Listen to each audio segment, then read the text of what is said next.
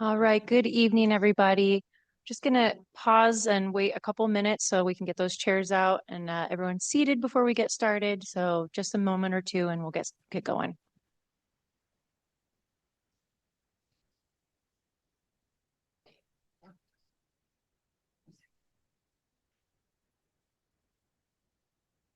There are 3 seats up here and some in the middle. Don't be shy. We're all in the same community. Okay, so welcome again to the Boise City Planning and Zoning Commission public hearing. A few things to start out with for tonight's proceedings. Everyone from the public entering the hearing virtually has been automatically muted and cannot speak. As the item you're interested in comes up for discussion, you'll be called upon and unmuted. There is a chat function in Zoom. However, this is not part of the record and should only be used if technical difficulties arise. Our procedures for public hearings begins with a presentation from the planning team. Then we'll go to the applicant and then the representative of the Registered Neighborhood Association, followed by questions from the commission. After that, we proceed to public testimony, starting with those who are in person, then who signed up on the sign-up sheet in advance, and then anyone else who raises their hand virtually. If you're attending through your telephone, you can type in *9 to raise your hand. Each member of the public is allowed up to 3 minutes for testimony, and we are strict with this time as it is limited in code. Finally, the applicant is allowed 5 minutes for rebuttal, after which the hearing will be closed and the commission will deliberate and render a decision. Mr. Chair, you have the floor. Thank you, Crystal. Happy New Year, everybody. First day and you're here with us. We got to have better things to do. Okay, we have obviously some items in front of us tonight that we know are going to be a hot topic. And so bear with me. I'm going to read something and hopefully we can kind of get ourselves off to the right foot. Before we start tonight, I would like to remind all of us of why we are here and what it means, what that means and how we behave. Our main goal tonight is to have a fair hearing, a hearing where all voices are heard with courtesy and respect. And so we have a couple of simple rules for tonight's hearing. First, please do not call out, cheer, clap, or heckle anybody from the audience. Please do not interrupt the speakers. Everyone will have a chance to speak. And second, when speaking, please address your comments to us, the commissioners, and not to the other audience members or the applicant or city staff. If we receive comments with raised voices or profanities, we will stop your time and push you to the end of the line for public comments.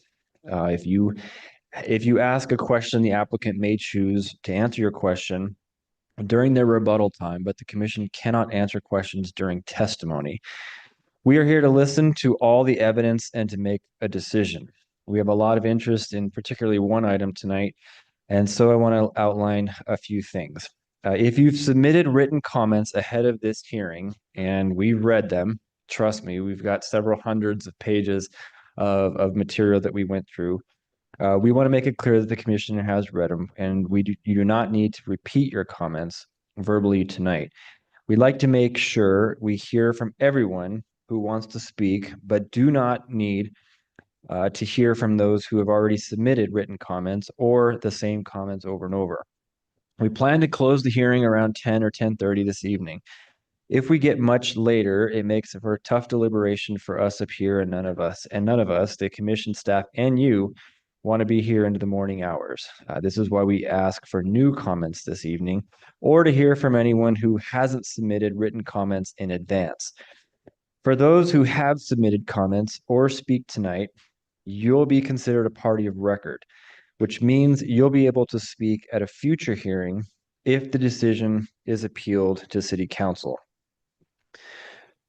For the order of the evening, we'll start with Boise City staff, then the applicant, then the neighborhood associations. Tonight, let me give you real quick, the staff usually has about 20 minutes. The applicant has up to 20 minutes and the neighborhood association has 20 minutes, not HOA, neighborhood association. There's a difference. Many of you know what that is. Then the commissioner will ask questions of all of these parties. After that, we'll go into public testimony portion of the evening. Everyone has up to 3 minutes to speak. Again, this is where we'd like to hear from those who haven't submitted comments in advance and any new comments that we haven't read in our packet. Finally, we'll finish with the applicant's rebuttal. And if we make it, the commissioner will deliberate and make a decision. For testimony, we'll start with in-person testimony first. So if you're in these chambers, you'll be first up to speak later on when that time comes. Everyone is required to keep that's an old thing from COVID. Unless you want to wear your mask, you're welcome to do that. We have limited seating. I think we're accommodating everybody for this. I'm just going to skip through this, Crystal. After we go through everybody who's been in chambers, we'll move into comments from the folks who are attending virtually. So there's a Zoom meeting and those folks will have the opportunity to speak as well. So once we get through that, we'll come back one last time. If you haven't signed up or you haven't had a chance to speak, we'll be sure to ask one more time and do that again. Hopefully this helps everyone realize we have a full night ahead of us. Again, we'd like to hear new comments or from anyone who hasn't submitted written comments because I think everyone would like to have a decision this evening, but we don't want to rush this either. We might not get through everything this evening, but we'll plan on stopping around 10 to 10:30. Thank you again for coming tonight. Your participation is important. And equally is that to treat each other with kindness and respect regarding their opinion. So with that, will the clerk please call the roll? Danley. Aye. Moore. Aye, or here. Schaefer. Seha. Aye. Torres. Here. Doan. Stallings. Here. Stefancic. Here. 6 present, 2 absent. Very good. Okay, we have 3 items in front of us this evening, but none of them are going to be up for consent. So our consent agenda is going to only consist of the work session meeting minutes and the meeting minutes from both December 1st and December 8th. Hopefully everybody's had a chance to review all of those. If there's not any discussion, we'll go ahead and put the work session minutes from December 1st, meeting minutes from December 1st, work session from the 8th, and meeting minutes also from the 8th on the consent agenda. Is there any discussion? Okay. Hearing none, type of motion. Commissioner Moore. I move that we approve the consent agenda as constructed. Okay, very good. If Commissioner Moore approve the consent agenda, a second? I second. And a second by Commissioner Stallings. Any discussion? Hearing none, with clerk, please call the roll. Danley. Aye. Moore. Aye. Seha. Aye. Torres. Aye. Stallings. Aye. Stefancic. Aye. All in favor, motion carries. Okay, very good. This takes us into item number 1, CUP 25-38. This is Idaho Power Company. This is a modification to a conditional use permit for a major expansion of an existing electric substation located at 3155 North Maple Grove Road. Matt, take it away. Thank you, Mr. Chair, members of the commission. Good evening. As you said, the item before you is a conditional use permit for the expansion of an electric substation and confirmation of legal nonconforming status site features located at 3155 North Maple Grove Road on 1.25 acres in an A1 open land, very low density, and R1C residential traditional zones.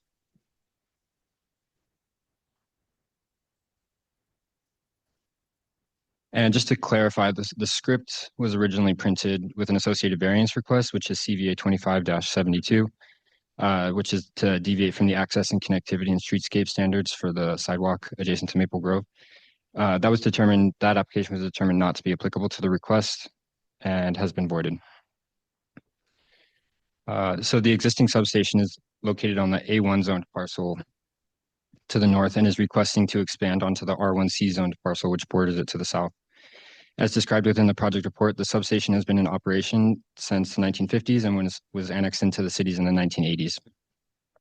Electric substations are conditionally allowed in both zones, and the development code grants CUP entitlement to previously allowed uses which now require a CUP when that use is annexed after its construction or operation.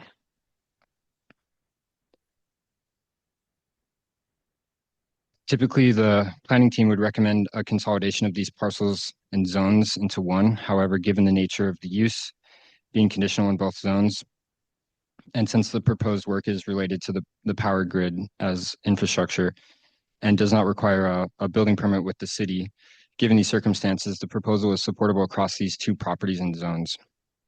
Although unlikely given its infrastructural use, if the site ever redevelops, both of these would need to be consolidated into one property in one zone.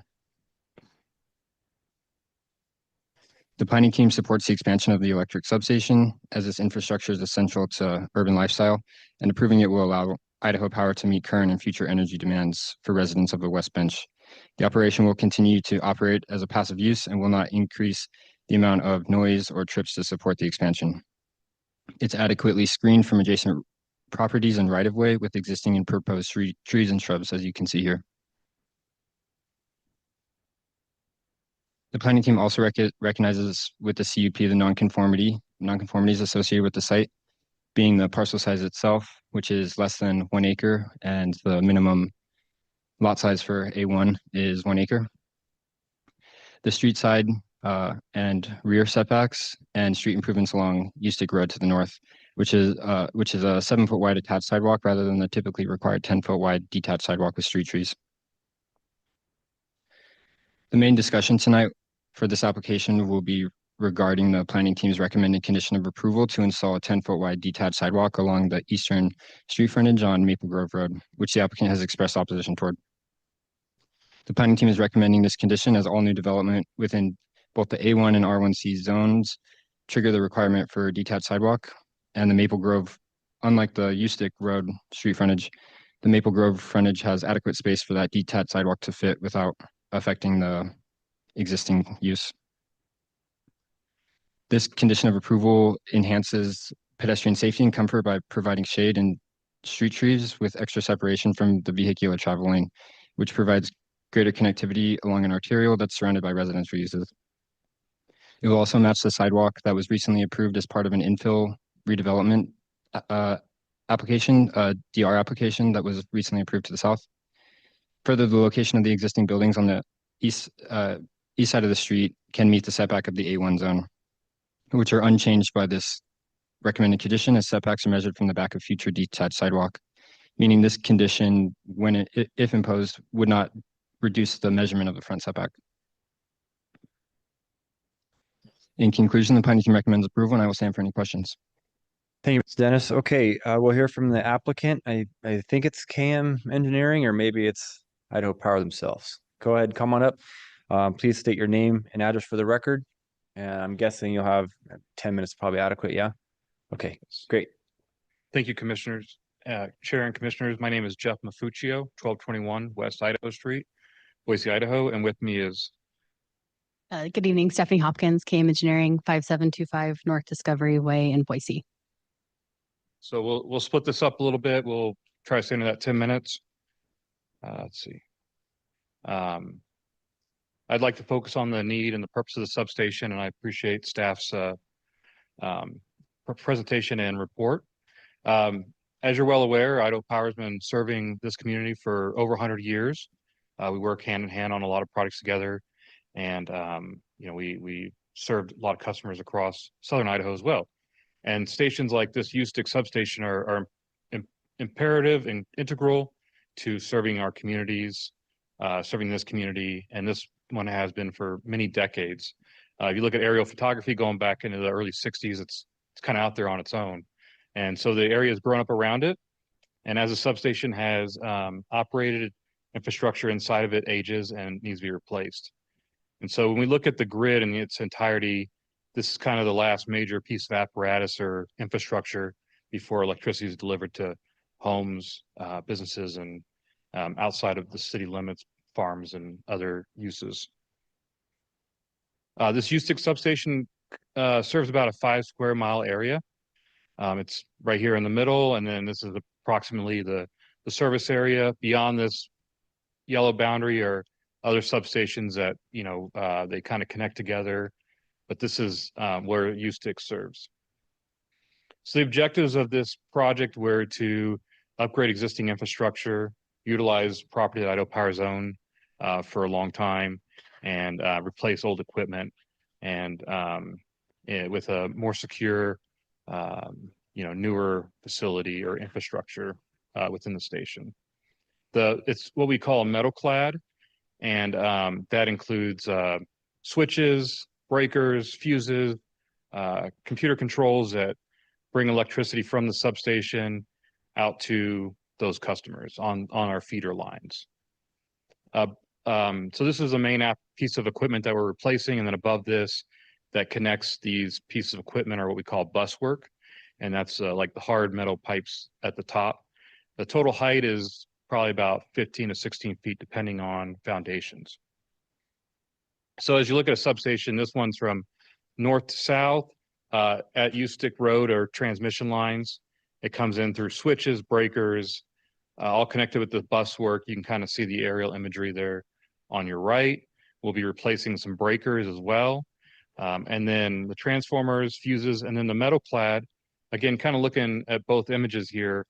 The existing metal clad is on the south edge of the existing substation, and we have to put the new metal clad south of that because, you know, if you swap it out, we'd be with an outage in that 5 square mile area for like a few weeks, and we really can't do that. So we have to put the new one in, connect it, and then we'll take the old one out. And so that's really what's driving this expansion. At the same time, we can do the breakers again with maybe a very minimal outage, like an hour or so if we need it, but we can do a lot of this energized. We'll upgrade the fencing, landscaping, as we'll get into here in a second, as well as revise the existing approaches. So I'll hand that over to Stephanie. Thank you. So as Jeff mentioned, we'll be doing several upgrades to the site and enhancing existing landscaping and the existing buffers that are along Maple Grove and U-stick. As shown, this is the Maple Grove frontage. It's the eastern frontage. There are several mature trees, and our goal is to retain as many of those as possible and utilize the existing vegetation where we can to make it a secure and attractive buffer. And then this is just a schematic image to show you the U-stick frontage. So it's pretty constrained against U-stick. There's not a whole lot of space. So we worked with staff ahead of submitting this application to determine that arborvitae and some other vegetative covering was appropriate for this frontage as well as the western frontage where there's some limited space. So you know, overall, this expansion will provide a more attractive buffer though than what exists now. Staff is recommending that we include a 10-foot detached sidewalk and 10-foot landscape buffer adjacent between the detached sidewalk and Maple Grove along the entire frontage of the site. So the expansion is about 70 feet that'll be expanding linear feet on the south side and 175 feet north of that expansion. And they are recommending that we include detached sidewalk along the entire frontage. We're requesting that condition 3, which is associated with that recommendation, be omitted from the requirements for several reasons. So we understand the intent of when applications come into the city, it's the city's goal to make sure that pedestrian connectivity as well as any other code requirements and comprehensive plan goals are upheld, and they try to make sure they're consistent with requiring improvements that coincide with those things. But we believe that the existing pedestrian connections and existing buffers that are here meet the intent of code and the comprehensive plan, while fulfilling Idaho Power's goal to provide an expansion in a secure and safe way for the public and their users.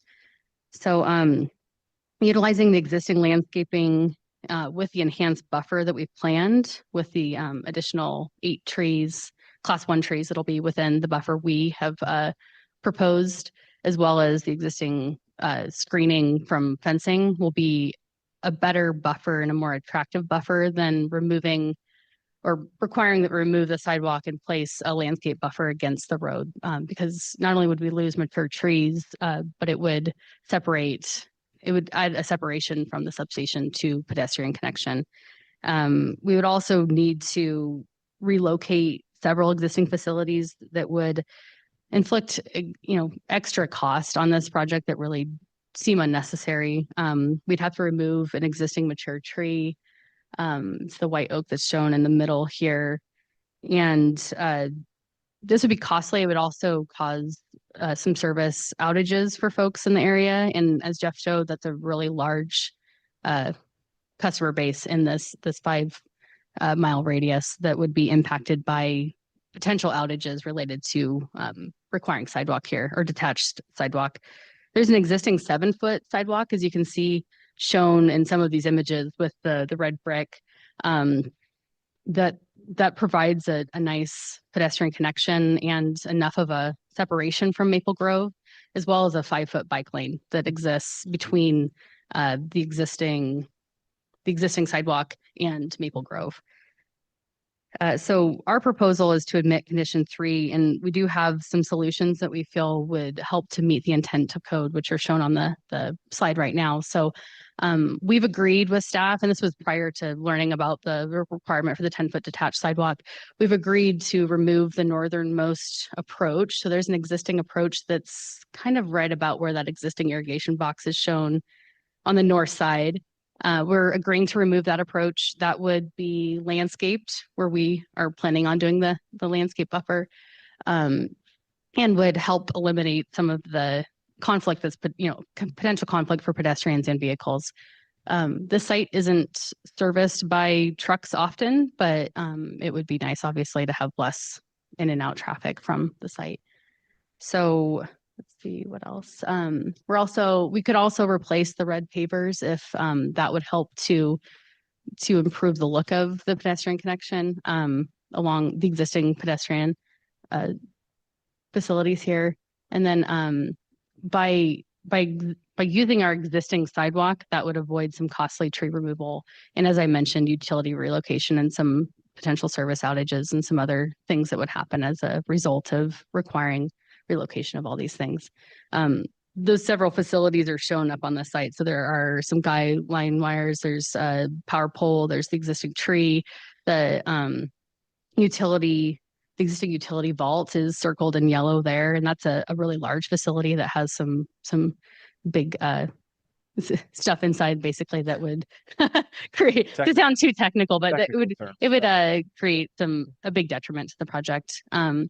Overall, in looking at this and just trying to determine, the impacts to the project, it would increase their budget, 10 to 20%, which just seems like an unnecessary increase for a project that's meant to serve the public and in Boise in this area. So I think I hopefully covered all of that. We really appreciate your consideration, and we're obviously happy to have a conversation about it to try to find maybe a nice middle ground where we can provide what Boise wants to see, but also utilize existing facilities that are in good shape and serve the public well now. Thank you. Okay, thank you very much. Hang tight, probably have questions in just a second. Next, we'll turn to the Neighborhood Association. This is the West Valley Neighborhood Association. Is there anybody here from particularly maybe Judy Herman or anybody else, but specific to West Valley? Nobody in chambers, looks like nobody online. Going once, going twice. Okay. All right, we'll go ahead and turn it over to the commission for any questions.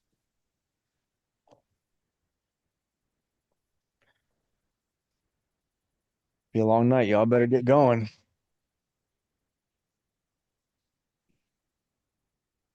Mr. Chair. Mr. Question, Seha. question for staff. The reason for detached sidewalk, does that have anything to do with safety too? Mr. Chair, Commissioner Seha, thank you for the question. Part of the intent of detached sidewalks is to provide that extra separation. So that would immediately increase safety. Safety and comfort are really the main driving points and the intent of detached sidewalk. Thank you. Mr. Chair, Oh, Commissioner Moore. to follow up on Commissioner Sale's question, so that's safety from traffic, not safety from things happening internal to the site, but it's safety from traffic. Mr. Chair, Commissioner Moore, that's correct, yes.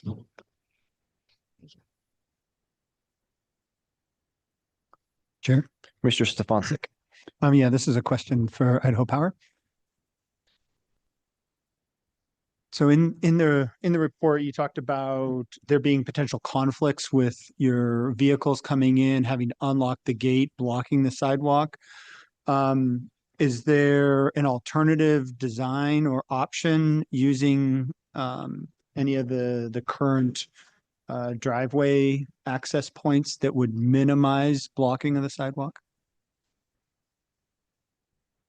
That's a great question. I don't know if we can bring up this this slide.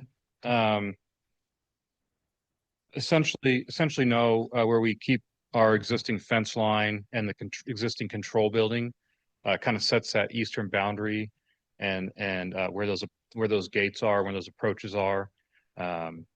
So moving the sidewalk further in, there's an image where a pickup truck is parked. And if a truck pulled in a little bit longer than that pickup truck, it would block the entirety of the sidewalk as the gates being unlocked, opened, vehicles were going through. I don't believe so. We want to maintain our existing footprint as much as possible in the substation. Okay, so in the southern entry that we see there down at the bottom, that couldn't be a way for a truck to drive in and then have access to this, since there seems like there's not the transformers or the boxed areas in that lower section. It's one of those engineering decisions where they want to keep it as consistent as possible with the fence line and keep that space. In the event, I mean, this substation is over 60 years old, and so we want to have the ability in the future to not have to expand it. So I think we'd like to keep that space reserved within the fence yard. Cool, thank you. Any other questions? Mr. Chair. Commissioner Moore. Okay, one more. So for that, fencing, how often is the site accessed, would you? I'd say typically, during operation, probably 2 to 3 times a week. Okay. And Mr. Chair. Go ahead. And so related to the outages, to relocate the equipment, I think I'm seeing there's one pole and then one vault that would need to be relocated. Is that Yeah, right? in that big vault is a lot of the distribution feeders that come out of the station. One goes up to that pole right there, but those feeders would have to be relocated. They could be relocated inside the fence, but basically you'd have to disconnect everything and take outages associated with that. Gotcha. And Mr. Chair. And so similar to kind of some of this new equipment, that's not something that could be installed and then redone, kind of like the new equipment, the outage would be minimal. I asked that same question to our engineers and sorry they were not available tonight. We might have been here a lot longer. But there would be a cutover period, and because you're dealing with line work, I guess it takes a while longer than like having the bus work on the metal clad, be overhead and being like switching off the old one, switching on the new one. This would be essentially, you could cut the old lines, but at some point you'd have to take like an extended outage. It could be a overnight 8-hour outage or something like that. Okay. And then, Mr. Chair. Commissioner Moore. So I think in the staff report, there was a little blurb about maybe the vault doesn't necessarily need to be relocated, but it sort of conflicts with the sidewalk. Is that kind of accurate that the vault might be exempt from some of those requirements? Mr. Chair, Commissioner Moore, that's correct. The kind of intersection and competition between required improvements and infrastructure entries are things that we discuss all the time. So it's not uncommon for that to happen. Thank you. That's all I got. Mr. Stallings. Question for the applicant. Either way we go on, the condition number 3 of the sidewalk, there's the bus stop that's towards the south side of the property, right? There was a recommendation to make it more ADA compatible with adding that extended pad on the backside. Would that be something that you guys would be willing? Yes. If there was a compromise there? Yes. Yeah, I think we looked at it, we could redo the red pavers with, new concrete flat work. I think it was on the back side to keep Yeah, it and then off of add the in roadway. that additional, I want to say it was another 2 or 3 feet Mhm. For the length of 10 foot, I Mhm. believe. Yeah. Yes, we're more than willing to do that. Mr. Chair, Sorry, Commissioner Torres. my question's for the applicant. with the question about the trucks possibly blocking the sidewalk when they're trying to enter the code or enter the site, is there any way to automate that entry where like, for lack of for a non-technical example, like something like a garage door opener, but more secure where they could just push a button before they actually turn onto the site? Is that an option to avoid that issue? Or does it have to be something where they actually have to enter in a code and someone has to buzz them in? I think it's an option, but you just, you don't want to be, we want to have the truck like physically be in front of the gate before you open the gate. You don't want to be driving down Maple Grove and, hitting the button like you do on your garage door and then hoping someone doesn't get in. There's so many rules that are governed and regulations by like federal and industry standards, FERC and NERC. And so I don't know if I can be agreeable to something like that where you wouldn't have to be on site to open it. Mr. Chair, follow up to Commissioner Stallings. that question. Are we talking about eighths of minutes here? Or are we talking about maybe 30 seconds that they're waiting for the gate to? It's probably a few minutes. Okay. I mean, it's enough time. That's not the sticking point, but it's really it'd be the time to get out of your vehicle, open the gate, get back in, close it. I think that the challenge is with the relocation of the utilities and the costs that would be incurred to move that vault. That would be a major cost. And we kind of collectively looked at all these to make the detached sidewalk work. And it was like, the higher estimate, but it's about 400,000. The total project estimate is 2.2 million. So it's a pretty big percentage of the project cost. Thank you. I got a couple questions for you. So first of all, FERC and NERC sound like Muppets. That's all right. Few things. One, USTIC, Arborvitae. We're good with the Arborvitae. Arborvitae have a really bad habit of growing well into public rights of way because they're not always maintained very well. So are we good with that? Mr. Chair, as Mr. Mafuccio said, the Arborvitae was chosen and coordinated with Parks and Rec because of the limited space there adjacent to USTIC. That's a good maintenance need. They come up all the time, as we know, right? They grow fast, but it's going to happen a lot. Matt, can you put up the picture of the sidewalk on Maple Grove? There's a little point of clarity on that. The actual image that shows the sidewalk.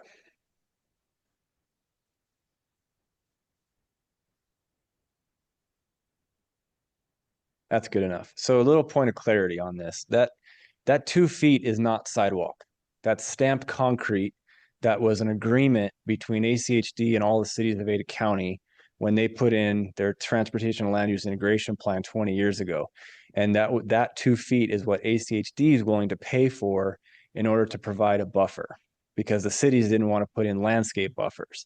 So that's why that stamped concrete is all over Ada County, but it is not supposed to be functional space. So the sidewalk width of this on Maple Grove is actually 5 feet. So I want to make sure we're clear on that. Now, to Matt, another follow-up here for you is ACHD's policy, and I think our own policies, has really morphed particularly over the last 5 years. Where on our arterials and our mobility corridors, as they would call it, we're graduating towards 10 feet wide. We're calling them sidewalks, but they ain't sidewalks. They're multi-use pathways, and they're intended for bicycle traffic as well as pedestrians, joggers, and so forth, with the intent that eventually bike lanes are going to go away, and we're going to end up using those 10-foot pathways instead. Can you confirm that? Mr. Chair, that's correct. Okay, which is why we're doing this.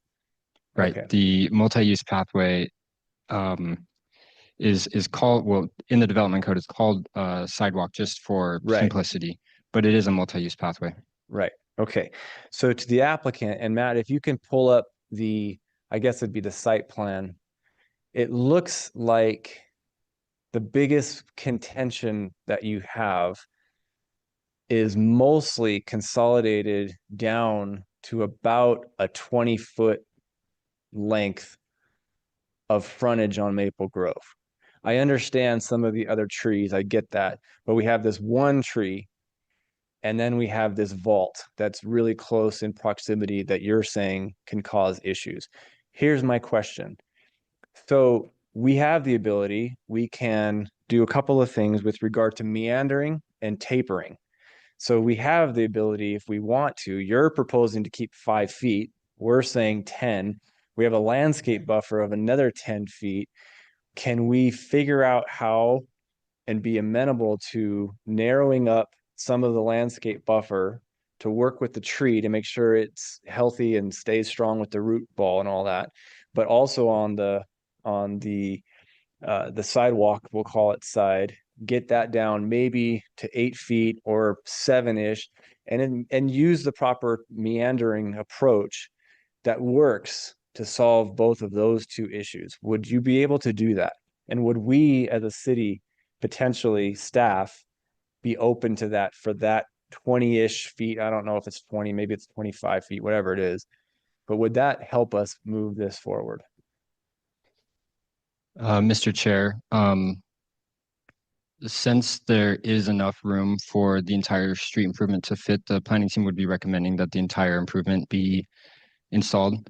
The other part of that is because, as I mentioned in my staff report, the front setbacks are measured from the back of a detached sidewalk or future detached sidewalk. So in instances where although the commission does have the discretion to modify conditions, in instances of adjusting street improvements, it also adjusts the front property line. So for those two reasons, the planning team would retain the recommendation of the full 10 foot and 10 foot.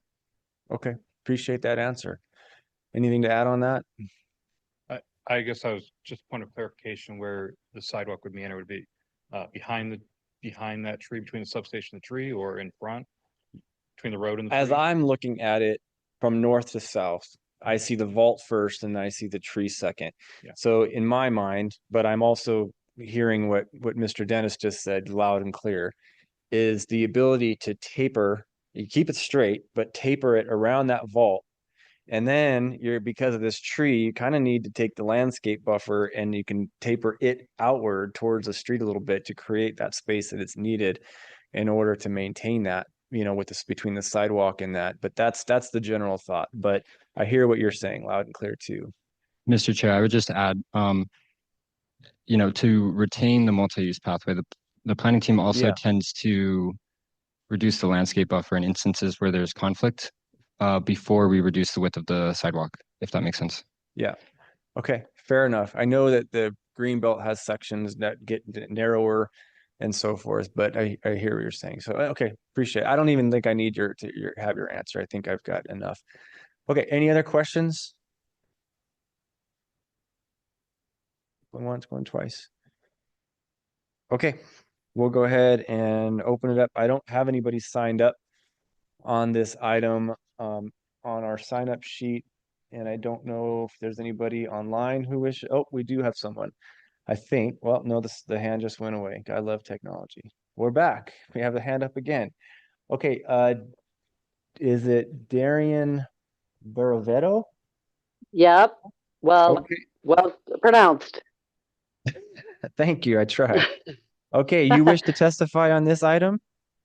Well, I was just kind of hoping to have a say in whether or not, I think the meeting already occurred. That was like, we're taking out the park right there, correct?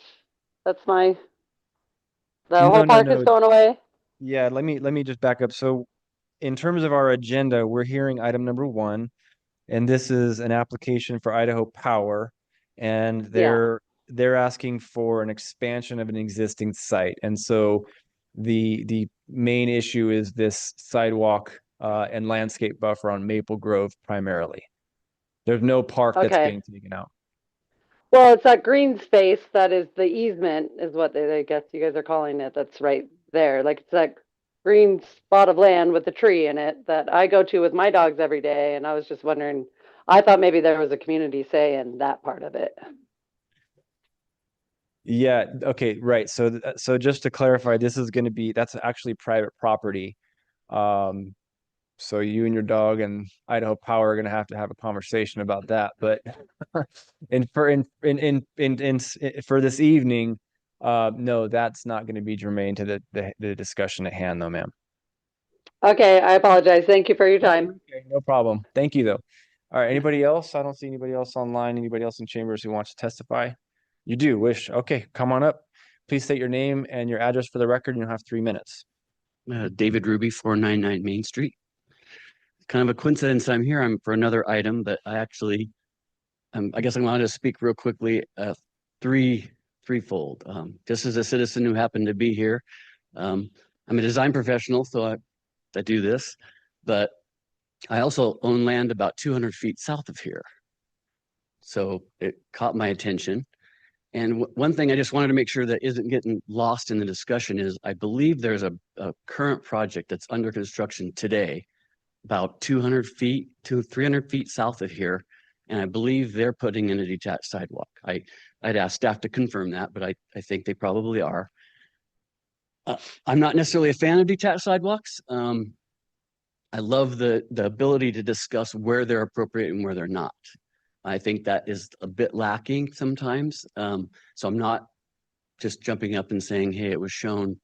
But in this situation, especially when it looks like there's going to be one built just a few hundred feet south of here, and it looks like there's plenty of room, it seems to me that somebody should probably be advocating for that sidewalk to be detached, because it kind of seems like things are shifting in the other direction.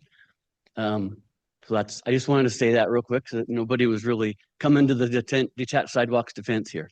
So, and I do own land, so I'm not just up here trying to say, do it, but Yeah. I have a reason.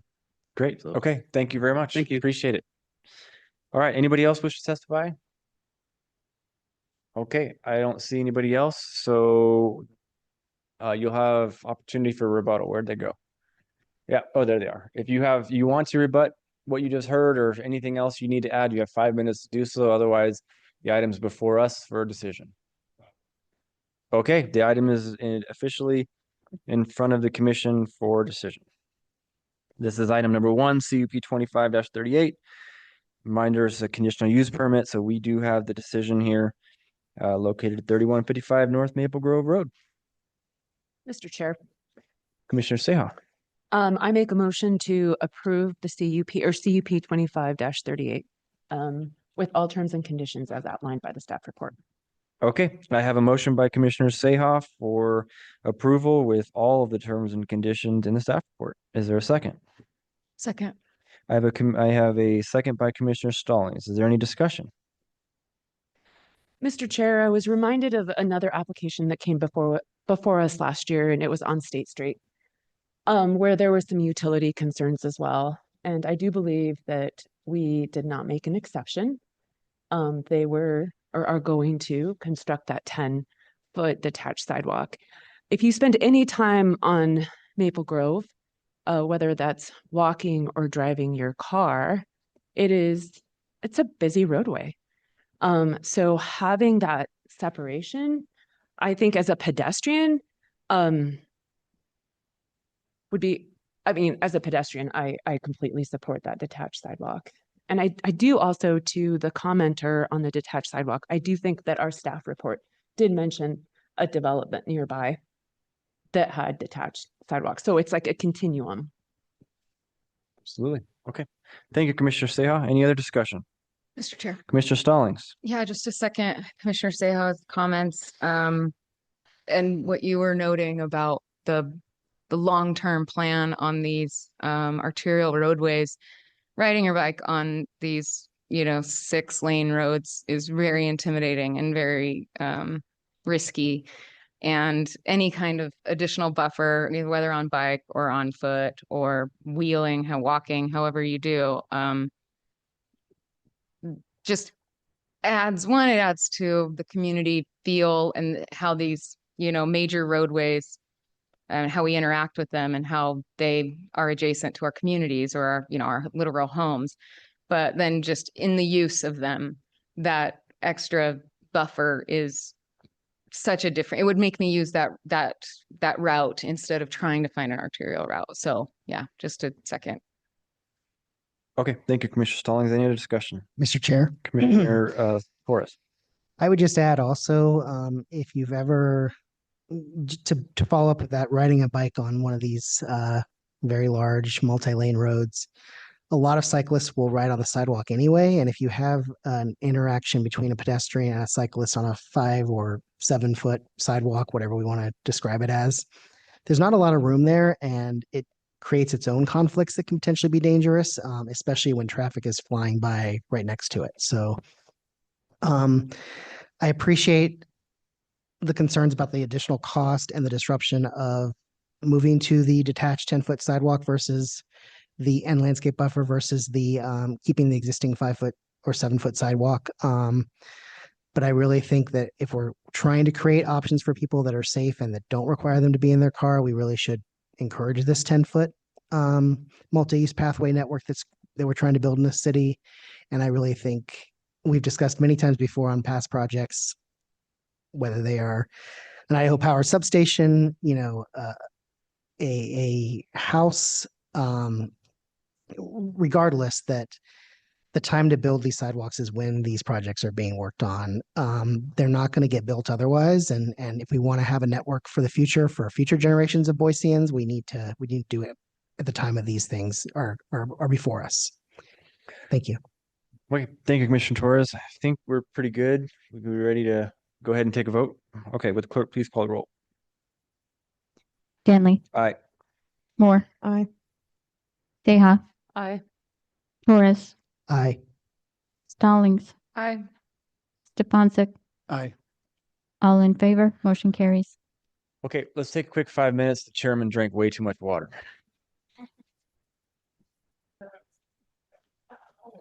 Okay, let's go ahead and get started. We got a lot of work to do. So we'll move on. I think everybody's here, yeah? Okay. We'll move on to item number 2.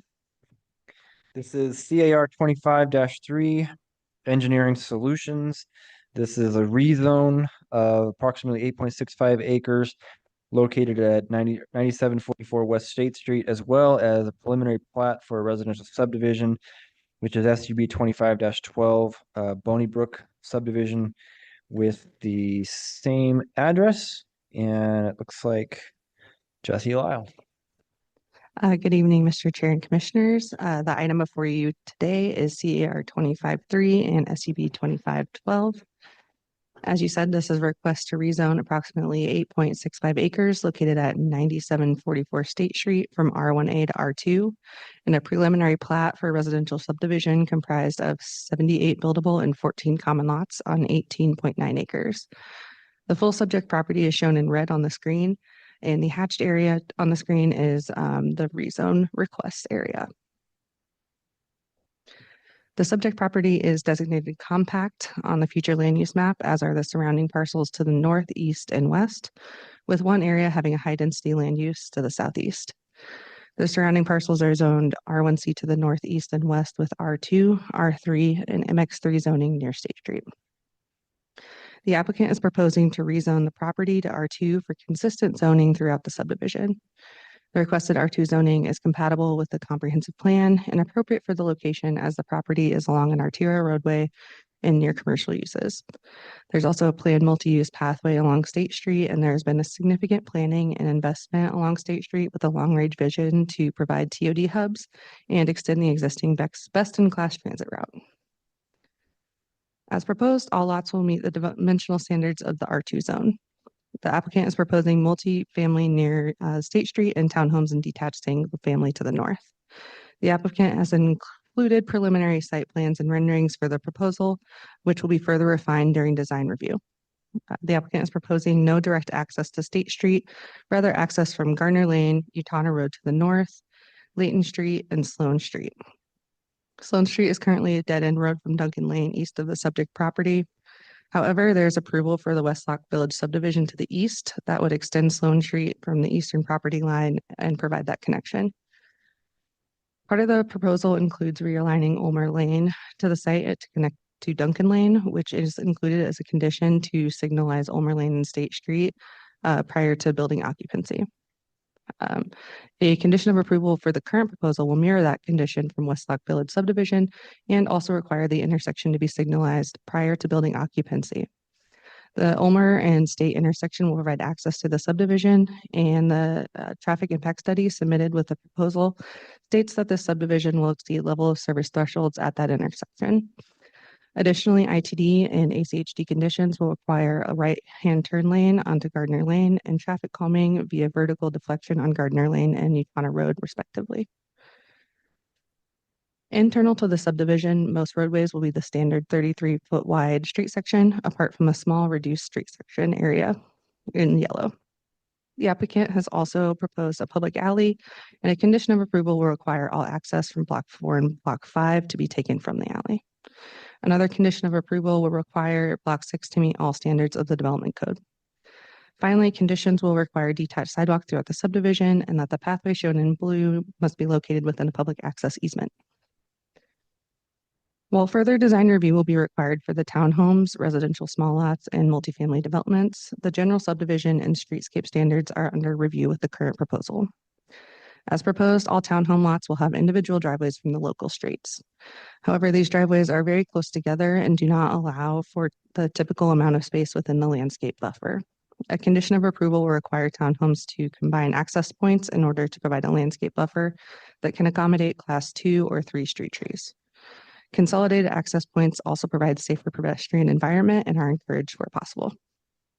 Additionally, the applicant has proposed a pickleball court, and the applicant has been advised to replace the pickleball court with a different type of open space, as pickleball is fairly loud and may impact some of the adjacent homes. Public comment was received with general concerns outlined on the slide, including concerns with density, traffic impacts, and privacy, as well as skyline impacts. The current design focuses density along State Street. However, no direct access to State Street is allowed. Conditions of approval from ACHD and ITD require traffic calming and mitigation measures, as did a recommended condition of approval to install the signalized intersection at State and Ulmer. Additionally, the development code does not require fencing for subdivisions, nor does it regulate view sheds aside from height limits in the zone. In conclusion, the planning team recommends approval, and I'm happy to answer any questions. Okay, thank you, Jesse. We're going to hear next from the applicant. This is Engineering Solutions. I think it's going to be Becky McKay. Yeah. All right, great. If you could just state your name and address for the record. Appreciate it. Thank you, Mr. Chairman.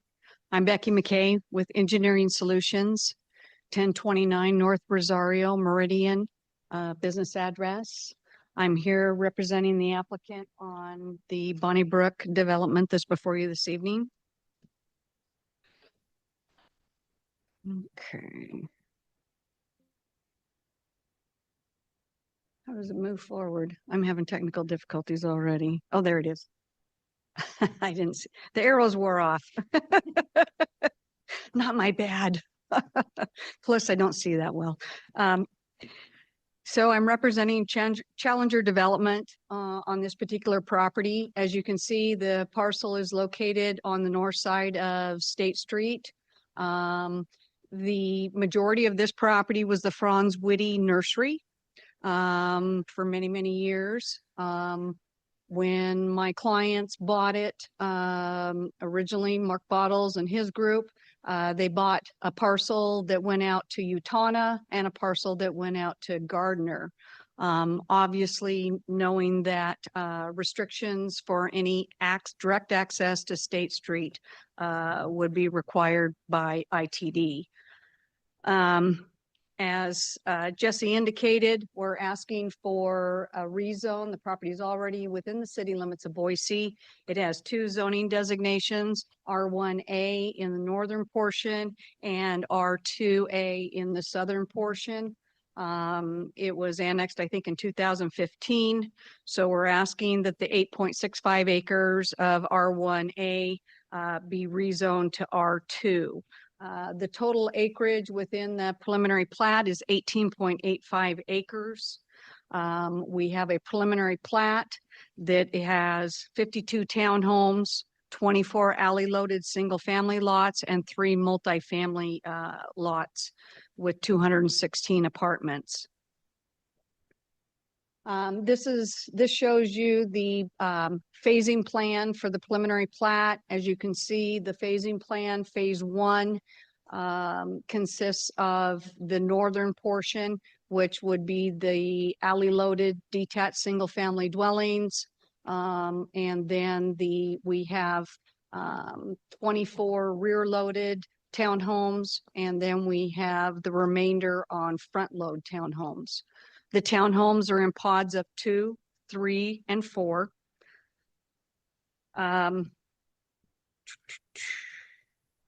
As indicated, this was a nursery since 1978 until Franz Whitty decided to relocate to along Chinden in the Nampa area. On the Boise City Comprehensive Plan, this property is designated compact. The compact allows for detached single-family dwellings. It allows for duplexes, triplexes, townhomes, and multifamily. Residential densities within that designation are typically 6 to 15 dwelling units per acre. It also encourages pedestrian-oriented streetscapes along State Street. This is kind of the northern half. So what we did is in our meetings with the neighbors, we had about 30 to 35 neighbors at our neighborhood meeting. We had the Northwest Neighborhood Association president there. The comments that we received were they wanted kind of a transitioning of our density. And based on the comprehensive plan and the fact that State Street is a mass transit corridor, we were to put our higher densities along State and then transition that densities as we went north. The overall density of the project is 15.49 dwelling units per acre. That's significantly less than the West Lock Village project that was approved by the city of Boise a couple of years ago that is on our eastern boundary. They were well into the 20s. Let me switch over here. Sorry, after 2 weeks off, I'm a little rusty. And I did appreciate the 5-minute break. Glad my bladder could I too accommodate drank a you. lot of water. I didn't want to get dehydrated. In reviewing the findings for rezones, one of the things it talks about is, are there changing conditions in this area? Yes, this whole State Street corridor is redeveloping. We're seeing a transition to townhomes, multifamily, single family, new commercial, new office. We're obviously seeing a significant ACHD rebuild of State Street. So this corridor can be a major transit corridor as intended. And this particular property has all essential services available to it. Boise City Sewer is in Gardner. Boise City Sewer is in Utah. We have Viola Water that's located in all the streets adjacent to the project. One of the other things in the rezoning is this in the best interest, obviously, in the general welfare of the city. We feel that obviously this project will provide diversity in housing types for different families, different incomes. Obviously, essential housing needs are very prominent in our community throughout the Treasure Valley. Like I said, we've incorporated the higher density apartments adjacent to the principal arterial and then transitioning to our lower densities. The 52 townhomes we have, switch over to this one. So the 52 townhomes you can see are located in the northern portion. We have approximately 14 that are rear loaded. So they are not double fronted. They are on Layton Street. However, we do have a 10-foot landscape buffer that is a separate lot. And then we have a additional buffer for the dwelling units. They are all rear loaded. So that Layton Street, will this point, there we go. So we have a stub street here called Layton that we have to connect. This is existing. And so ACHD kind of wanted this to be kind of a little bit of a collector street. So I have no front-on housing on this street. This is Sloan Street, which will connect to Westlock Village. We're required by ACHD and based on staff comments to extend Sloan Street as a public street and then tee it in to Layton. So Layton will come in here and then intersect with Gardner. We have basically all of our streets are public. The 33 back to back with the exception of a 24-foot street where we've single loaded these townhomes. All of these townhomes are rear loading. So obviously, aesthetically, this is going to be a nice corridor with a significant landscaping. Entrance into the multifamily would be here, and then we have a secondary access here. And then these units take access internally. And I have one building kind of astray here that its parking lot is located adjacent to the public street. We have two common drives where we do meet the standards for width, access, and pedestrian connections. Along State Street, we have the required buffer for the major arterial, a 12-foot mixed-use pathway will be built detached along our frontage. And then we have pathways that interconnect throughout the development to that mixed-use pathway. And then we have pedestrian crossings. This is a little plaza area with a pedestrian-friendly crossing. ACHD is required where we have these pedestrian crossings on the public street that we have something where we raise up the asphalt, whether we put pavers, something that will obviously indicate that that's a pedestrian crossing. The multifamily is 216 units. There will be a clubhouse, a pool facility. And then we have a little pocket park here. We proposed a pickleball court. Staff is indicating that they're getting comments from adjoining residents that it's a noisy type of activity. So they've asked us to pick another amenity. So I will go back to my client. Maybe we'll do a playground or something that's obviously will benefit the project, but won't be as noisy. We do have a public alley here. All of our detached single-family dwellings will access this public alley located here. What you see here is there's an existing pipe comes through this development adjacent to us, and then it's piped and goes north. That's a major drainage facility. There's a 40-foot easement that is already piped. We intend to put wrought iron fencing along the back of these townhomes, and then we'll put decorative rock here.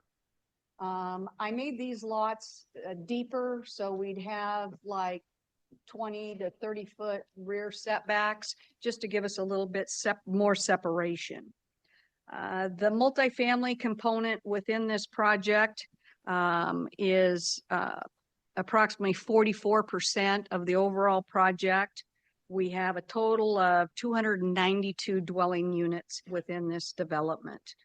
The apartments will be 3-story. They're not 4-story like in Westlock Village. That was a concern of the neighbors. They didn't want anything over 3-story. All of our townhomes and our cottages will be limited to 2-story. All the drive aisles will be 26 feet in width. There was a concern by the staff when we met at our pre-app about this parking lot and its exposure to Sloan Street and then Tremont and then Layton. I don't have a choice on where these public streets have to originate. So the only option I had was what you see here. So what we proposed with the staff is to do alternative compliance for this parking lot. So we increased our landscape setbacks. On Tremonton, we have. Sorry. On Tremonton, we have 15 feet of landscaping, and then I think we have 25 feet here. So what we're gonna do is do heavy landscaping, taller grasses and stuff to kind of hide this parking lot here. As far as the 216 multifamily units, we'll have 72 one-bedroom, one-bath, 12 two-bedroom, one-bath, and then 132 two-bedroom, two-bath. These units will vary from 688 square feet to 984 square feet. We'll have 24 feet of storage within each unit, and then 72 square feet of deck area. Our on-site parking will be about 334 spaces or 1.55 spaces per dwelling unit. Required is 278, and our maximum allowable parking is 348. If we include our parking on like the street that is located, the public street that's located there, we'd have about 382. So we want to make sure that this was parked. And we also have allocated the bicycle parking as per the code. We understand the code may change. I guess they're re-looking at that. So we did add a note to our site plan for the multifamily that at the time of issuance of the building permit, we will comply whatever the bicycle parking code is at that time. Our total open space in that multifamily section is 2.24 acres or about 28%. We have 1.1 acres of open space within the northern portion. As far as transportation, we have 510 feet of frontage along State Street. We will be dedicating additional, I think additional 13 or 15 feet of right of way for expansion of State Street, building our 12-foot multi-use pathway. And then, okay, 15 feet, sorry. One of the things that staff brought up, we did do a traffic impact study. That traffic impact study was reviewed by ITD, ACHD. ITD came back and said, what we want you to do for mitigation is we want you to build a turn lane at Gardner with transitioning. And then we also want you to put in a median at Gardner so that it's a right in, right out, left in only. ACHD came in and said, we meet all of their thresholds and we basically only constitute 2% of the traffic that will be at that future Ulmer State Street intersection that is in Westlock Village. So therefore, no mitigation is required. However, they did request that we do traffic calming on Utana and on Gardner Street. Yeah. Ms. McKay, so we tried to give you it to 10 minutes. You have by code up to 20, just Yes, sir. FYI. So that still allows you about 4.5, but also recall that the neighborhood association, should they testify, is given the exact amount of time that you end up taking. Yes, So sir. just so that you're aware. Okay, please go ahead and I'll continue. go ahead and try to wrap it up, sir. Great, thank you. Thank you. I know you got a long evening. Yeah. So we do have a recommendation for approval from staff. We do have a recommendation for approval from ACHD and ITD. The only things that I was concerned about in the staff report that I received was condition 3. Condition 3 requires construction and signalization of the State Street Ulmer intersection prior to the issuance of any occupancy permit within my project. That is an off-site improvement within the Westlock Village project. My client nor I have any control or any ability to install those improvements. And reviewing the ACHD staff report, they have indicated that we are within ACHD's level of service planning thresholds. and that adequate, no mitigation is required, and that adequate capacity does exist. Off-site improvements of intersections are required under ACHD's policy manual if you are at 10% or greater impact on that intersection. And I've had many projects. I've been a planner in the Treasure Valley for 35 years now. And if I'm at 10% or over, I may have to go to intersections and make improvements, install signals. This project constitutes 2%. And so I don't believe that this condition number 3 is appropriate. When capacity exists, the transportation authorities have indicated to me that I meet all the requirements. And I feel that that requirement unfairly burdens me because I don't control that improvement. That improvement is within that Westlock Village project. Secondly, condition 6. Staff has indicated that they want me to combine my driveways for the townhomes. And they had a little exhibit. That is just not practical. We're going to have people running over trees. We're going to have guests pulling in because people don't normally back out at an angle. Staff was concerned that we can't get class 2 or class 3 trees in there. I believe that we can. We do townhome projects throughout the Treasure Valley in multiple municipalities. We obviously landscape, and I don't want a sea of concrete that tapers down to a little 20 feet. We're going to have people running over the mailboxes, people running into trees.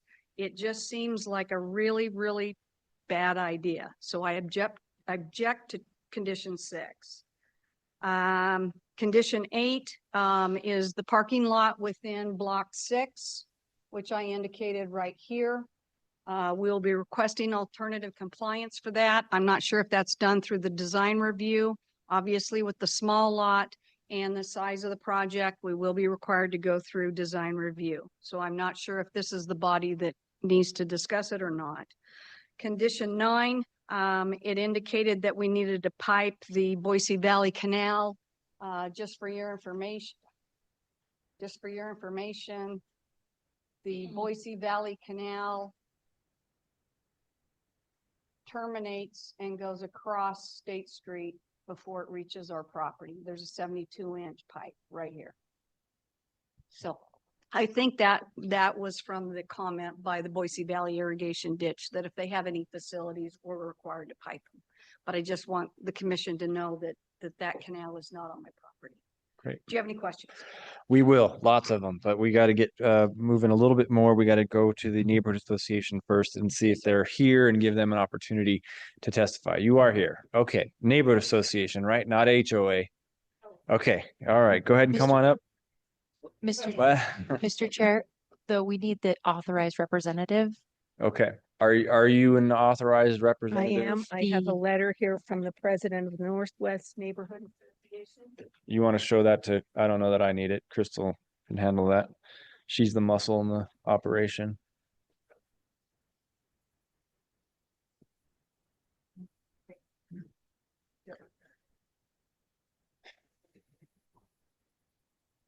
Okay, so if you would state your name and address for My the record, name is that'd be great. Kim Strauss. I live at 10348 Utah Road, Boise, Idaho. I thank you for the opportunity to represent Northwest Neighborhood Association this evening. Traffic is already an issue on Utah Road, and speed is an issue there.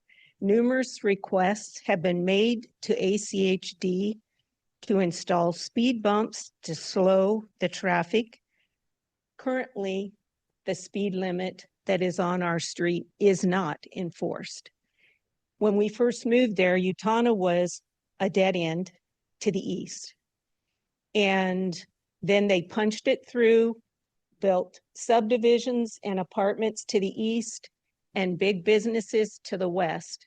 So a lot of people come from those subdivisions into our street to get to the other to the businesses or to turn up Horseshoe Bend Road or Highway 55 and avoid the traffic lights on State Street that back up. No speed bumps have been installed. When I first started having concerns and reaching out to ACHD, the speed limit on our street was 25. They've lowered it to 20. But if people weren't abiding by the 25, what makes them think that they will slow down to 20? So some concerns from the members of the Northwest Neighborhood Association: a heavy increase in commuting traffic on Utana. This is especially problematic because Utana is an unimproved neighborhood street without sidewalks. The designated ACHD bicycle route through our neighborhood, the bicycle pathway, goes on our street. Already difficult to cross Horseshoe Bend Road to those stores for pedestrians. And there is a senior living apartment, the Vineyard East or Eagle Promenade at 10482 Utana Road. Many of those residents no longer drive and must walk to Winco and other stores there, and there is no crosswalk. Let's see.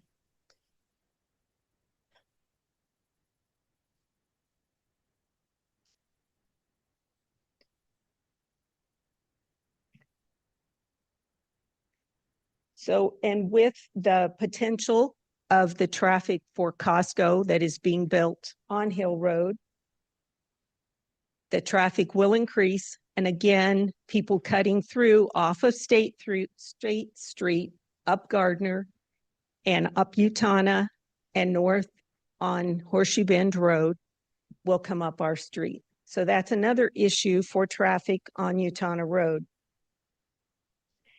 And as I stated, ACHD doesn't consider concurrent applications for traffic analysis and traffic control. When I've contacted them, they've said, contact the police department. So I have. I've invited them to come and sit in my driveway and patrol traffic. They have done that on one occasion. Otherwise, even the school buses fly up our street. The traffic, people come in and drive on Utana as though they were on State Street. It's not safe now, and it will be even worse then. The common sense solution to route traffic to the planned signalized intersection immediately to the east on Ulmer and Duncan realignment, instead of changing the zoning and allowing residential areas to be turned into streets that will come out onto Utana and Gardner. I don't understand a lot about traffic and so on. I know traffic is crazy compared to when we first came to Idaho 36 years ago. But the silo projects that have not been built that long ago exit directly onto State Street. And I think something along that line might even be an option. But it's not fair to the residents who have lived on our street, which is somewhat rural. We were just annexed within the last 7 or 8 years, to have to contend with the traffic that is going to be on our streets. And as a rezone application, it's the city's responsibility, as far as I understand, to ensure the necessary infrastructure, including traffic infrastructure, is in place. And for all that traffic to come up Utana Road, it's not safe.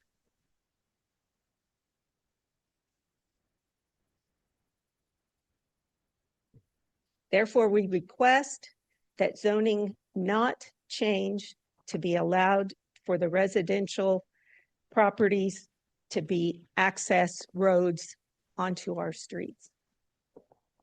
Thank you for your Okay. time. Appreciate you coming out. Thank you very much.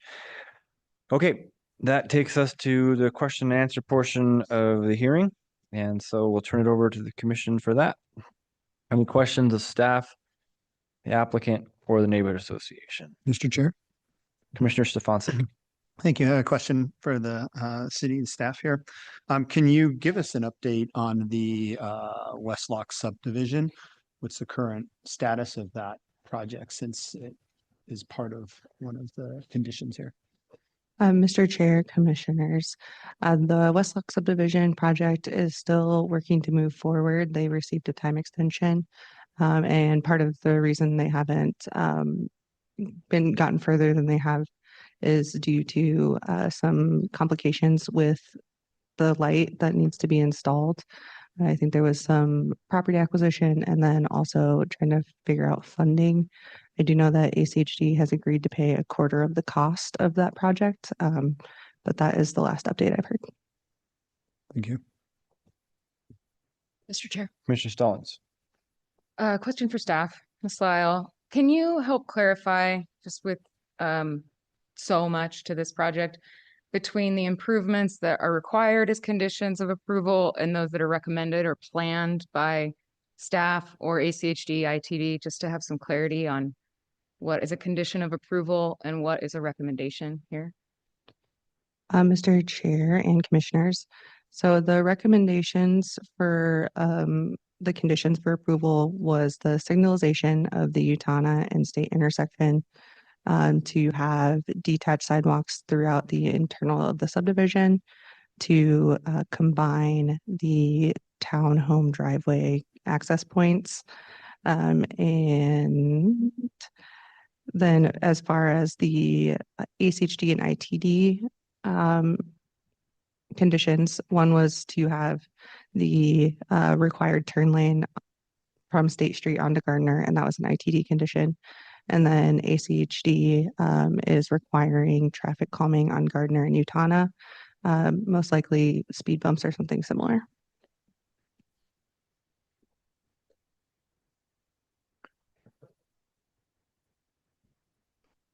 Mr. Chair. Commissioner Torres. My question's for staff, kind of piggybacking on Commissioner Stallings' question.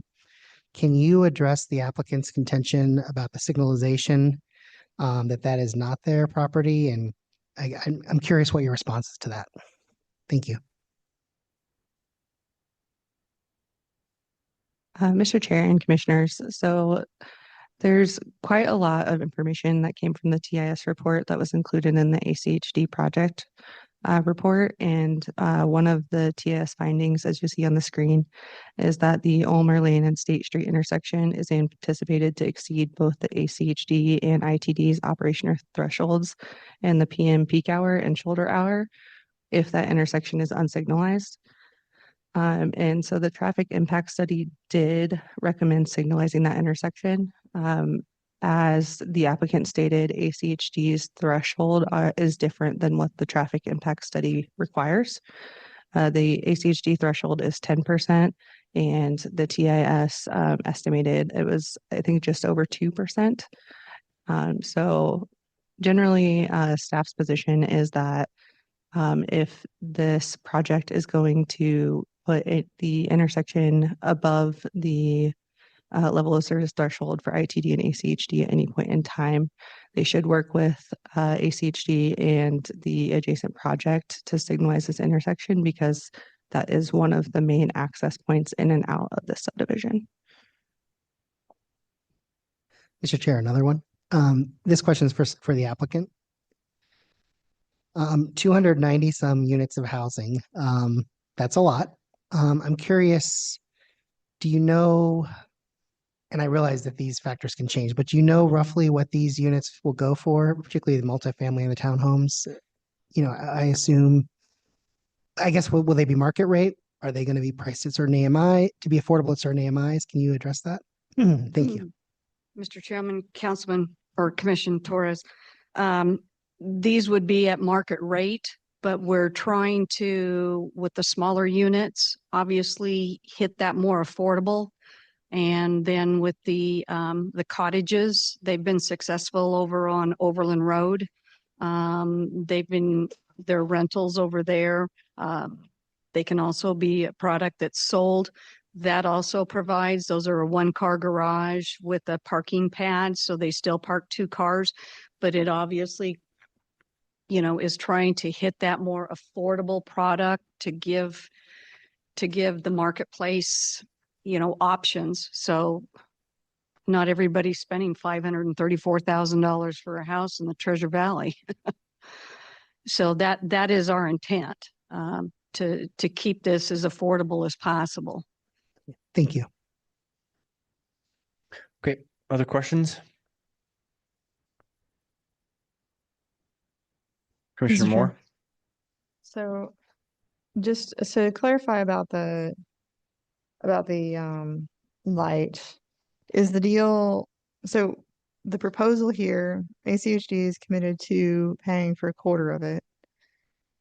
Is it whichever development goes first pays for the other 3/4, or is the proposal to split it? Mr. Chair and Commissioners, so the reason that the condition was left a little open-ended about who pays for what and was that we were tying it to building occupancy for either subdivision. What that entails is that the applicants would have to work together to find some kind of way to fund and construct this light in accordance with ACHD as well. Okay. And Mr. Chair, Commissioner Moore. so what if they can't work together, I guess? Do just neither of them get built, or whoever's willing to pay the whole thing? Mr. Chair, Commissioners, this is something that, again, we are trying to leave for the applicants to figure out with ACHD and that funding agreement that they already have in place. And,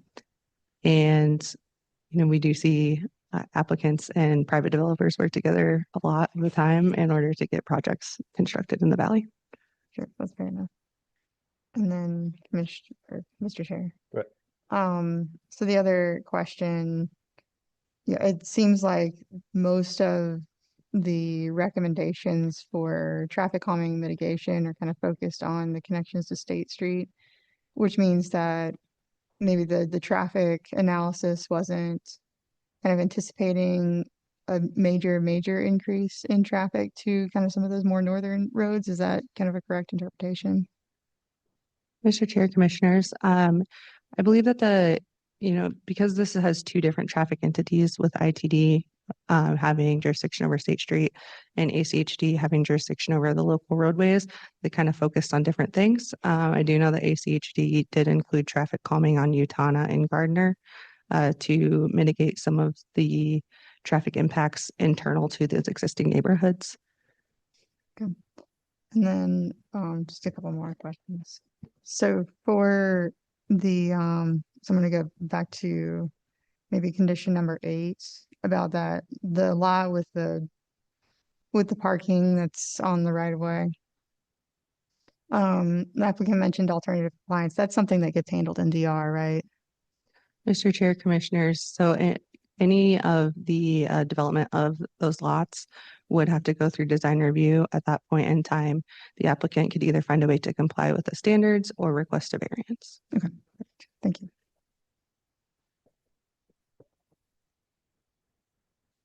Mr. Chairman, if I could Yeah, address. please go ahead.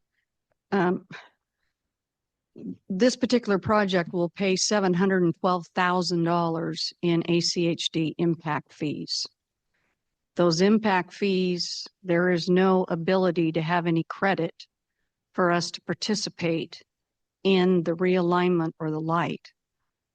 I can't force that property owner to dedicate the right of way to ACHD. I can't force that property owner to cooperate with me. Our traffic study only mentioned that the long-range plan of ACHD, it's not in the CIP. That's why they're only allocating 25% of the funding, was that Ulmer realignment, Duncan would terminate, and then there'd be a new signal. That is a long-term plan. To hinge that happening on my project when our traffic study analyzed it, ACHD analyzed it, ITD analyzed it as a standalone. That's why I'm building turn lanes. That's why I'm building right in, right out, left in restrictions on state. That's why I'm doing traffic calming on Utana and on Gardner Street as requested by the Neighborhood Association, because they have communicated that to ACHD. I am doing everything I can. And to put the burden of me on me, my client, I mean, I've never experienced this in 35 years on an offsite when I'm 2% of the traffic, ever. I mean, to me, that is over the top. When we're trying to build quality, diverse housing for the city of Boise. I mean, I'm dead in the water. I can't do anything. I can't do anything. They may sit there for 20 years. I don't know.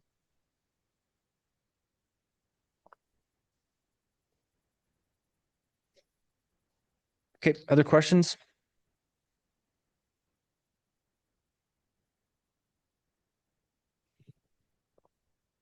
I have a minor question, just not super significant, but Jesse, if you wouldn't mind just pulling up the overall site plan, but be able to see the clubhouse in particular. Like fairly zoomed in. And this is going to be a question of the applicant. Now, that's as good as we're getting. Oh, man. All right. Well, if it's on yours, that would be helpful. It's fairly minor, but If she just switches over. yeah, there you go. Okay, that works. Thank you. Yes. So just go ahead and keep going. I hope. That's as good. I'm kidding. Our staff report has the details, but anyway. Yeah, I don't know if you're gonna be able to answer this then off the top of your head, but so where the clubhouse is, your clubhouse is to the north and the pool's to the south, right? Yes, sir. Okay. You have building D is to the east, and you have a breezeway. There's two breezeways that run east to west. And so what I'm looking at is human nature, and that is people want to walk in straight lines. But the proposed sidewalk does not have a straight line that goes to the clubhouse. They go off and then in an indirect route. So my question is going to be is, it looks to me that that clubhouse, there's like a concrete area, and then you have the pool to the south. What I cannot tell is if that's fenced in or off, I should say, because if it's not, then I can see people wanting to walk straight across the general lawn space to get to the clubhouse rather than what you think they're going to do, which is take the circuitous sidewalk route. But I don't know if you can tell that detail from this image. Yeah, so there's the rear load townhouses. Front load. There's the cottages. So there's the clubhouse. So Yeah, we and I do think it's have going to be on direct, the opposite side. we So do have direct. Yeah. Let me try to go back to the. I don't think that It's we're going to kinda get to hard that to level of see. detail. So I believe that would be probably more addressed at Yeah, design review. that's fair. Because we That's fair. did work with staff on creating these, as like you said, these direct paths as Yeah. straight as possible to make these interconnections with the multi-use pathway. Yep. And then safe crossing to the clubhouse and then the pool facility there. Right. I think we do have a pathway that go north and south. We Yeah. tried to have as much interconnection as possible. Okay, I appreciate that. Quick follow-up to staff. Jesse, so the applicant's making a pretty strong contention about this shared driveway in the townhome. And so there's a lot of things that you're not happy about with that, thinking it might not be functional. Yes, sir. As staff is suggesting. What are your thoughts on that? Can you walk us through a little bit more detail on why we're making that a requirement?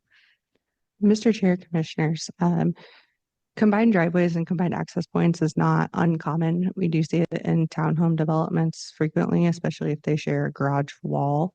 And the combined access points allows for a better, more functional landscape buffer, and also consolidated access points reduces the amount of a number of vehicle and pedestrian conflict points, especially on local streets with a lot of driveway.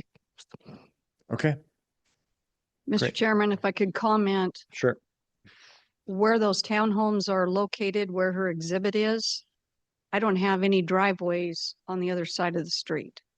The driveways are only on one side of the street because the cottages are alley loaded. Mhm. So if she's concerned about conflict across the street, there would be none. I think you made points that were different than just that, but anything to add? You don't have to. Mr. Chair, Commissioners, I mean, people will be living on both sides of the street, so I feel pedestrians should have safer access Okay. on both sides of the roadway. Okay, any other questions from the commission? All right. Thank you for your time. Appreciate Yeah, it. our pleasure.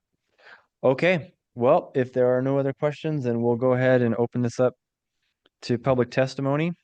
And I've got two people signed up in chambers, and then I'll check online, but let's see. So first off, I believe is it Patty Ron?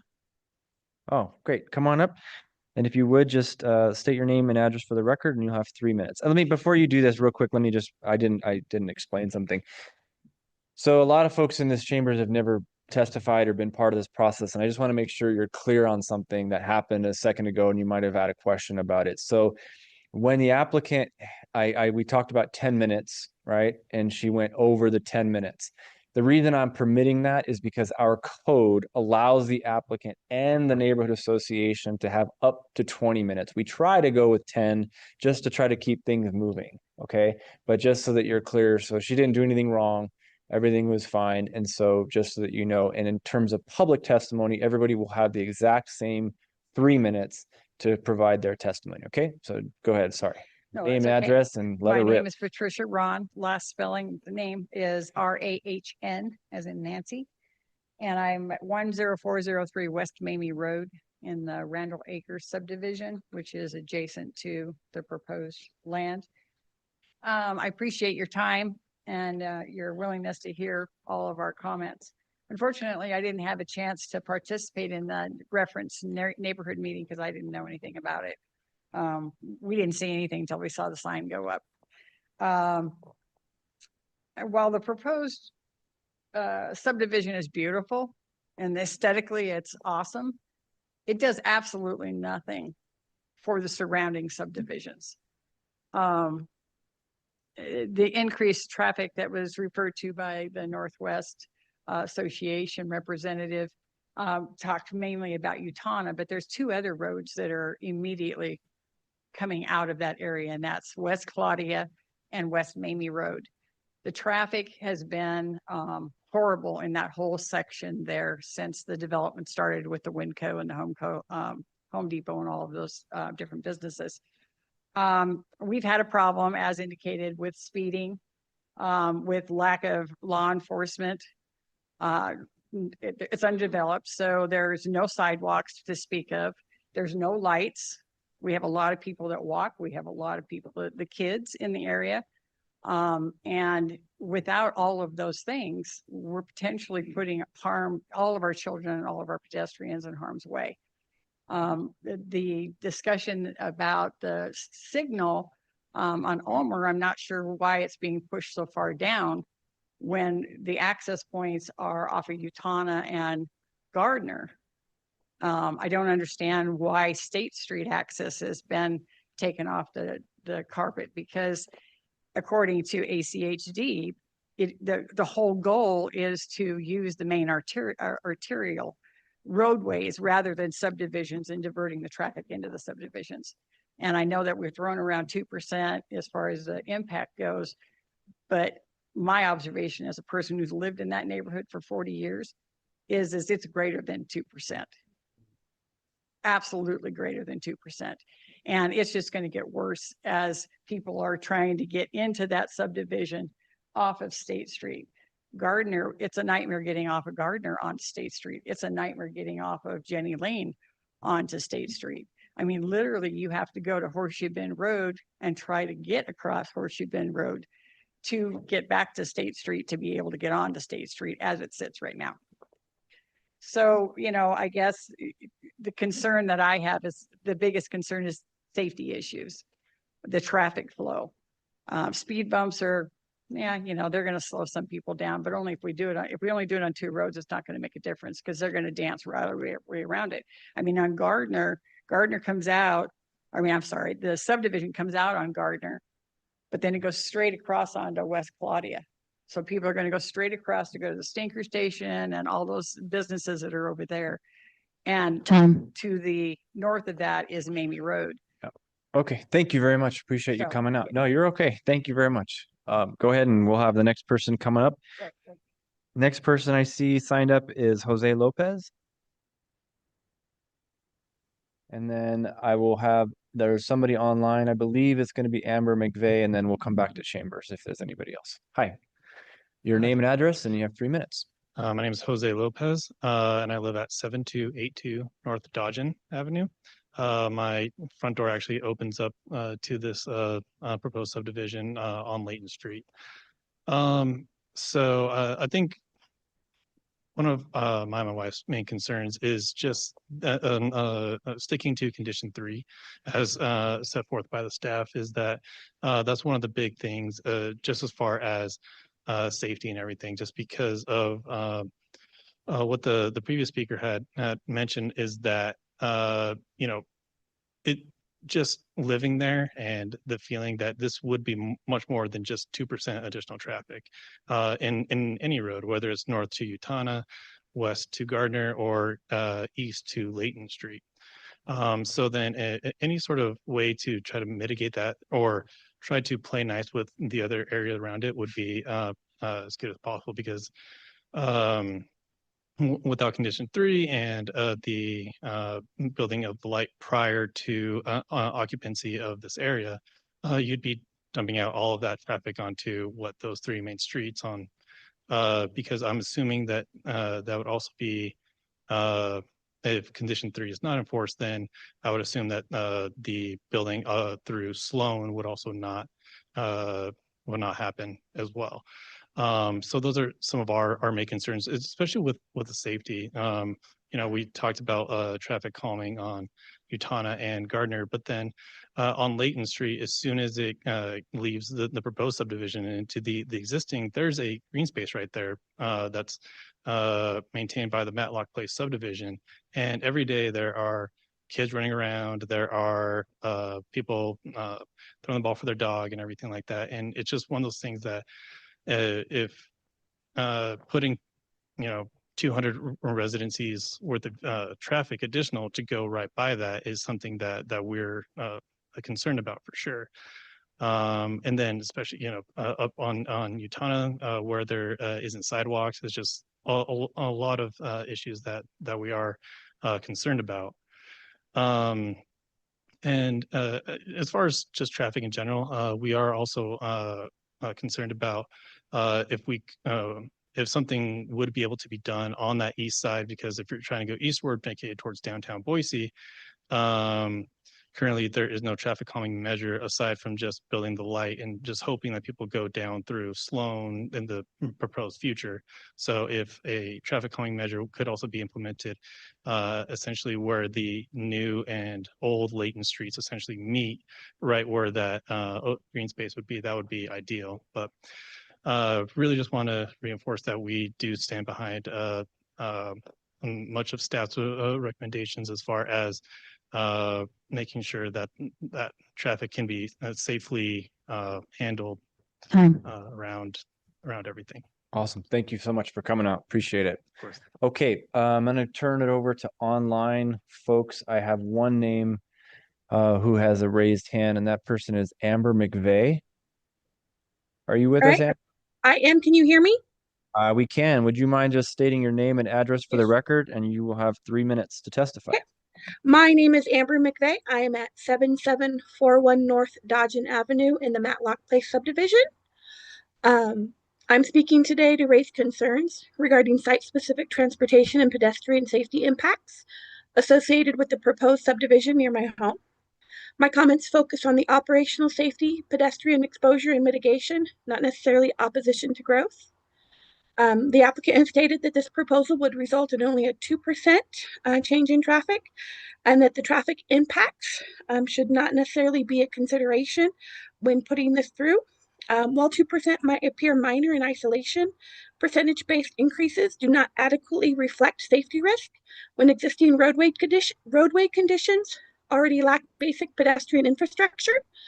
From a planning perspective, traffic impacts are evaluated not only by volume, but by context, including existing roadway design, presence or absence of sidewalks, lighting conditions, pedestrian generators such as school bus stops in common areas, and vulnerable users, including children and individuals with disabilities.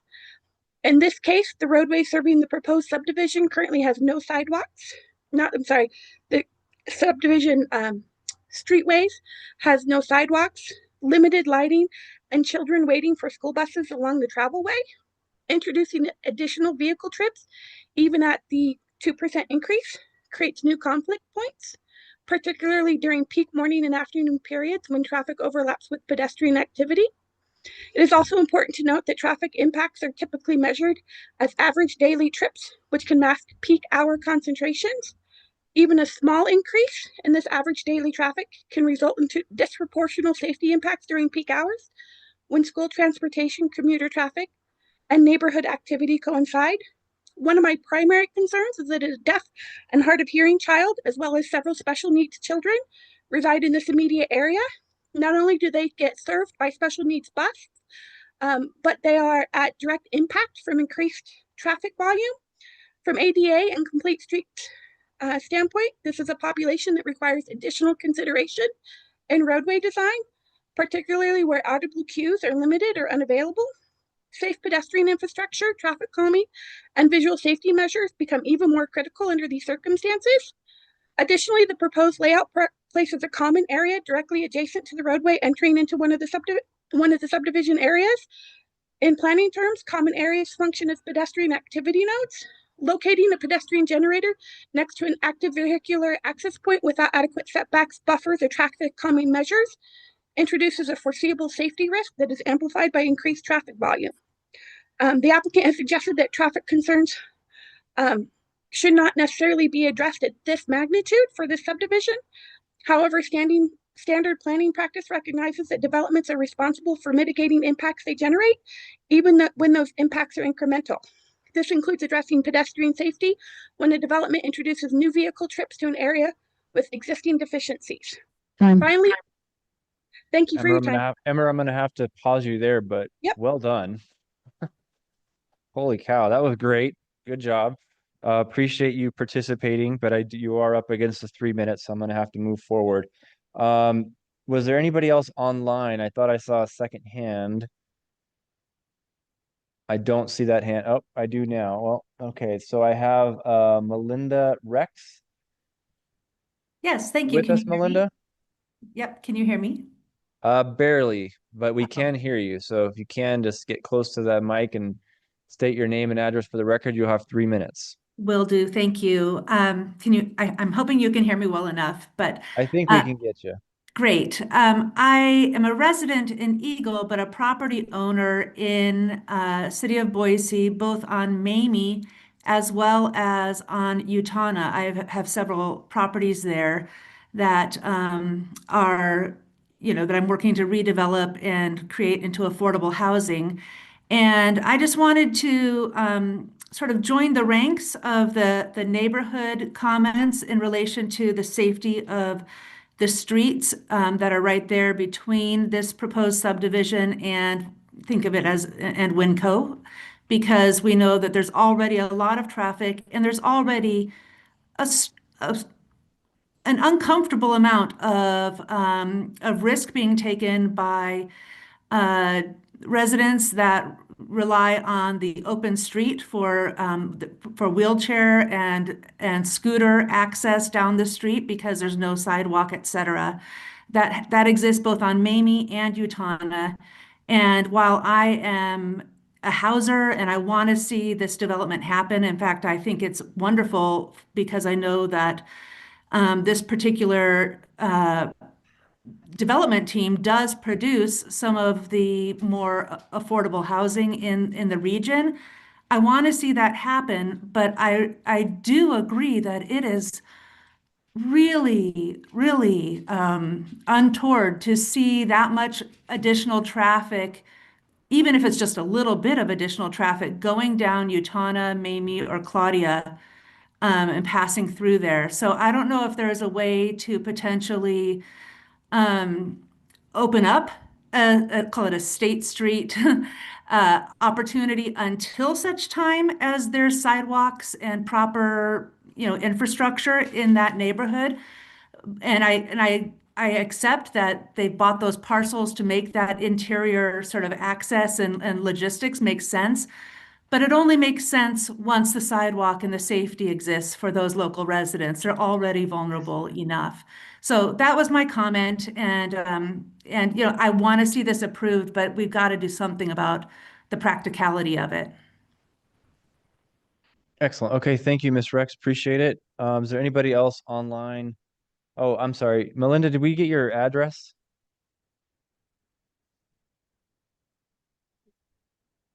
Oh, she left. She's gone. She's got plans. I'm sorry. I'm here. Okay. I Can I get own, some form of an official address? yes, I own 10167 Mamie in that neighborhood, if that's helpful. And then I own 199 Dawn Street in Eagle as my home address.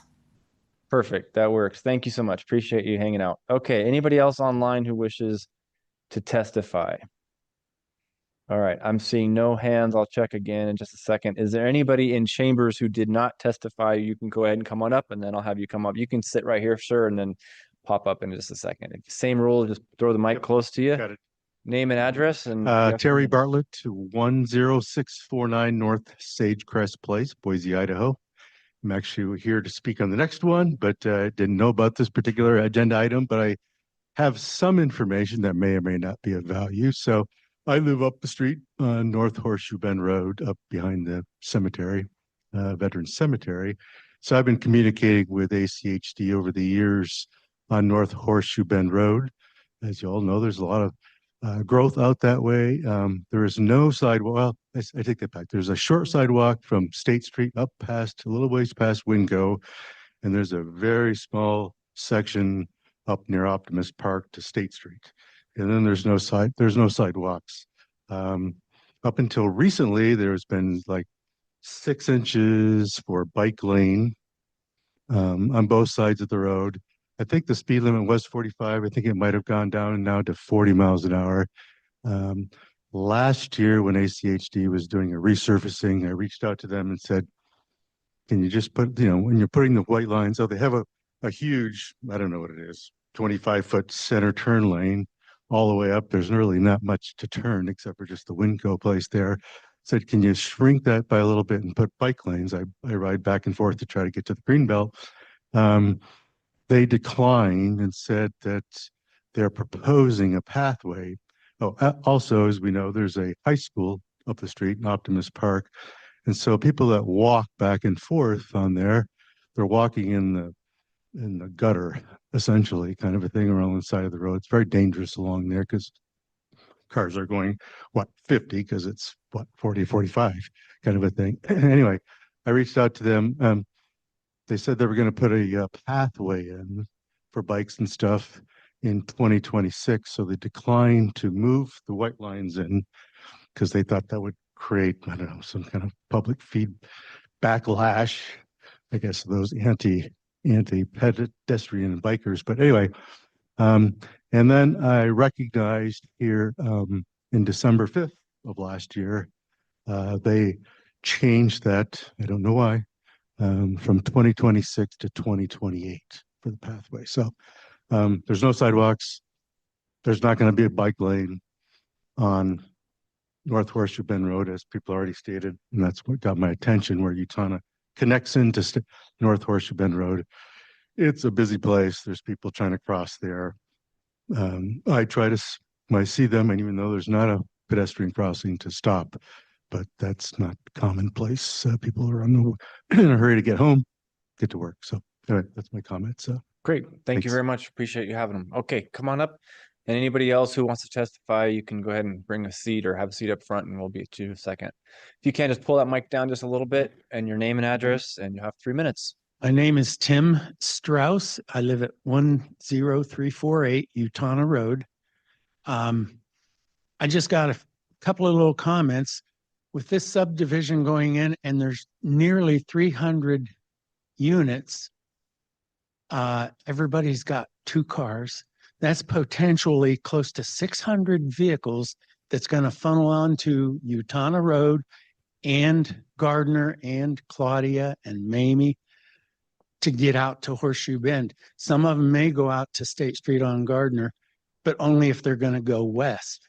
If the proposal has only right-hand turn for that, no left-hand turn. So to get out, they're either going to have to go through the West Lock subdivision, which also, it's my understanding that this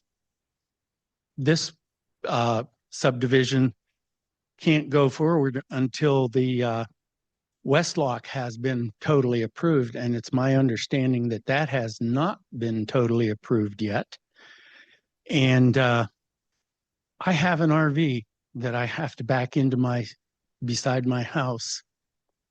And it's already difficult with how narrow Utana is to back the RV in. It's a 39-foot RV. And then my other comment is, how many other businesses are along State Street there? I don't understand why they can't exit that new subdivision onto State Street, because there's businesses all along State Street there, and there is a center turn lane already. So I just don't understand that. And then to the applicant, I don't understand what she means by coned traffic on Utana. Okay, she'll have maybe get back to you, but we'll see. Okay. Okay, thank you so much, Mr. Strauss. Appreciate it. Is anybody else in chambers who wishes to testify? Yep, go ahead and come on up. Same thing. You've heard me say it. I bet you can predict it. Name and address. My name's Tabitha Scott, and I live at 10435 Mamie Road. I'm with everybody else on the traffic mitigation for our neighborhood. It's already so bad. With the other gentleman, with our camper situation, we're aligned with Jenny Lane and Mamie Road. The traffic going up and down that road trying to get our 35-foot camper in and out of that area right there is already impeding traffic when we're trying to do that, and just utilizing our property as it sits. My concern mostly is we are paying for streetlights, we're paying for sidewalks on our street or on our taxes every year. We have none of those, but we're going to add additional traffic to those and additional pieces that our children in the neighborhood are going to be getting hit. We have plenty of elderly people that are running around on their little scooters.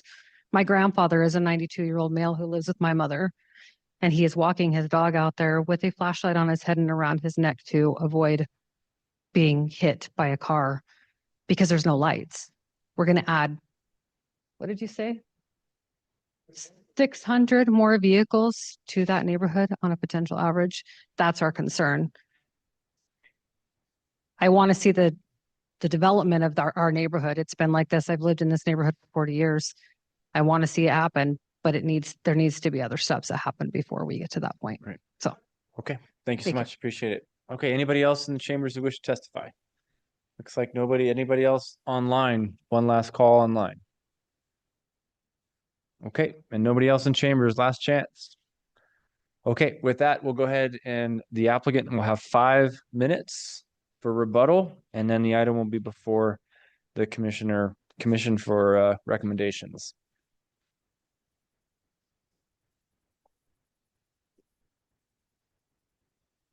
Thank you, Mr. Chairman, members of the commission, Becky McKay. Obviously, this area is in transition.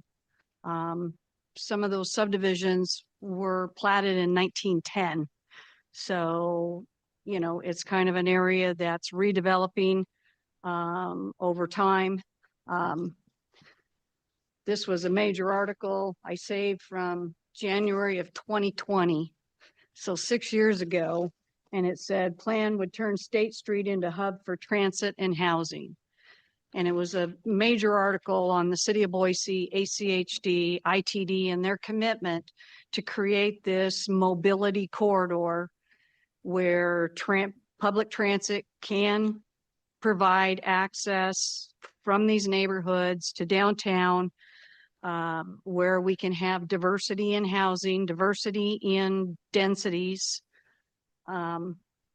Obviously, it's always difficult when we see an area that's transitioning. But in your comprehensive plan, it designates this particular area as a transition area. It's also in a capital improvement district.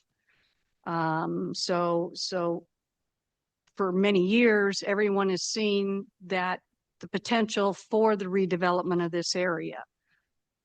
I am sympathetic to the neighbors. I always try to work with the neighbors to do what I can to mitigate my impact on them. One of the things that I pushed back on was the density within this project. My first pre-application meeting with the city staff said, we want you to be at 25 dwelling units per acre. And I'm like, I really don't think that is a good idea from a traffic standpoint, from a transitional standpoint, because in my career, we have always, when we're up against single family, we transition. We transition with other single family or townhomes.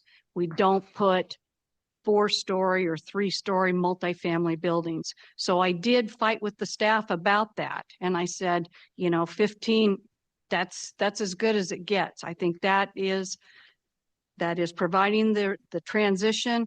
It's not overpopulating this area. It's still meeting the goals of diversity. One of the speakers talked about traffic calming is necessary. We are required under our ACHD conditions of approval to meet with ACHD staff, provide their recommended traffic calming along Utana and Gardner at the locations that they want. So obviously that is a hot button and we are willing to work with ACHD on that.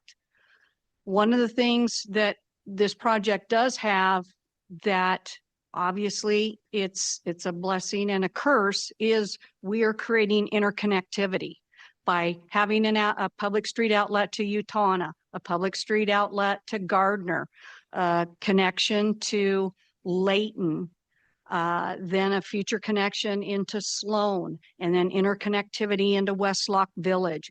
This project is going to have a lot of interconnectivity, which is typically very difficult to do when we have a developed area and we come in. This is an infill parcel. It may be 18 acres, but nonetheless, it is infill. And transportation interconnectivity is good when we provide different options for residents as far as their transportation needs. And we're also depending on the fact that this is a major transit corridor where bus service will be extended further west to this development. This development has, I think we have 3 phases in this project. The first phase is the lowest density. That's where we're at. I think we're only at 5 to 7 dwelling units per acre. So it is incremental steps in building this development. There was a comment about our connection to Layton, and I did mention this at my neighborhood meeting. What I like to do NACHD has allowed me is to put traffic calming. We do an island where we match up to that stub street so that the traffic slows down. They do have a common lot that is just around the corner. And so I'd be glad to incorporate an island and traffic calming, kind of squeeze that down, a little bit of a choker so that we don't have excessive speeds. This is a good project. We did initially on our first site plan, I'm gonna have to pause you there. we had an this- access to State Street and ITD denied it. Got it. Okay, great. Thank you so much. And that's it. Thank Appreciate you. it. The item is now going to be before the commission. We have the two applications are rezone and a preliminary plat. So we are recommending bodies rather than decision-making bodies. So this is an item that both of these will go to council one way or the other. And so with that, I think the best way to do this is how about we just start with the rezone and then we'll get into the preliminary plat. So rezone first, 8.65 acres from R1A to R2. Anybody want to make a motion?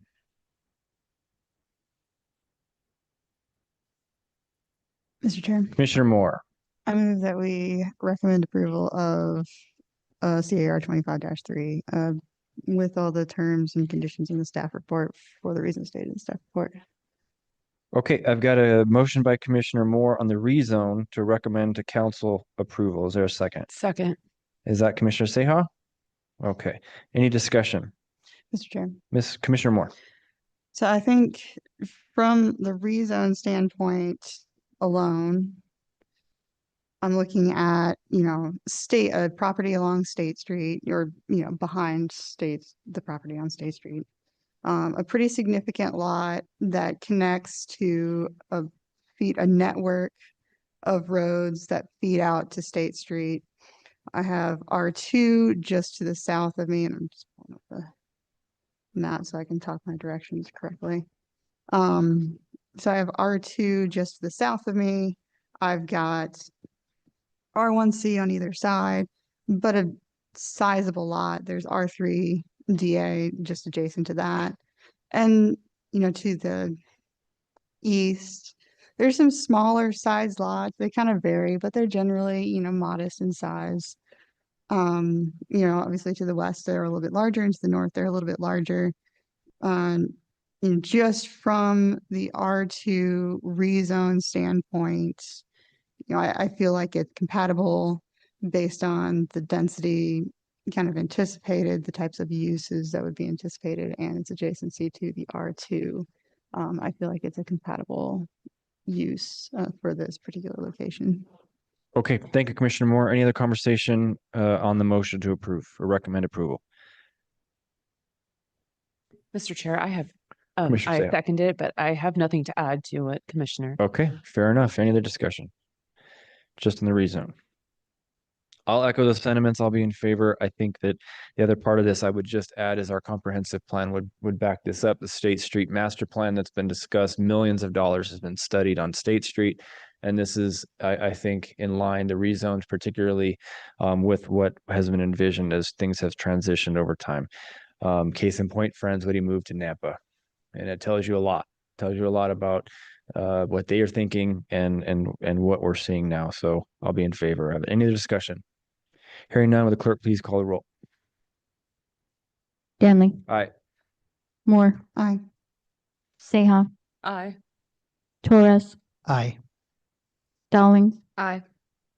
Stefancic, Aye. all in favor, motion carries. Okay, on to the preliminary plat. So again, we are recommending body. This is a lot more complicated. It's got a lot more moving parts and conditions of approval that are in our staff report. And as we all heard, specifics that the applicant was hoping that we would consider or reconsider. So with that, is there a motion before we have any discussion? All right, Mr. Chair, Commissioner Moore. this one as well. I move that we recommend approval of SUP 25-12 with all the terms and conditions in the staff report for the reasons stated in the staff report. And just to clarify, that is with condition 3 the requirement for the signal construction that was part of the discussion, just to be clear. Yes.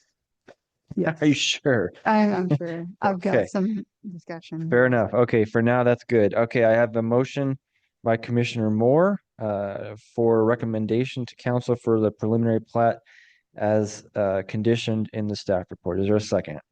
Second. I think that's Commissioner Stallings. Yep. Yeah. All right, discussion. Mr. Chair. Commissioner Moore. For the signal, I think that's kind of one of the larger topics. I went back and forth over that. On the one hand, I want there to be a clear and direct metric to when requirements or when improvements, offsite improvements will be required. And that is very neat and tidy in my mind, that would happen. However, I also look at, your 2 and some change % of traffic, sure, but that's of State Street traffic too, which is a really high volume. So 2 and some change % of traffic on State Street is way different than 2 and some change than that same number of vehicles on a different road. So in my mind, I grappled with it back and forth. Do I want this tidy metric, or am I really looking at, a lot of cars going on a busy street? And to me, staff's kind of discussion about including that light requirement for this particular project makes sense and can sway me into agreeing with their decision to require that signal at Ulmer. Okay. Mr. Chair. Commissioner Stallings. Yeah, I just want to kind of second that Commissioner Moore's points. I like this project a lot. I love the diversity of housing. I appreciate how, you've worked with the neighborhood association to move the more dense multifamily to the State Street side.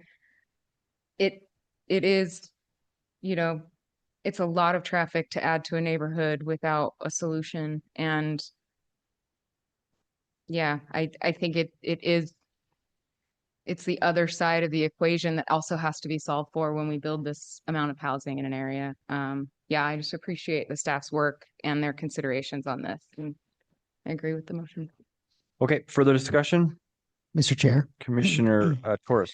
I also will be in support of the motion. I think overall this is a great project. It's almost 300 new homes. It looks like there's an attempt here, even though they are market rate, to try to have a diversity of housing types and a diversity of pricing of housing types. So I think that's great as well. As far as the traffic and the traffic calming and the impacts of traffic from this development, that's always the conflict we have. We have to weigh the two sides of this: building more housing, addressing the growth and trying to grow in a smart way, but also realizing there are going to be impacts of it. The applicant mentioned the amount of impact fees that are going to be paid by them for this project. I would just encourage, the neighborhood to talk to your ACHD commissioner, talk to ACHD, try to get more traffic calming in this neighborhood. I know plans are made years out, but there is an opportunity for feedback with them. And I would just encourage you to keep shaking that tree until you get some of what you're asking for. We have to weigh all of that up here, but ultimately I think I come down on the side that this is a good project and I'll be supporting it. Thank you. Okay, thank you, Commissioner Torres. Mr. Chair. Commissioner Stayhout. I too will be supporting the project. I think it's a really good infill. I mean, it's right on State Street. We want higher density on State Street, and then it's lower density as you move over. I know that the developer or the applicant had indicated that they're going to strive for affordable housing. The city of Boise cannot require affordable housing, but I really wish that the developer would have considered even a small amount of the housing stock to be affordable. And then one last item, and that would be Layton. So the applicant did say that they are amenable to working with the neighbors on creating a traffic calming proposal at Layton. And I don't believe that that is in the, that's not in our conditions for the staff report. So I'm just wondering if we might want to consider adding something to the existing staff report conditions. Okay, that might be a question that Commissioner Moore and Mr. Stallings grapple with in a moment. Chair. Mr. Stavasik. Hi, thank you. Once again, thanks for all of the community members that came out. It's so important to come out to these and testify on these matters. I think it's a great project that we really need more housing, and this is a good example. But what I'm really struggling with is this condition 3. I think it puts the applicant in a really tough situation, and it potentially prolongs the ability to build this house, or you can build it, but you can't have people move into it unless you have this section or this intersection and signal created. And right now with the other project, and I would say, well, if the other project was moving ahead, but they've already asked for an extension, they're already trying to negotiate the cost, because that's a big cost to change that whole direction of that road, all of that. It's a huge cost. And I think that's it seems unfair for the applicant to try to have to figure out and negotiate that.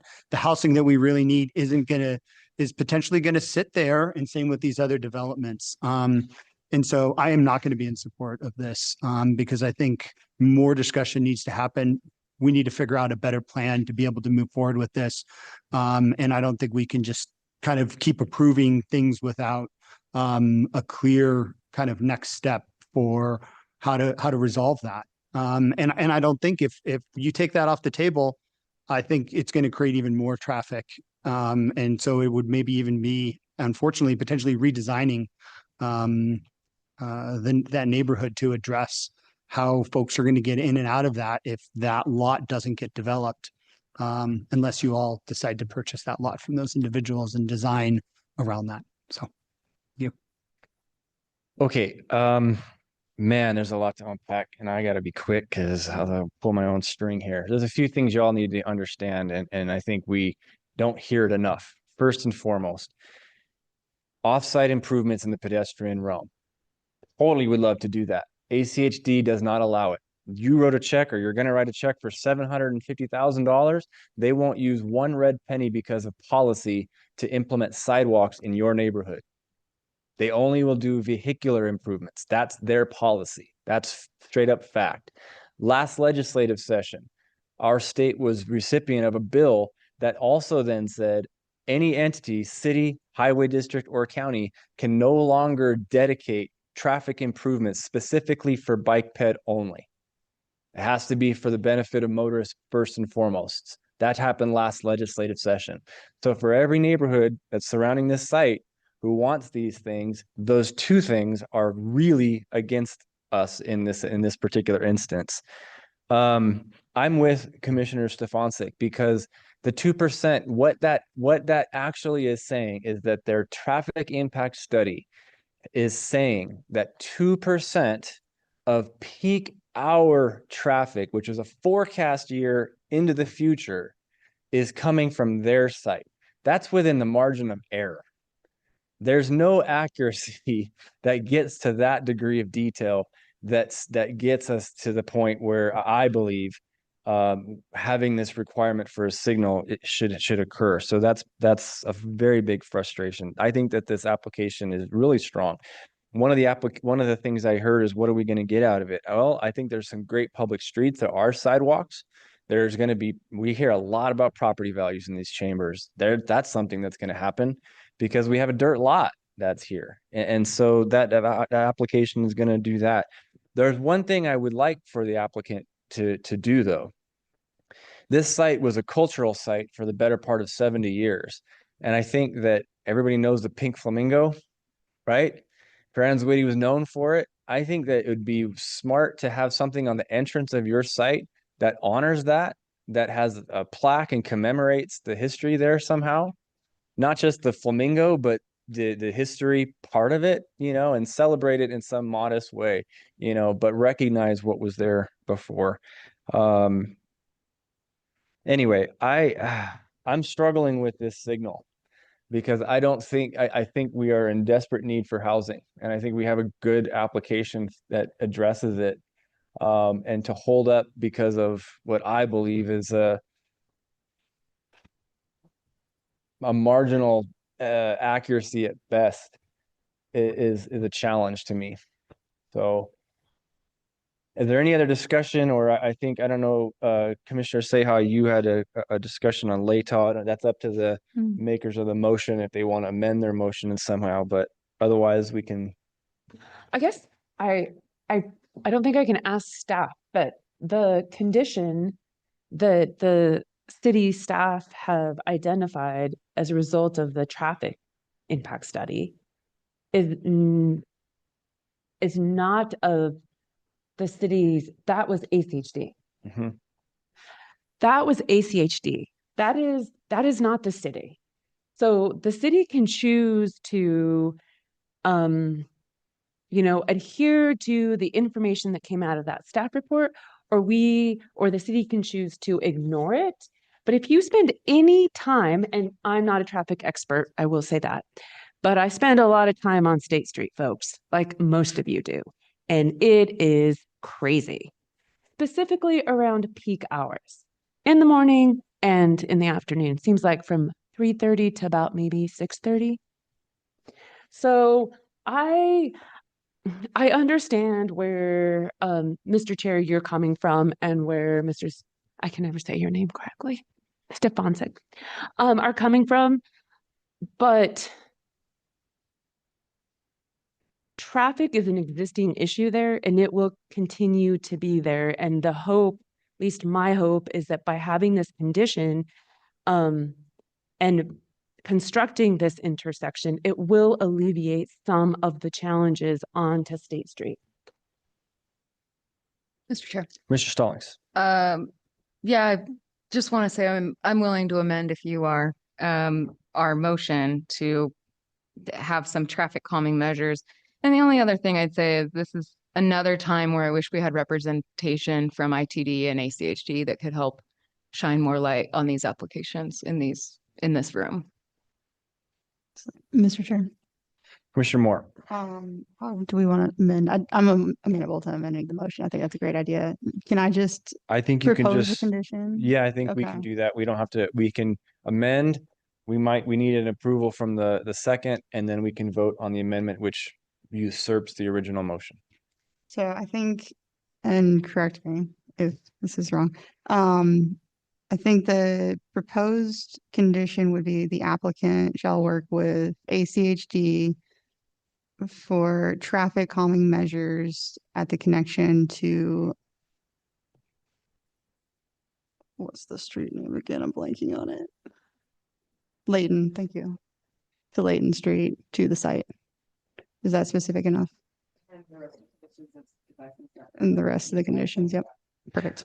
Okay, so hopefully staff caught that. We have an amended motion that also includes a term or a condition, I should say, that the applicant and ACHD work together to address additional traffic calming at the entrance with Layton. And that is going to be to be determined on how that is potentially done. But otherwise, and then we have a second, otherwise all other terms and conditions continue forward. Okay, staff has that. Any other discussion? Okay, would the clerk please call the roll? Danley, Think booting. Danley, Oh, I heard you. no, No. Moore, Yes. Seha, Yes. Torres, Yes. Stallings, Yes. Stefancic, No. 4 in favor, 2 opposed, motion carries. Okay, that item closes up. That concludes tonight. Oh, I'm just kidding. We have 5 minutes. You know the drill. We'll be back. We'll hit up item number 3. Thank you.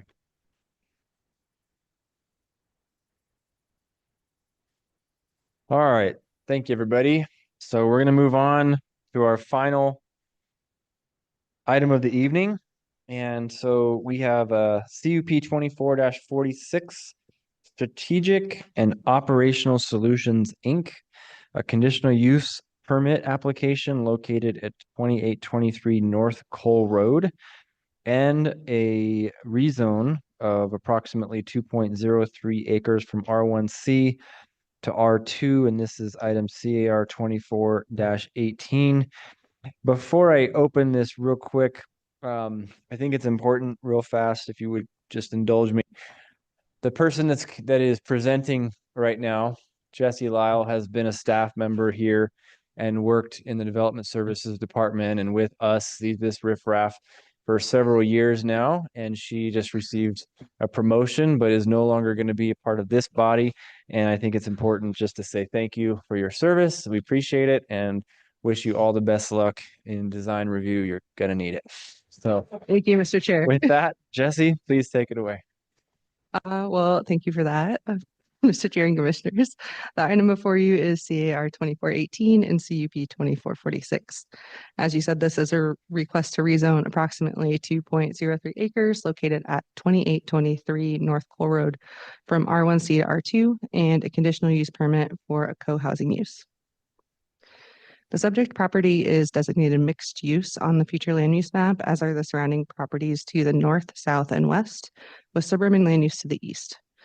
The surrounding parcels are zoned R1C to the south and east, with R2 to the west and MX1 to the north along Newstick Road. The requested R2 zoning is compatible with the comprehensive plan and appropriate for the location, as the property is along an arterial roadway near commercial and institutional uses and located within an area of change and an activity center. There's also an existing bus line adjacent to the property along Cole Road, with a bus stop planned at the corner of Settlers Avenue and Cole Road.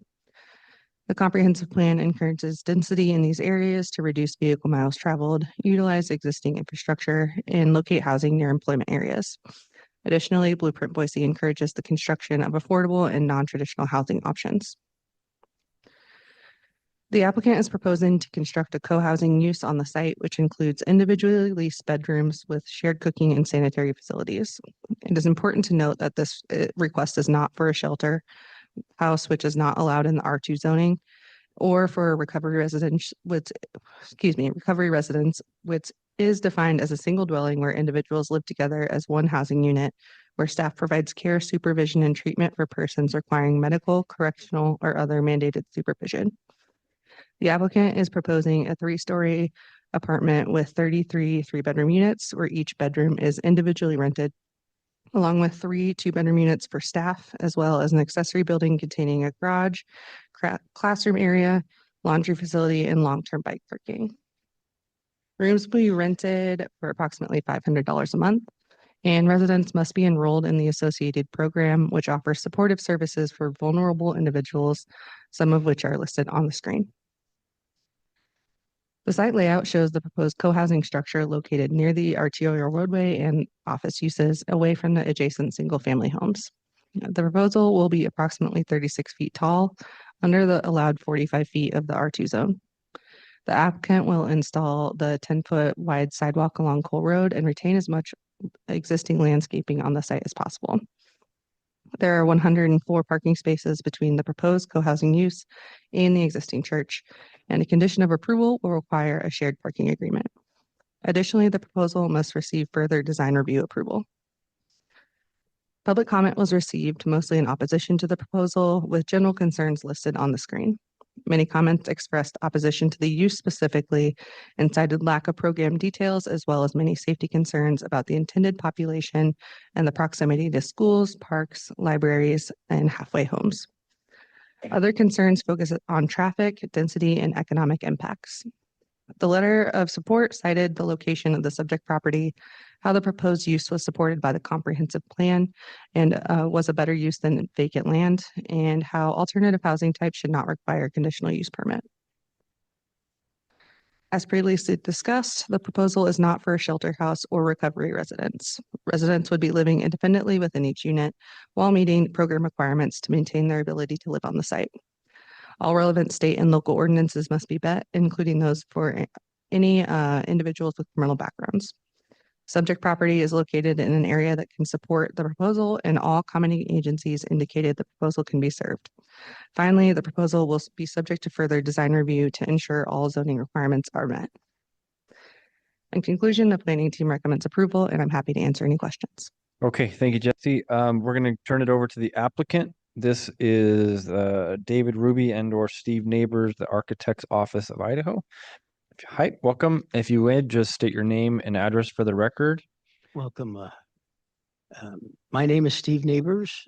I'm the president of Strategic and Operational Solutions. I'm the administrative pastor for Mountain View Church of the Brethren, and I'm the president of the Christian Safety Net Program.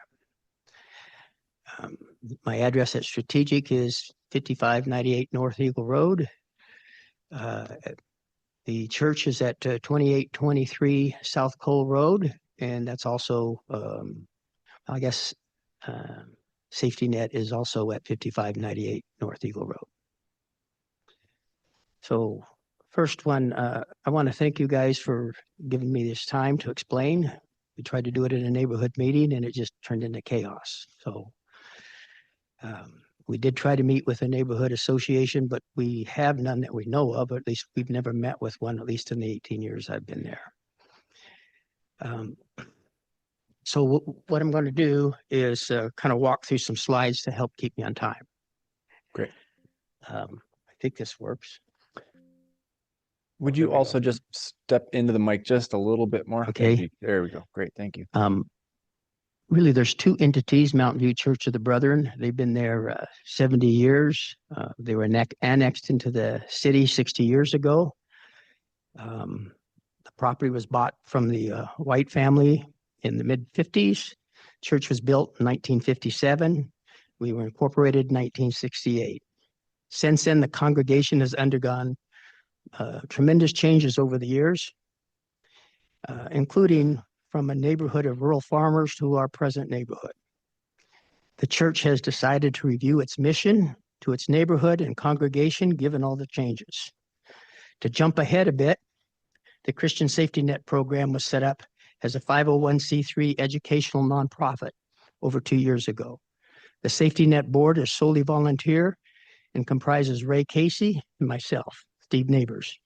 Future board members will be included who are major donors that desire to sit on the voluntary board.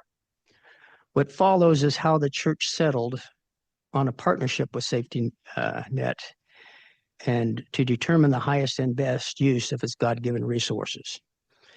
I'll also address the two parties' roles and the elements of the combined offerings. Let's see if I get the right one here. Whoops. So I know you already know the property.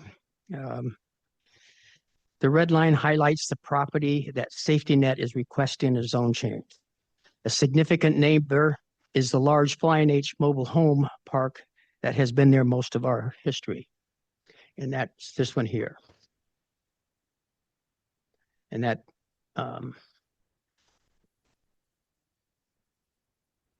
our other neighbors include apartments all around the proposed development that have tenants that include a substantial number of parolees, refugees, and those socially and economically disadvantaged.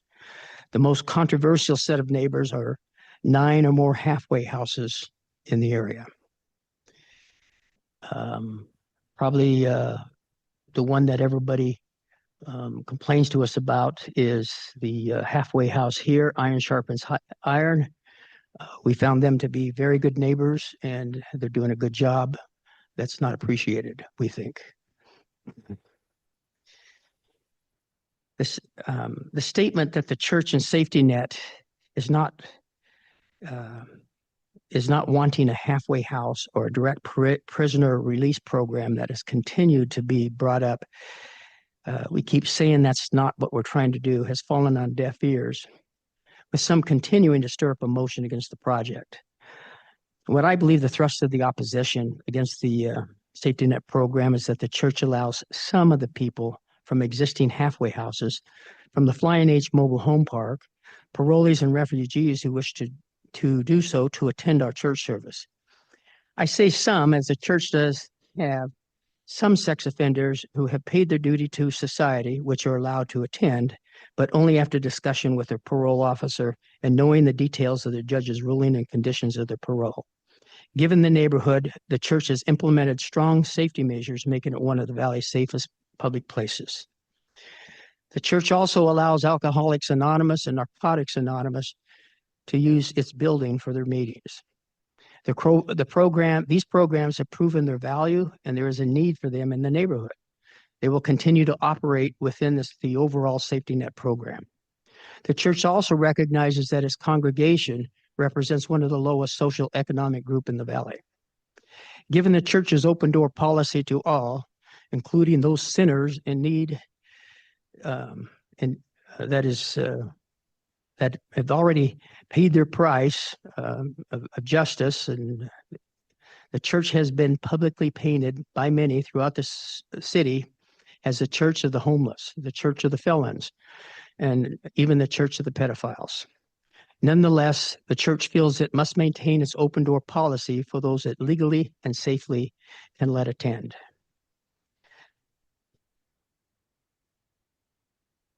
So to kind of give an overview, let me start with the church's role. Like most churches, Mountain View Church of the Brethren does not use its building full time, but approximately 12 hours a week. And most of the time, even then, it's only a partial use. Has the church reviewed how it best could use its resources to meet its declining neighborhood and its declining congregational demographics? It first established some general guidelines as noted on this slide. Whoops, wrong way. I think I did that. Oh, so those are the general guidelines that the church set up for us to kind of decide how we're going to use our resources. The next thought was, is this just our neighborhood? So what we found out was that the entire country is dealing with the same issues we see in our neighborhood and congregation. The safety net is a term used by the U.S. government for its social programs. We didn't make up that term. The U.S. government has spent $1.3 trillion in fiscal 225 funding various safety net programs. This does not include the massive amounts of funds spent by states, counties, cities, and private charities. This has had about a 40% success rate and is slipping. There still remains 60% of the people in the United States that fall under the poverty level, which is really, I misstated that. That's only addressed 40% of the people in the poverty level. Let me restate that. The official, so I thought it'd be interesting to look at the official poverty level. So the official poverty level, the OPL, is based on the cost in 1963 of the minimum required food level. Over time, they simply added a multiplying factor to that 1963 cost of food. Today, the OPL is set at 3 times that 1963 food cost. This amounts to $15,650 for a single person. The government set up a supplemental poverty measure, the SPM, which is much higher as it includes recent food expenditures, as well as clothing, shelter, utilities, phone, and internet. The SPM level varies per geographic area. Boise's housing and rent is pushing our area upward from the regional area, even doubling the OPL. As part of our overall due diligence, I attended the 2024 U.S. Housing and Community Development Conference in Dallas, as well as the U.S. Housing and Dorm Conference in Los Angeles in 2025. In summary, the past recession created a housing demand that still exceeds the supply side. Contractors have made record profits for the past decade, as they must in good times, knowing there's coming hard times. However, the long-term material demands and the lack of skilled workforce has forced higher labor costs. This will continue to create housing costs outside the reach of much of the population for the foreseeable future.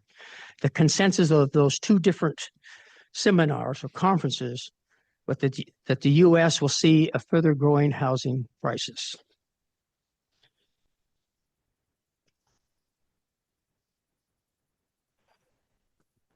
There are a myriad of issues that impact life skills and the economic earnings of a person. Education happens to be one of the more critical components. Those without a high school diploma or a trade skill presently struggle to have a sustainable life now without social support from the federal government or state or whomever. In the future, people without college degrees or trade skills may struggle to maintain a sustainable lifestyle, particularly during an economic downturn. The impact of AI on the workforce employment and employer-needed skill sets is another concern that came out of those conferences. Beyond the $1.3 trillion paid by the U.S. government for their safety net programs, the amount paid by states and other entities also amounts into the trillions. Mr. Neighbors, you can continue, but you have no more than 10 minutes left. We have a maximum of 20. I should be about 16 minutes. Okay.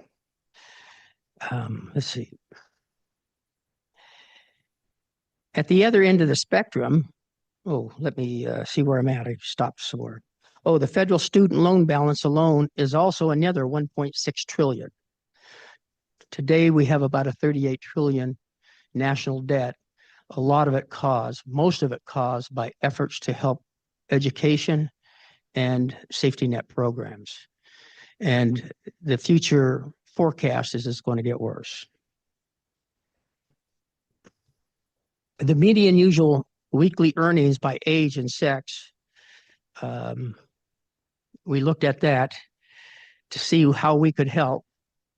Statistics show that those most impacted are the young under 30.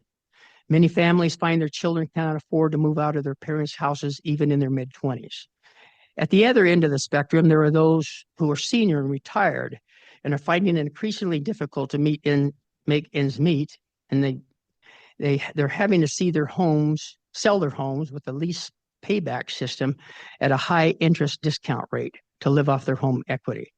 Thus, the church will work with Safety Net based on its commitment to address these issues. Safety Net's goal is that the student who can pay market rent for a single bedroom and a shared 3-bedroom apartment or home will have the opportunity to rent a single dorm and receive work and life skill trainings at no additional cost. All the education they want and need will be included in that dorm rent. Safety Net does not compete with other educational facilities, but rather utilizes those educational facilities, their supplied free resources to get students ready for a more formal certification or degree, if the student so desires. As a dorm resident, Safety Net's target will be mostly young students, but with a mix of experienced older dorm managers or mentors. There are seniors who are retired with proven life skills and would be willing to mentor those hungry to learn from their experience. There are those that find that after retirement, they feel like they still want to add back. And that's what we're finding. We find a good mix of these is what we want to put into the Safety Net dorm. Then those seniors, instead of selling their homes at a high discount rate to live off of it, can sell their home and they can pay a dorm fee and have a home. And in some cases, have somebody there to help them in case they fall, slip, whatever. We can't help those that need medical help at the time, but if there's somebody living in the dorm with them, we think that'll help. Let's see. By removing financial barriers to education with the students incurring no educational debt from student loans, it is supplementing the local area with the country's efforts in its Safety Net programs. The Safety Net site will be a campus atmosphere that encourages work and life skills within a Christian worldview, again, at no additional costs. Safety Net does not compete, like I said, with other educational facilities, but rather utilizes their skills, their knowledge, Oh, I think I already said that. Sorry.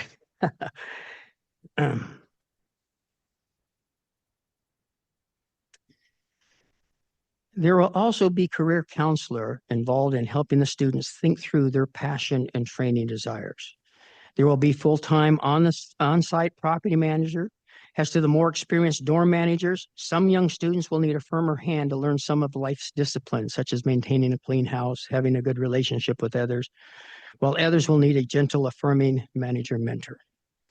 These experienced seniors will help us maintain the dorm's culture.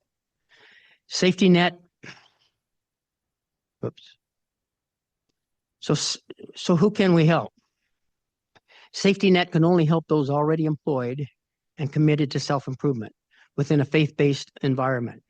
The candidates must pass a robust interview process, which includes reviewing the candidates' existing circumstances, their commitment to life and work skill improvements. It will include input from that career counselor, their family, and where appropriate, their employers. The candidate must be willing to at least listen to a Christian holistic worldview, give back to society through 4 hours of community services a week, and participate in the social and character building programs built within the safety net programs. The importance of the dorms. If it is a dorm rents that makes the inclusion of free preparatory education, trade skill training, transportation maintenance, and other work and life skills possible. It is a campus culture with its peer accountability, career counseling, and dorm mentor managers that will optimize the success of the program. The dorm rent pays the cost of the entire program. Experts had advised us not to mix genders, at least at first. So the plan is to begin the dorm to be exclusively for men as we perfect the culture and policy. The dorm has a break in the middle to accommodate a change in this policy in the future. The educational elements, however, are open to all genders as space permits. We have to give priority to the dorm residents. This is a sampling of some of the thousands of educational classes online. Plus, there's a couple hundred nonprofits in the Valley that will also help with classes. We aren't doing the instructing. There's already, it's like I said, it's online or it's already built within other nonprofits. All we're doing is facilitating these other nonprofits and all the online universities and Khan Academy, there's just tons of them out there. Harvard alone has offered 163 classes for audit. So has MIT, so has I think most colleges. There are also online specialized certification programs. The church will also has an open door, robust, free food pantry that is used by the neighborhood, but can also be used by dorm residents if needed. As the safety net's role, it provides the facility for trade and service providers who would love to have an opportunity to highlight their profession. So within the dorm unit, there is a trade training building where so far I've had 100% of the service and trade contractors that I've talked to would love to come and say, this is what working in this trade's like. And I'd love to be able to find people that would be interested in joining in that trade. Hopefully some of the students will join some of the trade training organizations beyond Safety Net's basic introduction. We're not trying to be the electrical union training, we're just doing an introduction to them. Safety Net will also address transportation issues. We have a basic auto maintenance shop. We'll supply career counseling with monthly follow-up, and we provide that disciplined learning environment, all the social programs, the character building programs, and the dorm facility.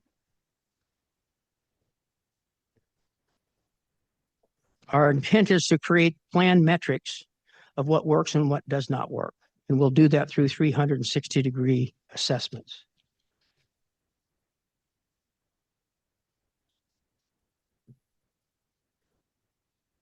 Goal is to create a nationwide goal. If our church can do that, there are 330,000 other churches. There are 2 million nonprofit organizations to help with a safety net program nationwide.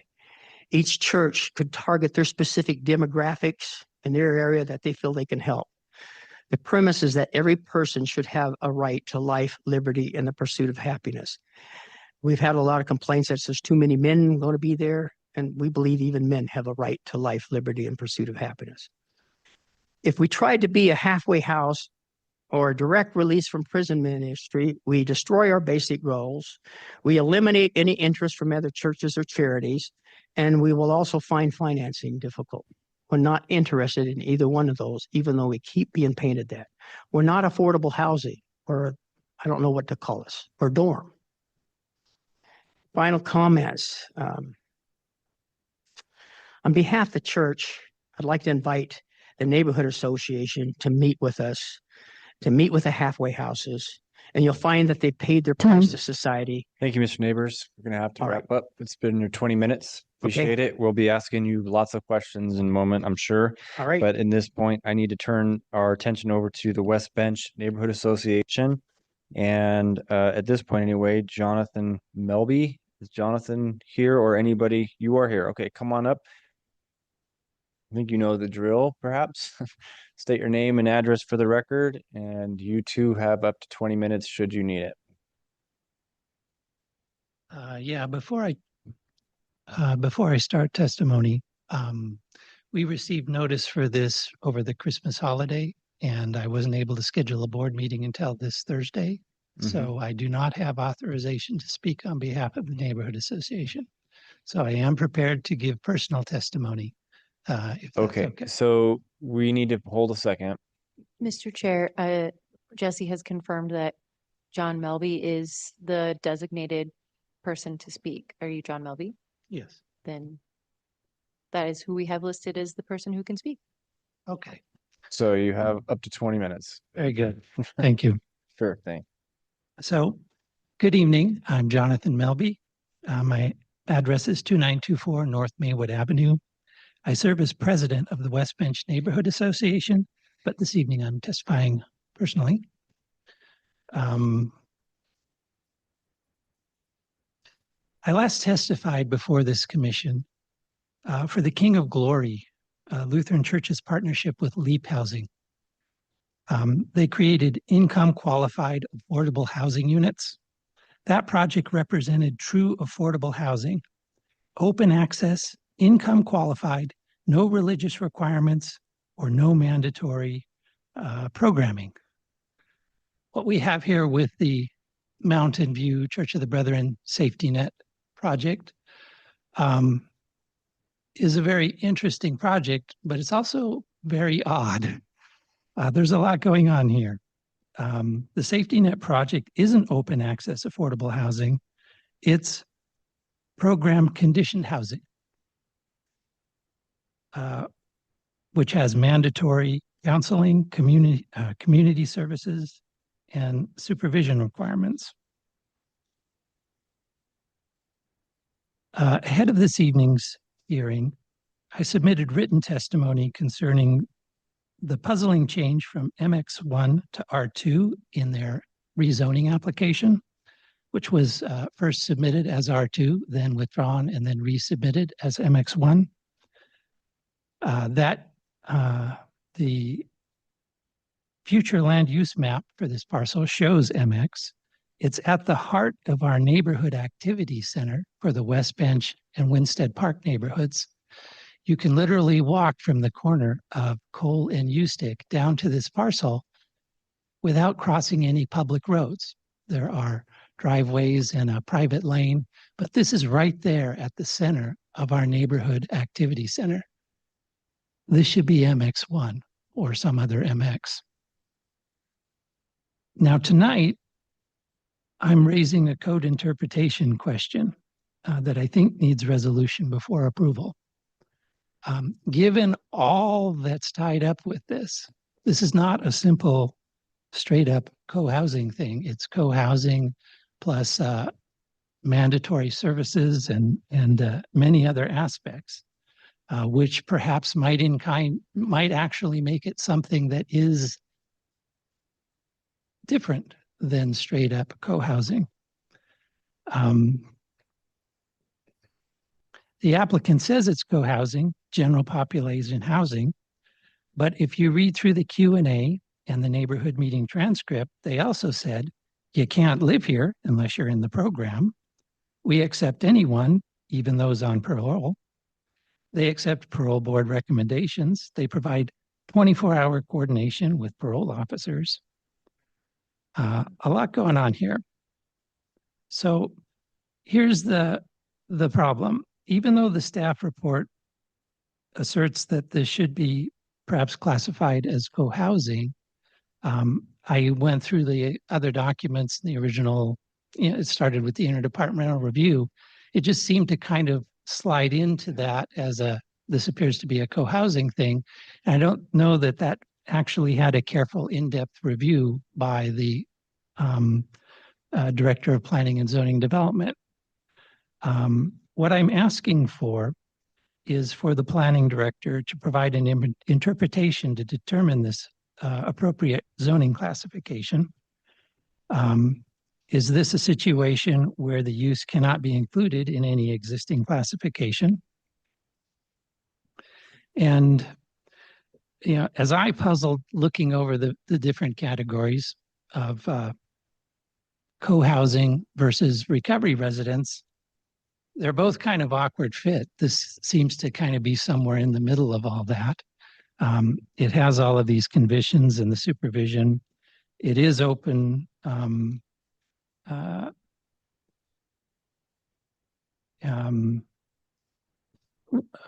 When you look at how the zoning code defines co-housing, it's really centers around, is this an individual lease for a space, a shared space that has community attributes connected to it?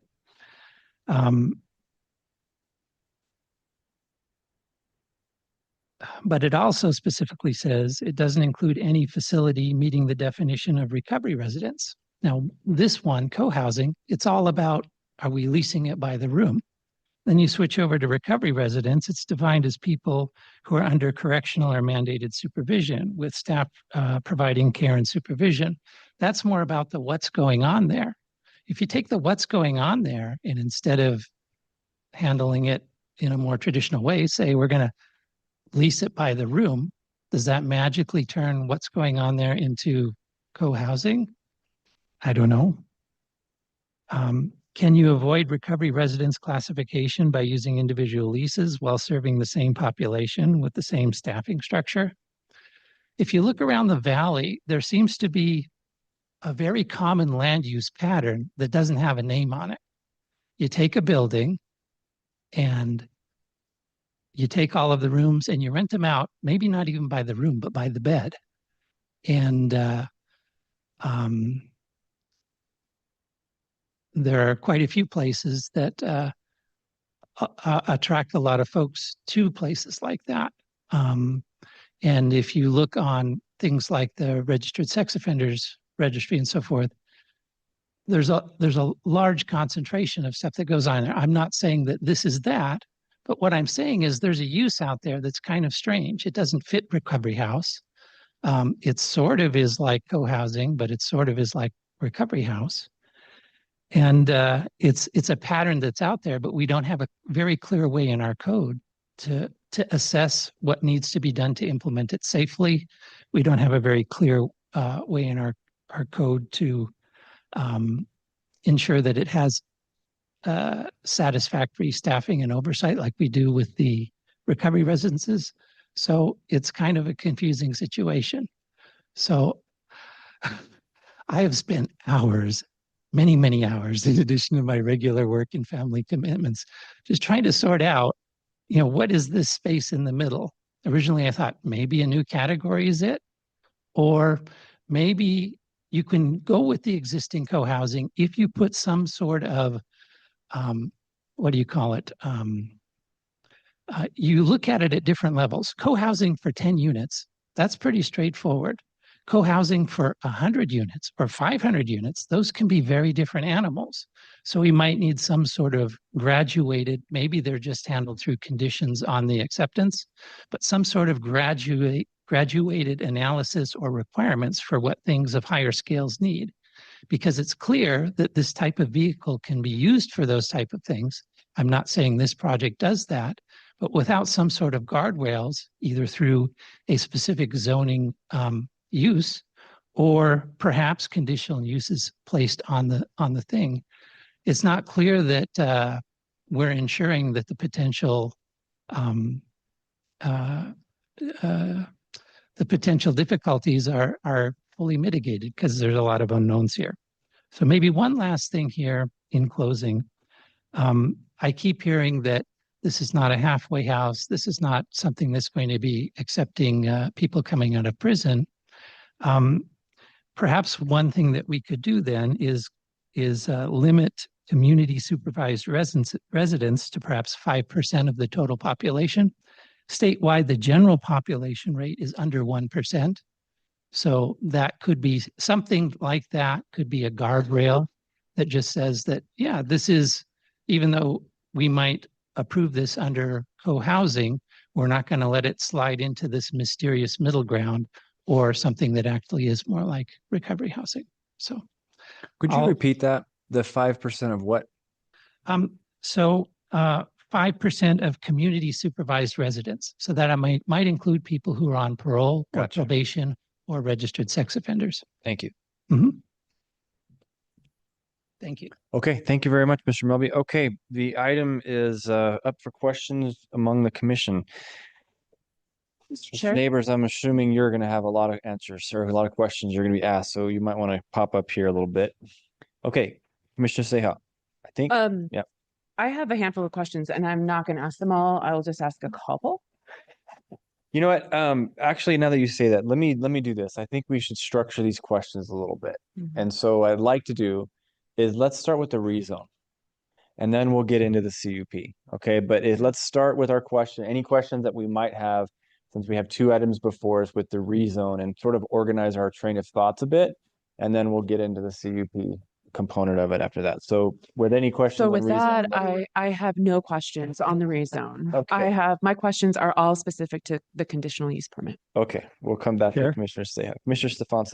I have a clarifying question, because we heard a couple different things in testimony. I'm wondering if staff can clarify. We heard from the neighborhood association that there was potential for this to be an MX rezone, but in all my documentation, it's R2. Can you clarify that so we're clear? Mr. Chair, Commissioners, that's a great point of clarification. When this application was originally submitted, it was submitting as a request to rezone to MX1.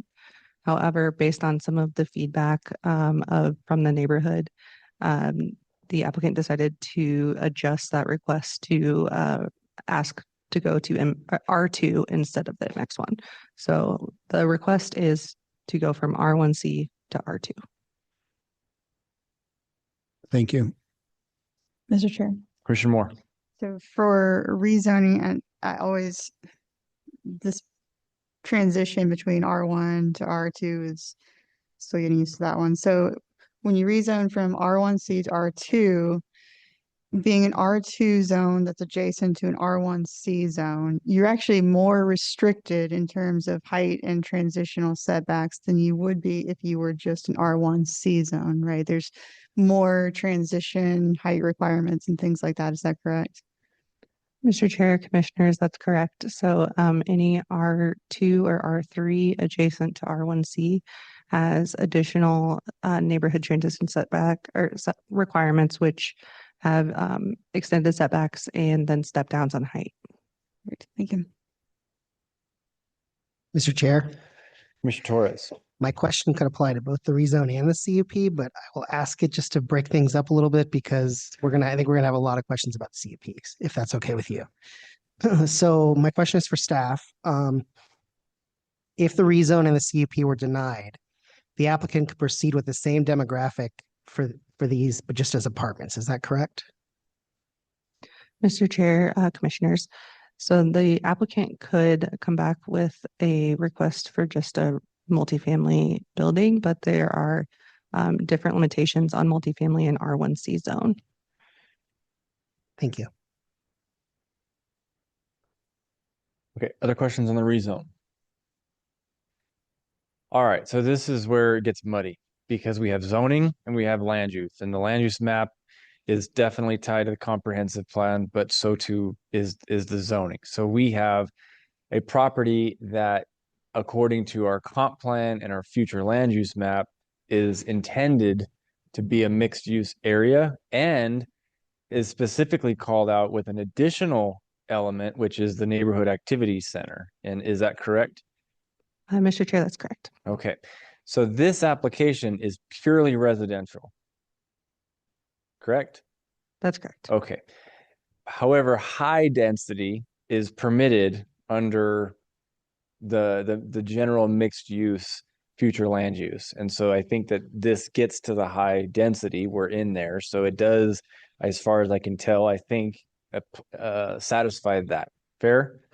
Mr. Chair, the R2 zone does not have a density limit. Right. And the comprehensive plan does encourage density near and within mixed use areas in order to support some of those other commercial and mix of uses. Okay. So to the applicant, I know that you're new to the development game. I understand this, but this is a complexity in terms of what the spirit of the comprehensive plan, the West Neighborhood or the West Neighborhood Bench plan says, and that this area, Cole and Ustick, is to be activated and have a mixture of uses. And so I guess the question that I would ask you, have you given any thought at all in this discussion in the lead up to offer anything, even if it's a very modest commercial space that is next to Cole Road? As an example, I know it's an overused use, but like a small coffee shop, for example, that maybe some of your tenants could actually be employed by, but does offer the neighborhood a mixture of uses, which is exactly what the land use map is trying to do. So we're okay with MX1. We're okay. We want to do whatever you guys think we should do. We're willing to live within the rules of either one of them. I think we originally filed it as MX1, and I think because our concern was we had an auto shop in the back. You know, we had a trade and service training room. We have a kind of a big barbecue area out front. Yeah.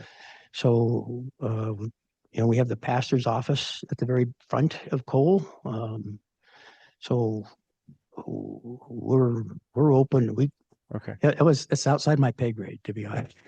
and respectfully of that, the things that you listed, however, are privately to be used.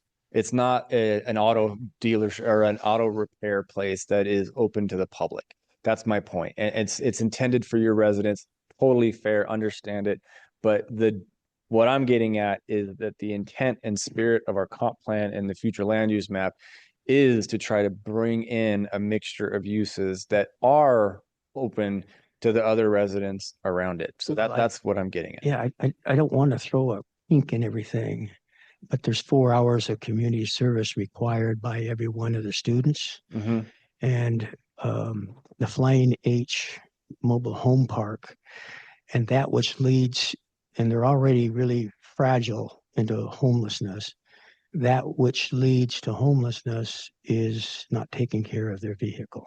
Yeah, nope, that's fair. So, I understand. So we'll be, you know, we might be taking in neighbors' vehicles and helping them in the shop, you know, through the community service program. Okay, all right. All right, any other questions on the rezone portion of things? Okay. Mr. Chair, can I just clarify? Yeah, please. That the R2 zone is allowed within the mixed use land use designation within the comprehensive plan. Right. This is where it gets spirit of letter of law of, yeah. Also, if I Okay. could say, we actually tried to we tried to abide by both so we tried to say, so we went ahead and did the setback for 8 feet, and we went ahead and did the sidewalk wide. We're trying to figure out how we can make sure no matter where we end up. Yep. Okay. I appreciate it. Thank you. Okay, let's go ahead and move forward then to, it sounds like where we have a lot more questions, which is the conditional use permit. Commissioner Seha? Thank you, Mr. Chair. First question is for staff. How do you define recovery residence? Just to make sure that we're all on the same page.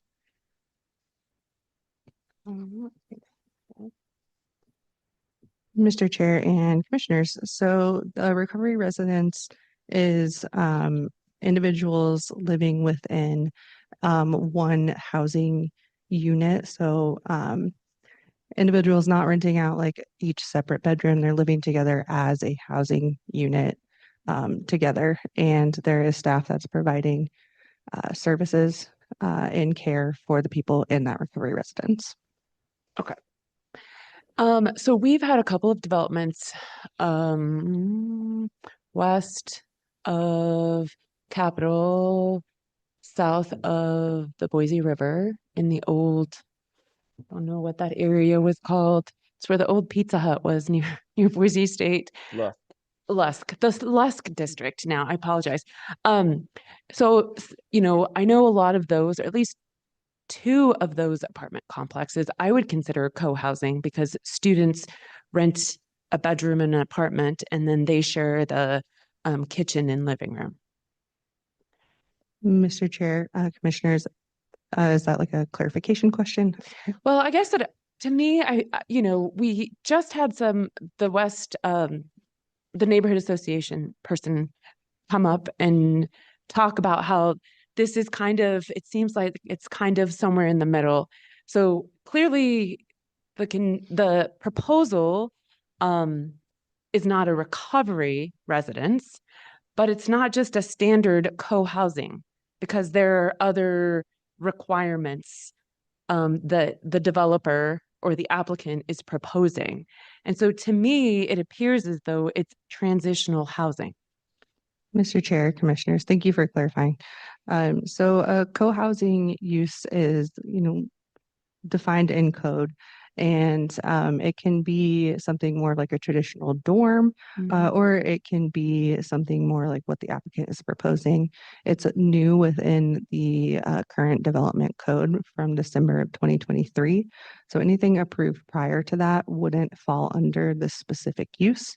And, you know, just another point of clarification. So when a use comes forward, it is a director determination to determine what that use most closely aligns with within the development code. And they found that the co-housing use most closely fit what is being proposed. Thank you. So as someone who sat on the Modern Zoning Code Advisory or the committee, this particular scenario was never, to my recollection, discussed. So it's, for me personally, it's there's a lot of questions I have. There's a lot of questions I have based on what's been provided, and in large part because there are monitoring requirements, and so, like, for example, the application speaks about wraparound services, and this is really more of a question for you, Mr. Neighbors. You talked about different online opportunities for the residents, but, you know, when I think of wraparound services, I think of like having licensed counselors and social workers that can assist. It's very clear to me this is not a homeless shelter, and that was reiterated by our staffing. But they're, you know, like providing housing, you mentioned like maybe providing housing for parolees. Well, Department of Corrections and the Parole Commission does have certain requirements. Like you have to have a plan in place that they have to approve. And so there's just a lot of questions that I have regarding your proposal. So maybe let me address that. we're not trying to be a release place from the prison. The concept of transitional housing is what's created a lot of the emotion because we're a mid-step education dorm. So we're using free education to help those guys that don't have a high school education get a GED. We want to help those that want to get some college classes or get some kind of skill, a trade skill, that want to improve their work skills, and at the same time, life skills, how to get along with people, some disciplines, character development, all that kind of stuff. So we see ourselves as a bridging the gap between, the expense of education for those that can't afford it. And so we think of ourselves as a dorm and we're going to use all the free things made by the professional educators and say, we want to help you get ready for that if you want to do it. So if you want to become an electrician, we want to have someone come in and show you what it's like, what the lifestyle's like, all that kind of stuff. And then here's the electrical unit. Or if you want to have a college education, you can't afford it. Here's all the classes. You can get all the classes free. You can audit it. You can get college ready. And then here's the universities that focus on your career, your degree that you want to go after. Okay. So we think we're a mid-step that's missing for those that want to improve their economic and life skills. So I just have one more question and then I will. Go ahead. So in the application that was submitted, it talks about, developing a program. So the residents would work with a counselor and they develop a program. And then once they've completed their program, then they can go on to do something else. And so my question to you, because you talked about in the application about like a certain vacancy rate, maybe it was 15%. I don't remember the specifics. But I was just wondering, like, what is the estimated time it will take to complete the program? Per the application, once a student completes the program, then it appears they have to vacate the apartment. And I just want to make sure that that's correct. So we don't have a set time frame. It's just that there's some constraints that force them to decide whether they want to stay there or not. So it's really up to them. So if they can go get an apartment or live in a house with some of their buddies that they have out there or that they've gleaned on campus, on our campus, we think of it as campus. If they want to move out somewhere else, they freed themselves from monthly accountability to the career counselor, to their program. They freed themselves from 4 hours worth of community service. And they may have been fed up with the faith-based instruction. So we see people getting tired in a month. We see people that wants to stay there a year and a half. We don't know. We're open. We're open to whatever it takes for them to meet what they want to do to improve their life skills, life and work skills. Thank you. Mr. Chair. Mr. Torres. I have several questions, some of which kind of follow up on Commissioner Saya's questions. So my first question is to staff. Has the city allowed dormitory style housing, style of housing development in the past, particularly under the modern zoning code, that wasn't part of university housing, a halfway house, that term recovery residence that we used a few minutes ago, or a shelter? I can't recall any during my time. I know we're trying to encourage, a diversity of housing types and unconventional housing types in some cases. But I don't recall any during my time on commission. I just figured I wanted to see if you could address that. Thank you. Mr. Chair, Commissioners, to my recollection, we haven't had anything come forward quite like this. But I would liken this to kind of like you said, if this was a traditional university campus, they would have rules and things that you had to follow in order to continue to stay in that program and living in that housing. This would just be operated by a private entity on their private property. Another question to follow up for the applicant. So as far as the residents go, will they have a lease they sign? Will it be and if so, will it be like a month-to-month lease? Would it be a 3-month lease? How do you plan to manage that? They will go through an interview process, pretty robust, that I explained. They will work with a career counselor. They will say, this is the program that I want to pursue. And so that's the program they want to pursue. We want to retain the right that if they're not performing, after whatever, or they're a resident that's creating troubles, or they're violent, or we find that they're schizophrenic, or it's something we can't handle, we want to be able to say, hey, or you've got to go to the mission, or whatever. We can handle people. My son works with people that are vulnerable. And there's no place for a lot of them. So, but there's a lot of them we can't work with. We're not going to have on staff nurses, or we're an educational. You don't have a high school diploma, or you don't have enough college, you don't have a degree.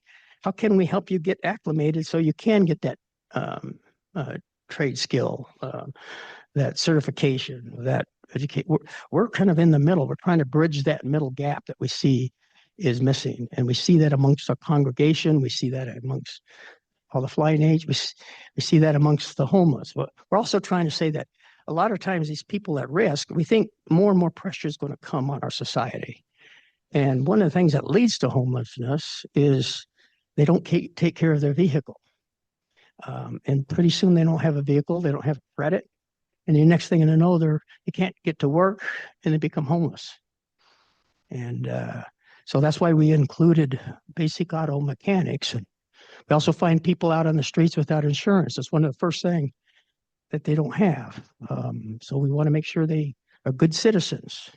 You will have insurance. If you're going to use the auto mechanic shop and have a car in our parking lot, it's got to have insurance. We got to check the tires. I mean, some really basic things. So we're trying to help people with basic life skills that they may not have learned.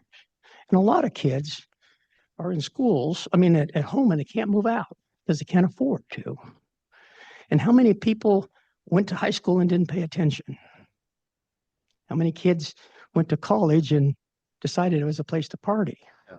So this is a second chance, mid-gap, to say, we're going to help you to where you want to go.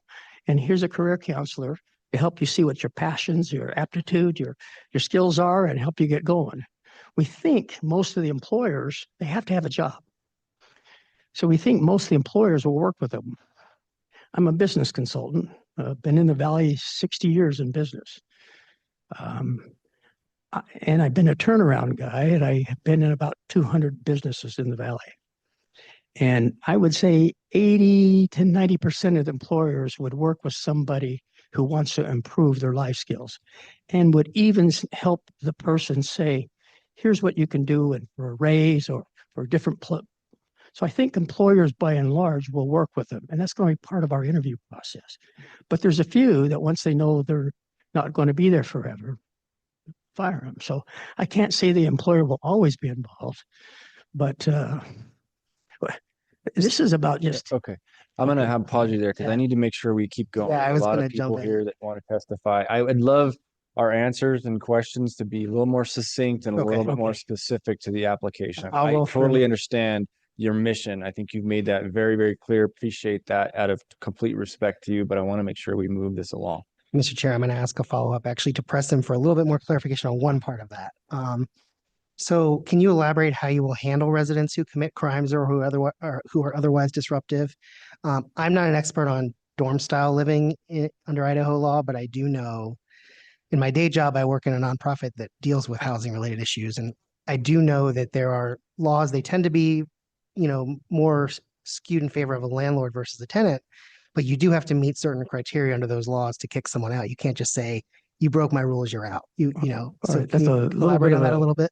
That's a little bit of a long answer, but we're going to have So here's kind of our concept at this point in time is there will be a review. So if a house manager or mentor says this guy is disruptive and he's not working well, he will have the right to have a review that'll be a composite of a different mentor or manager and 3 or 4 other dorm residents, students, and he will be able to pick out of say 5, he'll be able to eliminate maybe 2 of them, and so that's his appeal process in the residence. But it's a dorm, and if he doesn't abide by all the rules, then we have the right to evict him eventually.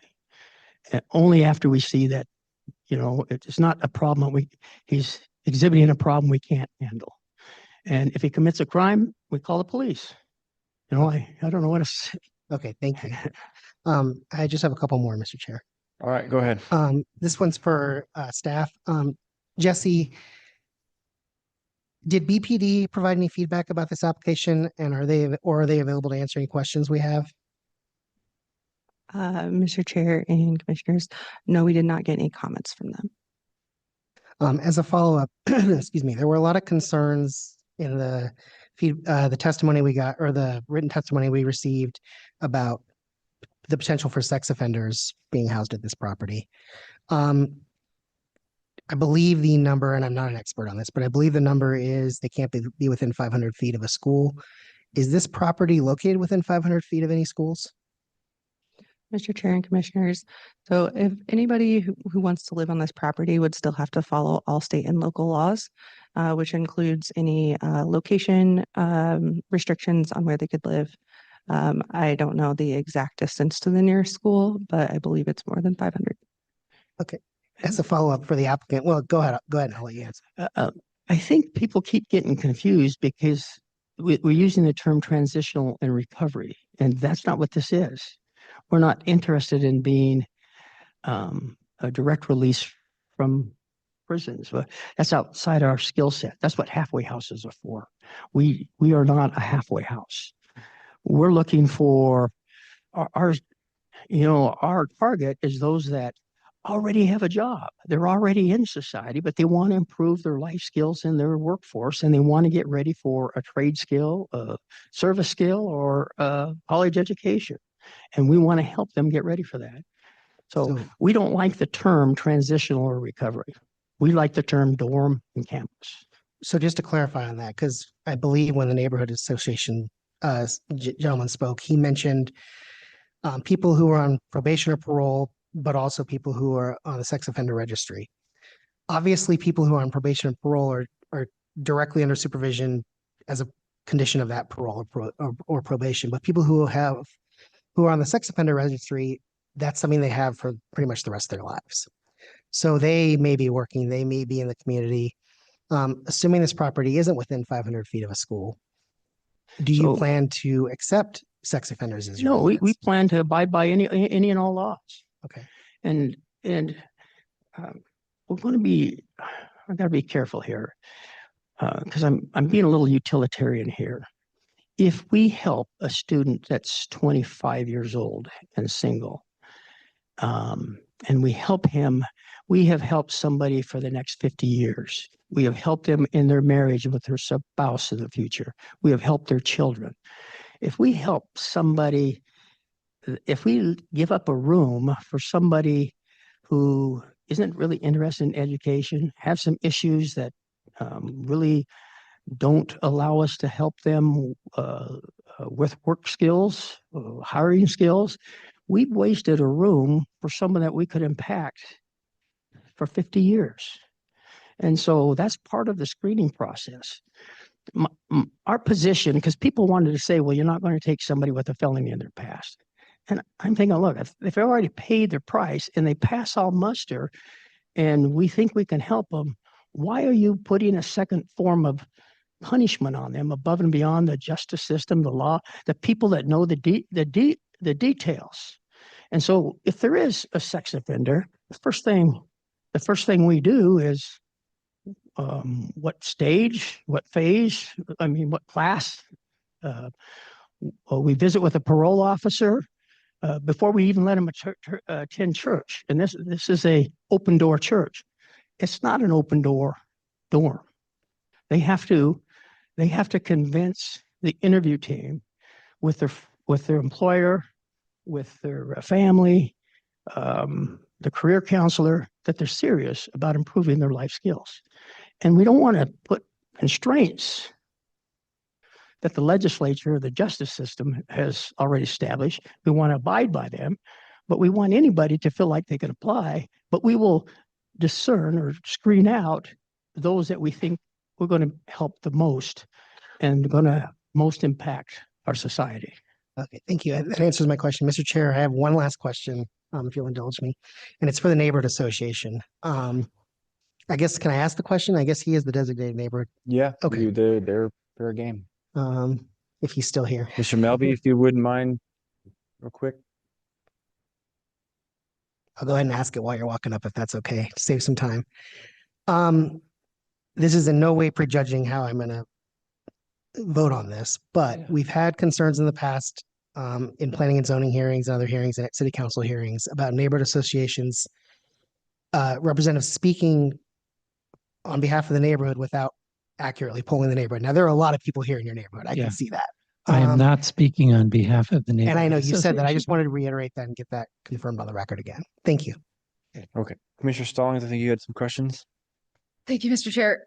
Just really quick and kind of like the house managers that you're speaking of that kind of help mentor, the residents that might live in this dormitory.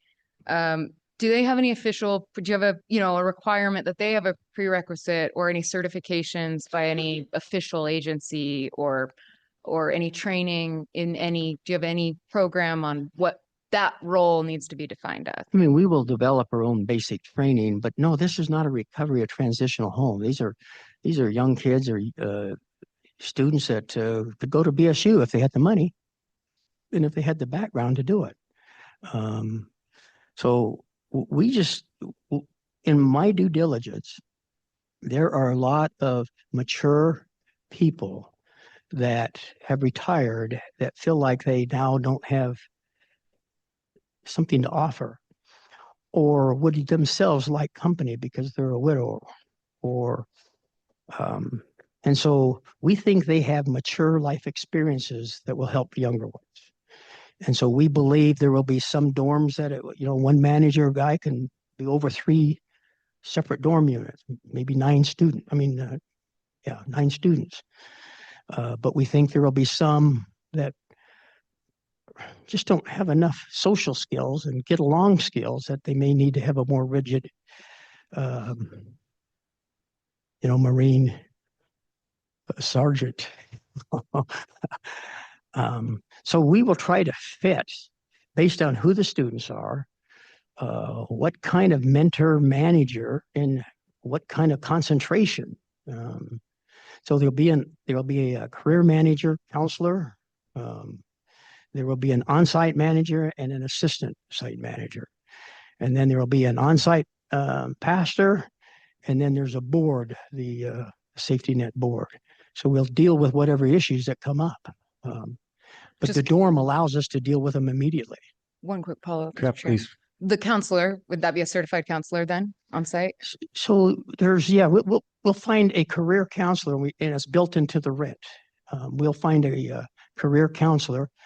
The other board member is Ray Casey for Safety Net. She's a PhD and develops programs already for George Fox University. So along with her skills and her and all of our connections, we'll find somebody that, or multiple people part-time and assign them out. But we'll have people that specialize in career counseling. We also know the Department of Labor wants to be able to help us. So. Okay, Mr. other Chair. questions? Mr. Moore? Mr. Chair. I can be pretty quick. I think this is pretty extensively covered. So I'm just trying to understand a couple of aspects related to use. So the supportive services piece, is that covered by, so in the kind of use bucket, all the supportive services, the garage classroom deal and all that good stuff, is that covered by the use in our use table called uses related to and operated by a religious institution. Is that kind of how that, what bucket that's going into? I'm sorry, Mr. Chair, Commissioner Moore, could you repeat that question? So there's that shop building on the south that has kind of the garage deal with, and some classroom style rooms there. Is that used, because that wouldn't be covered by kind of the co-housing piece. Is that covered by or classified as uses related to and operated by a religious institution then? Mr. Chair, Commissioner Moore, so the co-housing use does allow for some shared facilities for the program. So we would classify this as accessory to the dorm use because they'd be used by that program and those students. Okay, understood. And then so the other piece that I'm struggling with a little bit is the bike parking. I see it's calculated as it's calculated like multifamily, but kind of the whole structure of this particular use is individually leased rooms. So you potentially have, many people who do have bikes that they want parked in long-term parking or, protected and secured and away from the weather. Is there any consideration for more bike parking spaces given kind of the individual leasing style of this particular application? Mr. Chair, Commissioners, so the parking for co-housing is a director determination. So it's not set in code. We had asked the applicant to provide what they thought was appropriate and why, and staff agreed with their proposal that it was most close to multifamily and, people can have multiple bikes per apartment building or per unit within multifamily. So we found that ratio to be appropriate for the proposal. Okay. And the way that this one was calculated, I think is probably what's confusing me because I think there's 33 units and 33 bike parking spaces. So maybe that's just missing a couple of spaces or something like that. For this, what is it? It's one bike space per one bedroom and then half one per each additional bedroom or something like that. Mr. Chair, Commissioner Moore, the bike parking that's provided, staff found that to be appropriate. If that is something that you would like to condition that they add more of, I think the applicant may be amenable to that. Okay. Perfect. And then just to kind of circle back and let me just double check because I've heard the difference between the various uses said several different ways. And I think I understand the city's logic for going co-housing, but I want to make sure that that's exactly right. So recovery residence kind of includes the definition. I'm just looking at the definition section of code. Includes an and statement. It says and treatment for the exclusive use of persons requiring medical, correctional, and other mandated supervision. That's not exclusive here, part of the program that we understand. So that doesn't apply. So recovery residence wouldn't apply. And then I'm going to boarding house. That seems towards the end of the boarding house definition. It says for 6 to 12 guests who are not members of the householder's family. So the non-members is applicable, but more guests. So then as part of that, that's kind of where we start to fall into the co-housing because under the definition of co-housing, it kind of lists what we're requiring here that doesn't apply to recovery or boarding house. Is that kind of the general logic to kind of narrow down where this use is falling in terms of the code as it stands right now? Mr. Chair, Commissioner Moore, yeah, that's correct. That's kind of the logic that we got to call this a co-housing use. And then just the general definition of co-housing being the individually rented rooms with some shared facilities and then some accessory uses that could be shared throughout everybody in that building or structure. Right.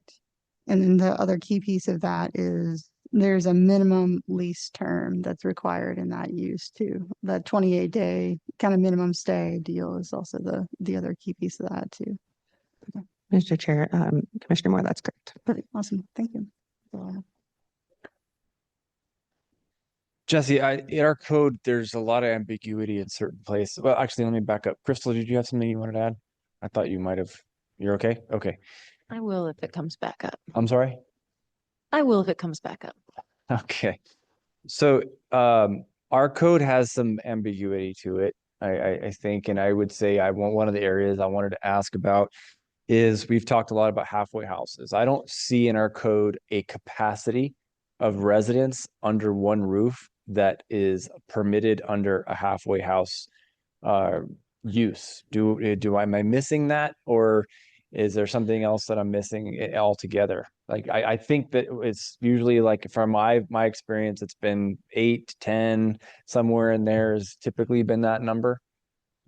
Mr. Chair, are you referring to so halfway house is more of a colloquial term. Yeah. I think our code refers to that or most closely as a recovery residence. Right. Fair. Which is again, just like one individual household Right. living together. So that naturally limits how many people would be able to live in that one unit. Right. But we never have, okay. So it would be fair, I think, the vast majority of homes in this city are going to be somewhere in that 3 or 4 bedroom range. You might have a 5, you may have a 6, kind of an outlier, but typically in that vicinity. So if we're renting out, or if someone's there and we have a home that has 4 bedrooms, we're probably going to have 4 folks occupying this recovery site. I'm trying to get some metric here. Mr. Chair, I think that would be a reasonable assumption that it would be, if it's a 4-bedroom home, probably 4 to 8 people. Okay, fair. Okay. So, Mr. Neighbors, you have up to 100 bedrooms. And in your, in the open house that you held and in the application letter, you've been pretty forthright, to your credit, about, hey, we're not going to necessarily turn away somebody who's coming from a background that might be on parole. Fair. It has to go through this process. What is your ceiling? What is my ceiling? What is the number? Is there a number that you're capping out on for, say, the number of folks who are on parole in the overall number of bedrooms that you have? I guess we haven't capped that. We thought if they paid their price to society according to a judge and probation, and we've interviewed them and we understand the circumstances and we feel like it's something we can help them with and it's safe, and then we would consider them. Okay. If we find the conditions of their release and their parole is something that we're concerned about, then we wouldn't consider them. Okay. Jesse, did you have something you wanted to add? It looked like you were going to say something. No. Okay. Sorry. I think first, to put some condition above the law is all of a sudden just seems weird to me. So but we do want to select those that we think we can help if they're on parole, after reviewing the reason and the conditions that the judge said and what the parole officer said and what their employer says and what their family says and that kind of thing. So I don't want to say we're going to reject all people with a felony, because sure, understandable. Ton of people. Okay, understandable. So I'll go to another group of folks, because we've received an overwhelming amount of letters, right? And we read again the transcripts and heard the communication. I know that was a tumultuous night. It's obvious when you read that transcript. So we have another group of folks who have been risen up by a lot of the letters, and that's folks who have to register as a sex offender, right? We know oftentimes that is a person who registers is under one home or one apartment or whatever, so living solo, as opposed to under one roof, 3, 4, 5 folks under one roof. So I'll ask you that question. We have 100 bedrooms. You've been on the record saying, as long as someone who passes our application process, again, totally and it's legal, understandable, right, and legal. But there again, do you have any kind of a number of, like, We're not going to go more than say What- 10, 20, 35, 2. I don't know. What do you think is reasonable? I don't know. I don't know the Yeah, answer to we're not focused My- on that. We're Right. not focused on that group. Right. My job, our job with a conditional use permit is to look at public health, safety, and general welfare. That's all I'm trying to get to, is to understand the operations of your facility. Because as you said a moment ago, I don't know what to call us. A dorm. That's what I call. I think That's using where we're getting recovery here. or transitional is Right. wrong. I Mr. think Chair. Mr. we're, Chair, I'd like to interject here. So as Jesse had stated earlier, the director has determined that this use is classified as co-housing because it doesn't meet the definition of the other uses that have been discussed tonight. And I will just like to remind everybody Yeah. that tenant and landlord relations are not something that we typically include in the purview of P and Z. So just as we continue questioning, I just want everybody to keep that in mind. Right. And as we move forward. Understandable. I I'm get not sure that. what that meant, but What's that? I said, I'm not sure what that meant. No problem. Okay. I'm going to change subjects. I know that if Jesse, would you mind pulling up the images of the building? I know that this is an application that would go to design review, but I also know that P&Z has some limitations on a bit of the aesthetics, not a ton, but we do have some, and specifically the opposite view of that. Can you show the rear of the building? Because the images that are in our particular staff report have a pretty clear image of what the back of the building looks like. And I think it's from the north.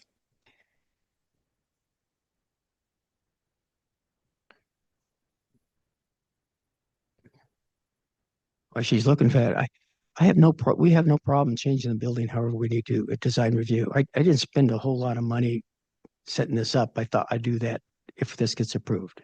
Okay. There you go. So that bottom image.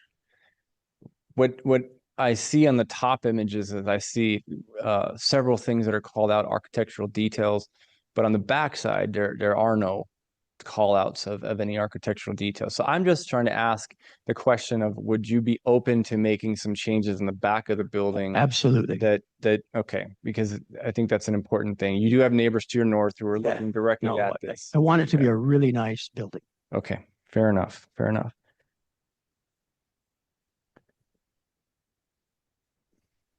Okay, other questions regarding, well, anything at this point, but Mr. Chair.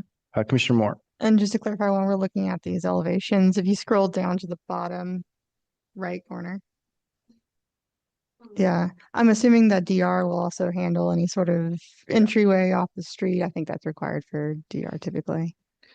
Mr. Chair and Commissioners, yes, DR will take a look at the elevations and make sure that they are meeting all of the design review guidelines and code requirements. Thank you. If I could add, the pastor's office is off the street, so they can walk in, it faces Cole Road.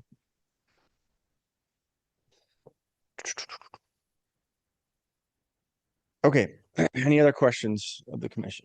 Any down there, Mike? You're good? Okay, if that's the case, then I think what we'll do is let's take 5 minutes. We'll kind of regroup and then we'll open it up to public testimony. So sit tight. There'll be some folks who want to say some things and then we'll come back for rebuttal if we hopefully have time to make a determination. Okay.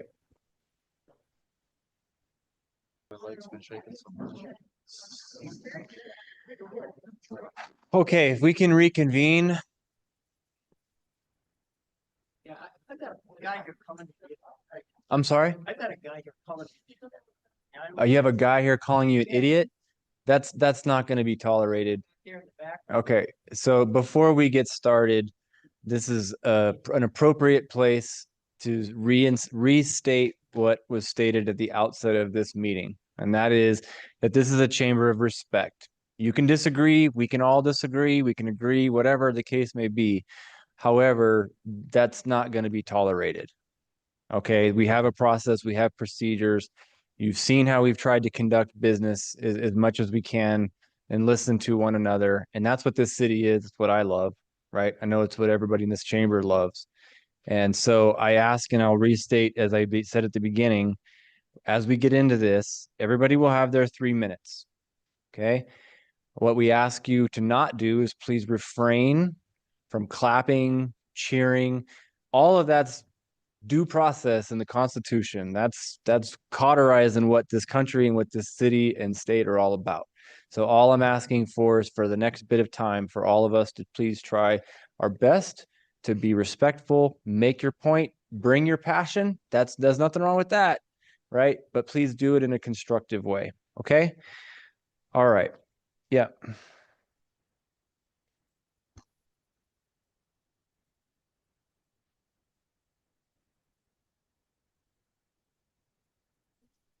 All right. So I have a list of folks who have signed up. If your name is not on this, don't worry. You'll have every opportunity to come in and testify, as well as the folks who are still with us online. One last reminder is that if you have submitted written testimony, we've read it. We read it over the weekend. We had another 99 pages that was dropped on Friday, and we've read this material. You have every right to testify, however, okay? So don't think you don't. But if you get down the line and you think that point's been made, I don't think I need to make it. There's no harm in saying I don't need to testify. I'm good. Okay. All right, let's get rocking. So Maria Barrett Riley, followed by Terry Bartlett, then followed by Jackie Davidson. Hello. Hello, how are you? Great.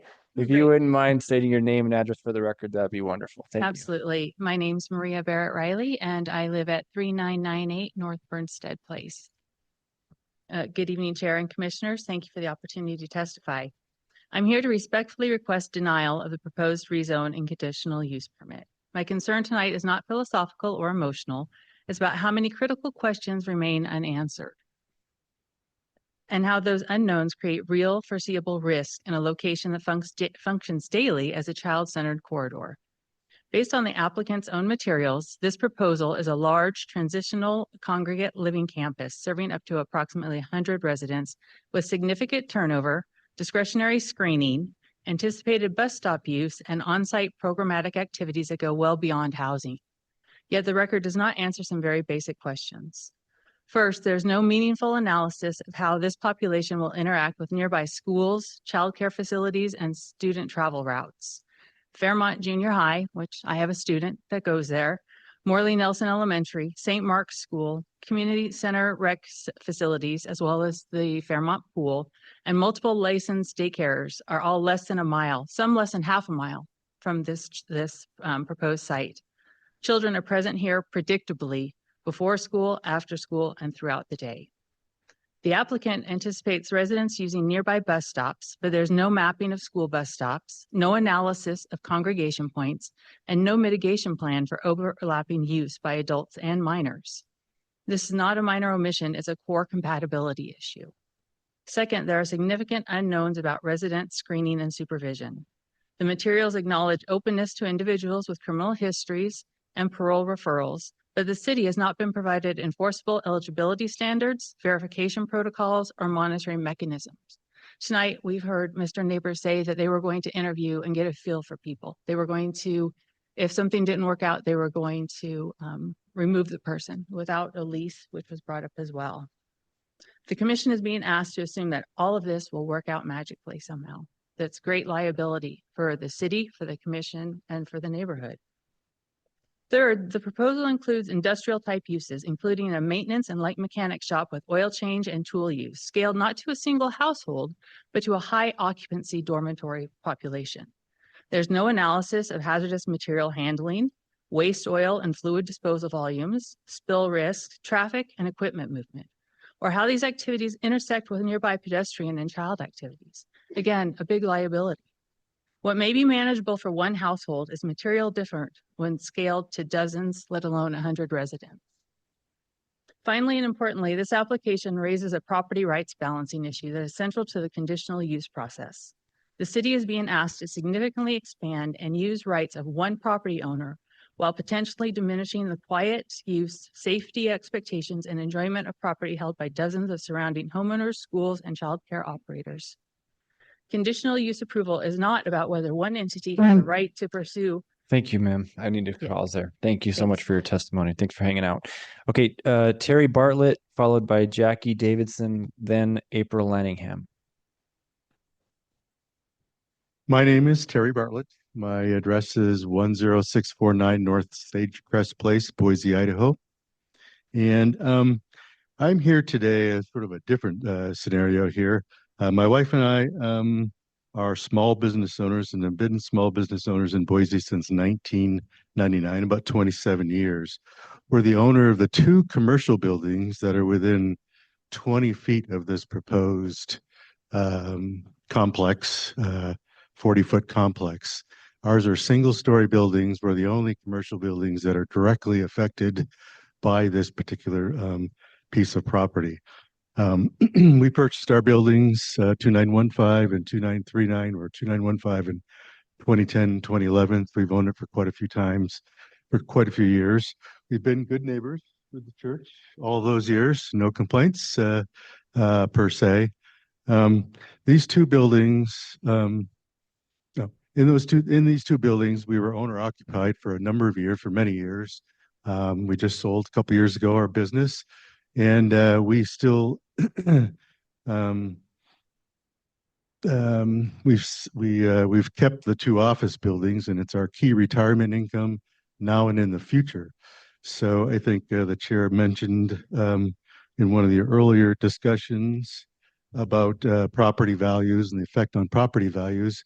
And we're deeply concerned about the proposed 40-foot, 3-story complex will affect our property values, and the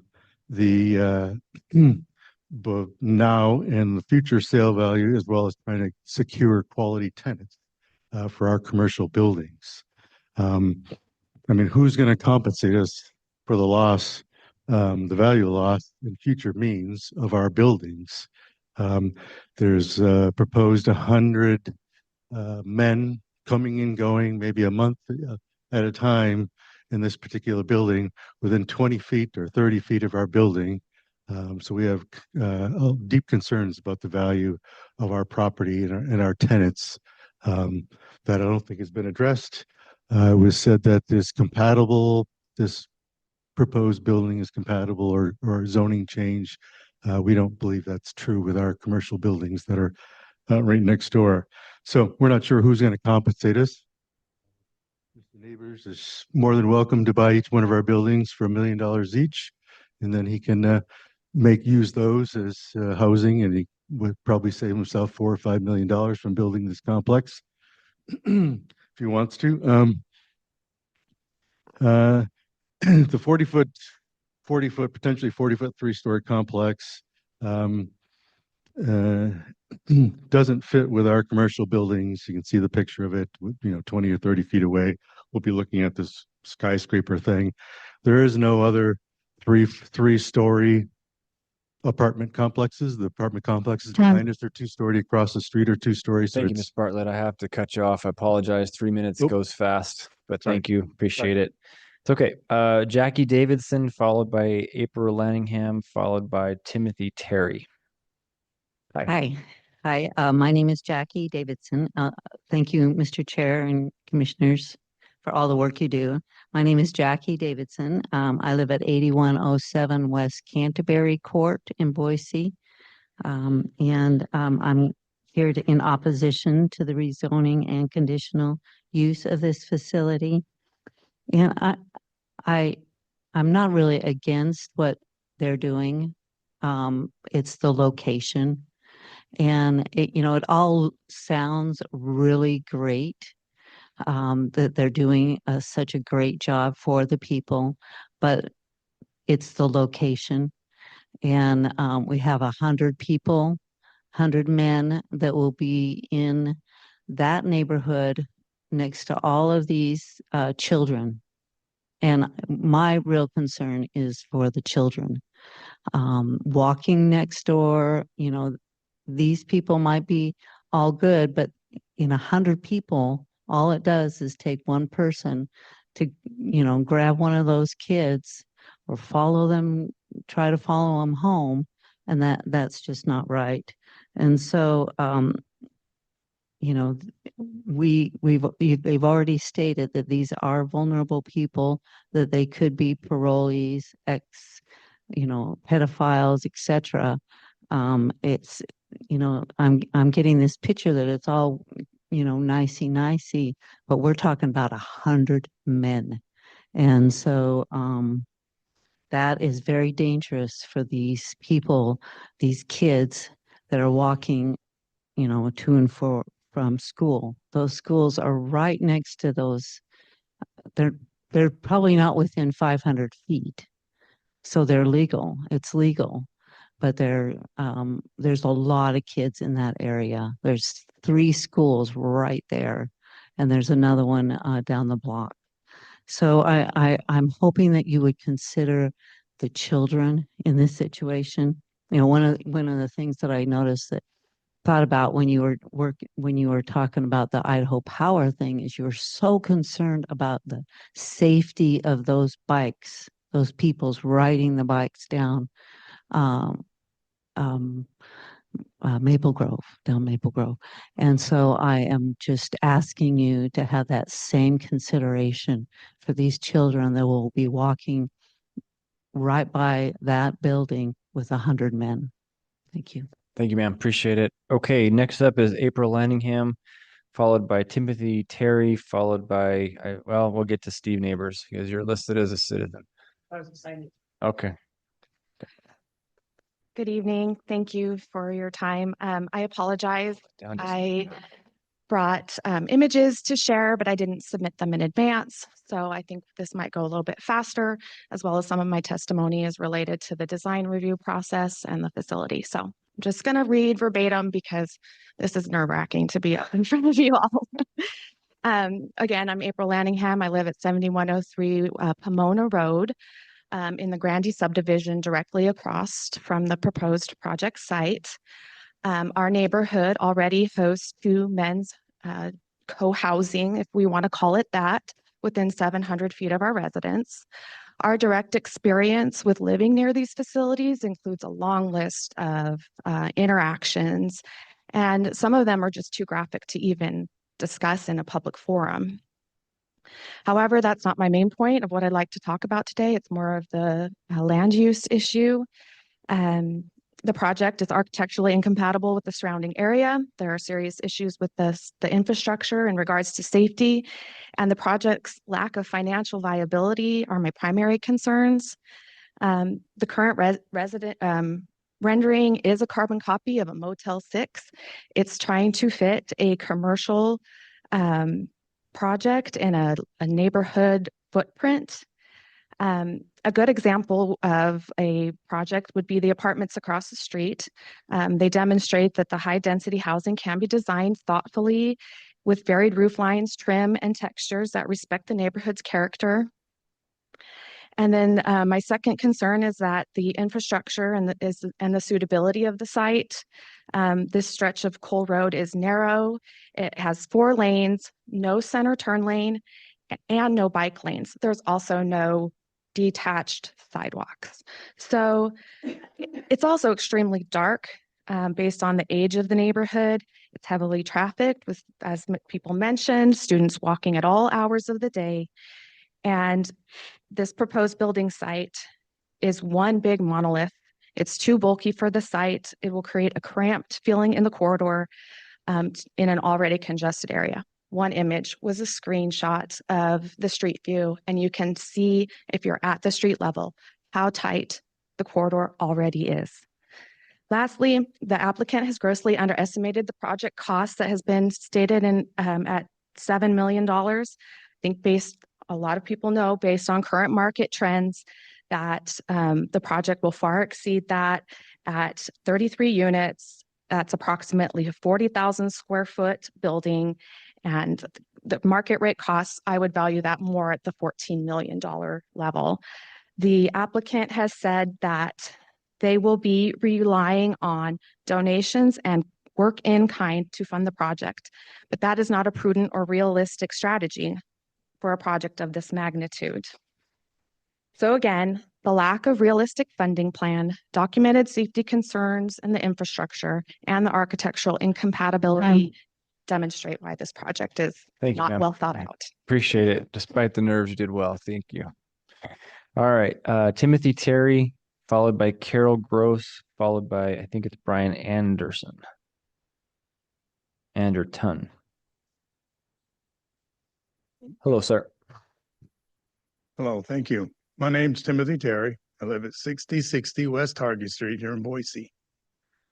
I've been a member of Church of the Brethren at Mountain View since 2006. Seen a lot of changes in our church, and we have that property in the back for quite a while with just weeds. Sometimes people would come in there with their four-wheel drive and have a good old time. Then we changed it over to having a community garden, which worked really well. We put up a fence, but we were only helping 12 people. So we thought there's got to be a better way that we can help more people with the land that God has given us. And so right now in our current economic climate, it's become more and more difficult for men like myself to afford an apartment. I make $18 an hour, which equates to about $2,400 a month. Apartments rent $1,400, $1,800, $2,000, depending on where you're at, right? I mean, it just gets, yeah, I could not do it. But I'm married, and so I have two incomes. So I can afford where I live. But there's a lot of guys like me that simply can't afford it. They don't have the money. And I'm really thankful that we can maybe provide housing for somebody like me that's working, but just barely making it. I mean, there's a lot of month left. You pay half your paycheck, half your monthly paycheck for rent or more. How are you going to pay for gas, food? You still got to pay for electricity. You see what I'm saying? That's what we're trying to do. We just want to help guys that are trying to make a living get ahead. And if I was 20 years old and had an opportunity to learn a good craft, maybe an HVAC or electrician or something like that, instead of in manufacturing, that's all I can do. But if I was 20 years old and I can learn a skill set that would give me a trade and therefore be able to earn more money, then I can afford a better apartment or maybe someday buy my own house. That's what we're trying to do. That's the basics. Thank you all. Thanks, sir. Appreciate you being here. Okay, Carol Gross, followed by Brian, I think it's Anderton, and Kimber Green. Hi, Hello. my name is Carol Gross, 2108 West Aldbury, Nampa, and I am also a member of the Mountain View congregation. So to me, the question really become, am I my brother's keeper? As a Christian woman, the answer is yes. I have compassion for many young men who have in the past made poor choices and want them to be able to have a new start. I'm going to be supportive of a program that offers educational opportunities, job skills training, Christian mentoring, in addition to housing.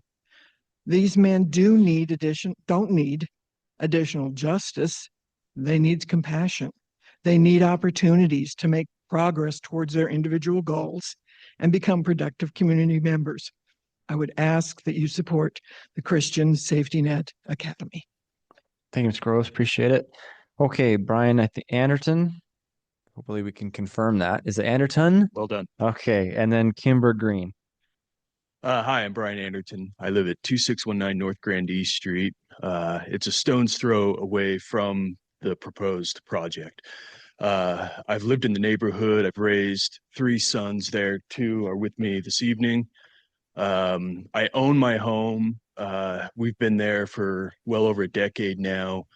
I have a vested interest in the neighborhood and in the value of my home. I even intend to possibly list the home this spring. So know that I am as vested as maybe anybody else. I stand fully behind this project, and I'd like to give you all a reason to think about why. I happen to be of the worldview that the cosmos, the universe, the world, it's not made out of stuff. It's not made out of atoms. It's actually made out of love. And we can take that all the way down to the fundamental level. A community, a neighborhood, a city, a state, a country, they're also made of love. Love itself is a risky business. And if we are not taking the disaffected youth, especially men, and we are not providing them, taking the risk to provide them with opportunities that they don't have elsewhere, then we're not taking the right kind of risks. I've certainly heard, and I can acknowledge some of the concern in the room with some of the risk. At the same time, I've had experience as a volunteer mentor for youth at risk with the Idaho Youth Challenge Program. And I can tell you that there is a very real reward in giving oneself to the risk of loving those who seem the least likely deserving. And if that is not what the world at large needs right now, then it is at the very least what a neighborhood needs, what men, disaffected young men in the neighborhood need. This is a great opportunity to provide it, not at the taxpayer expense, but by people who are willing to venture their own resources into paying for this project. We're not asking for the government to fund this. We're not asking for anything except for people to get behind hope, faith in the future, and to take the risk that is necessary to take men who could possibly be a danger and to give them something else to see and something else to do so that they become the right kind of dangerous men. I'll ask you all to please consider that and support this project. Thank you. Thank you, sir. Appreciate it. Okay, Kimber Green.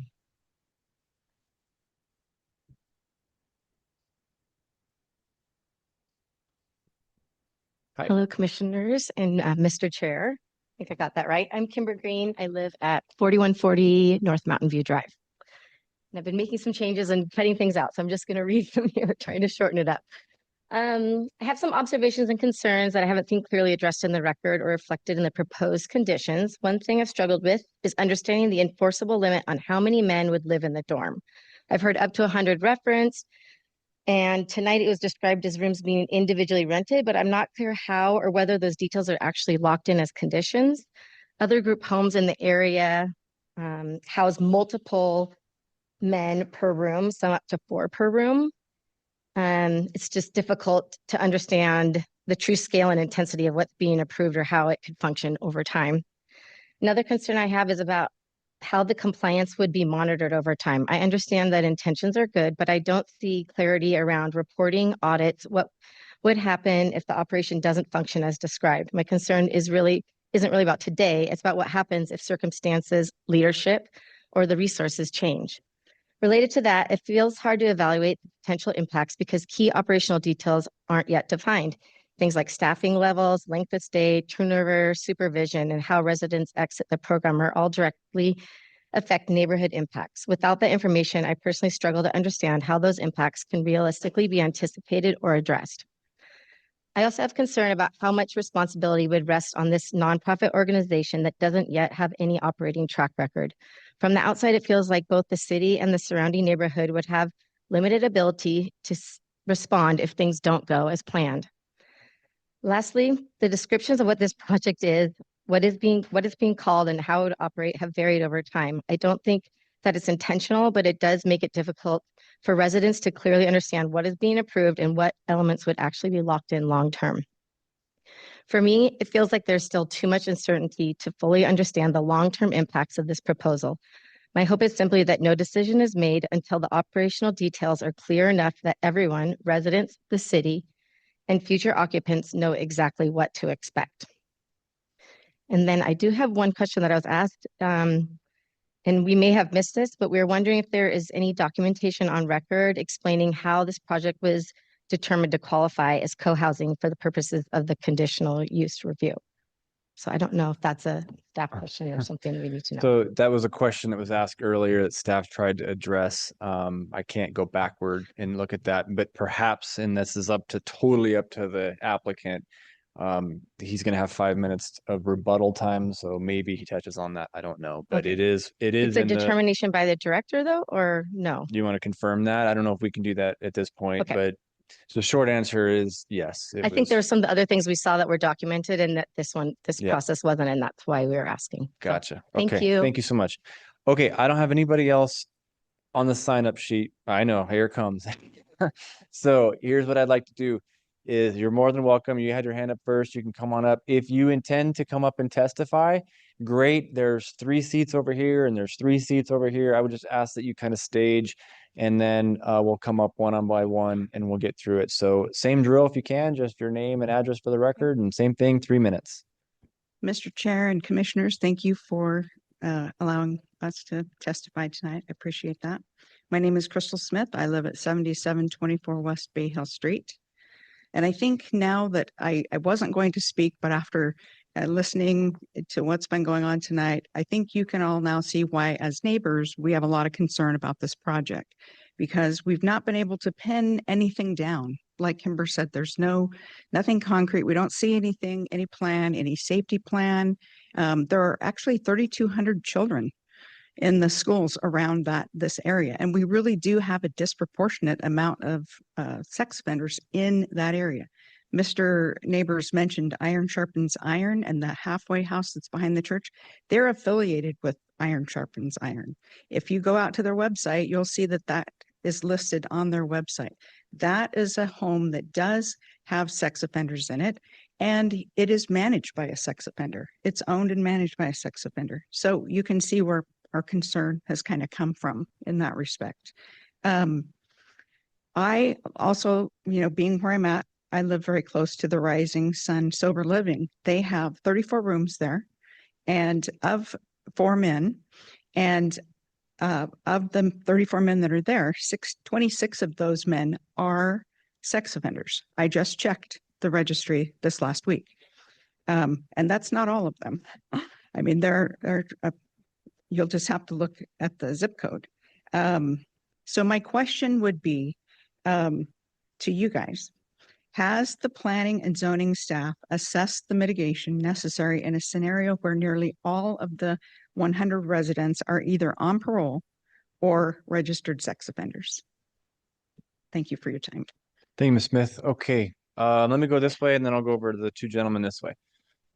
All right. Thank you, Mr. Chairman, and thank you, Commissioners, for your attention. I've been listening. Can your name and address for the record? Yes, sir. My name is Mike Hennessy. I live at 8061 West San Fernando Court. And I just am not getting the answers that I think are really required for a project of this magnitude and impact. And that's not to say that I have anything but the utmost respect and agreement with the goals and the aims of this project. But what it basically boils down to is, as we had one supporter say, let's take a chance on these people. Well, yes, we have to take a chance at some point, but basically what we're being asked to do here is take a gamble based on all the questions that we have about the design, the administration, the funding. Is it there? I just am not getting the answers that really make me comfortable with this project. And I respectfully ask you to decline this application as it stands. I would hope that the Church of the Brethren and the people behind this project would be able to come back with a more fleshed out, solid plan, and perhaps we can take another look at it. As it stands now, I would urge you to vote no. Okay, thank you, sir. Thank you. Mr. Wardle? Mr. Chairman, Commissioners, my name is Jeff Wardle. My address is 3735 Haystack, number 202 here in Boise. And I'm here in support of this application today. Many of you may remember 3 years ago, I stood in front of you at P and Z, as we were going through the modern zoning code and due to the work that I had done on certain other applications, reiterated the fact that we have to adopt standards that allow housing of all types to be constructed of right. Just tell property owners what they can do. But we cannot delegate the social safety net to the nonprofits and then criticize the nonprofits when they come forward with the solutions that we as a society are not willing to undertake. Diversity of housing requires all types of housing. It requires SROs. It requires boarding houses. It requires co-housing. And the Church of the Brethren should be commended for the fact that they have observed what has transpired in this community, and they're attempting to come forward with a solution that is more than just housing. I wish that every church in this community would come forward with housing solutions on their properties, because as Church of the Brethren pointed out, there is high utilization at certain times, but these are properties that can and should be redeveloped and intensified. And to claim that this use is inconsistent with the neighborhood and overly intensive ignores the fact that immediately to the north on Tottenham, you have a series of fourplexes that are all 3 bedrooms. You have 120 bedrooms immediately on the parcel to the north. So yeah, there are concerns about design. We have the mechanisms to address those, and we know what has to be done.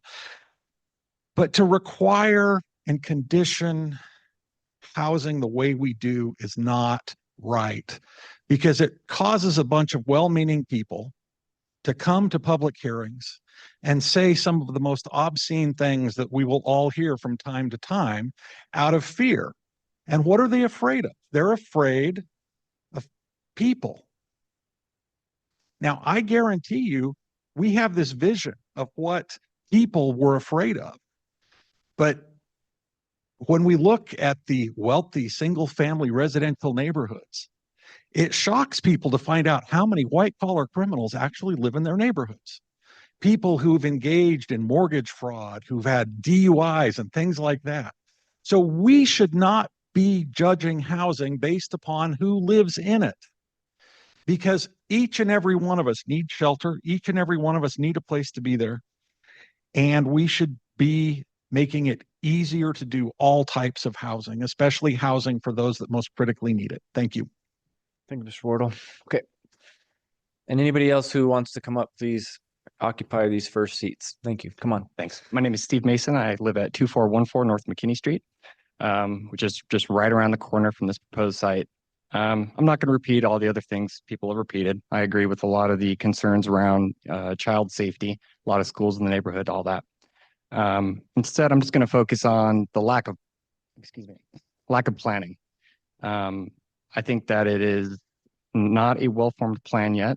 And what I would like to propose to the folks who are trying to propose this plan is try it out, test it, prove your plan at your church, hire the people that you feel that you can fulfill these tasks, whether it's the counselors, the mechanics, the other folks that would be needed to support this type of complex, and come back in a year and show us the folks that you've rehabilitated and that you have shown success with, and show that you've got a proven plan that actually works and not just some hypothetical daydream.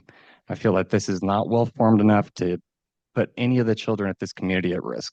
Thank you. Thank you, Ms. Mason. Okay, anybody else in chambers who wishes to testify? Okay. A little bit of a surprise. I have one person online. That person is Elizabeth Marshall. Hello. Can you hear me? Yes, we can hear you. If you wouldn't mind, just your officially name and address for the record, and you'll have 3 minutes. Elizabeth Marshall, 10649 North Sagecrest Place. So I happily grew my business, Marshall GIS, just north of the subject property. And we kept those buildings when we sold our company as an investment. You know, the apartments to the west that were just mentioned, they did have a lower income residence. We picked up a ton of garbage, drug paraphernalia, alcohol cans and bottles, and we had a fair amount of vandalism. And over the last few years, the apartment residents have become moderate income, and the neighborhood has felt significantly safer. From what I'm seeing as a business owner for 30 years, this is a very ill-conceived project with virtually no business plan. It will not solve the broad-scale social issues that were represented tonight. It looks like and sounds like an experiment. And so I'm asking the city to please let this neighborhood continue its upward trajectory, and please deny this poorly thought out project that, per their own words, could house 100 sex offenders or 100 parolees or 100 addicts. And it even was mentioned that they're going to house the right kind of dangerous men. And I'm thankful that I don't live right in this area. It's scary enough being a business owner, owning the buildings just to the north. And it's interesting too that this neighborhood has a lot of potential. For some reason, you know, we weren't allowed to even put up a little sign that let our tenants more clearly identify where to come to find their Edward Jones, for example.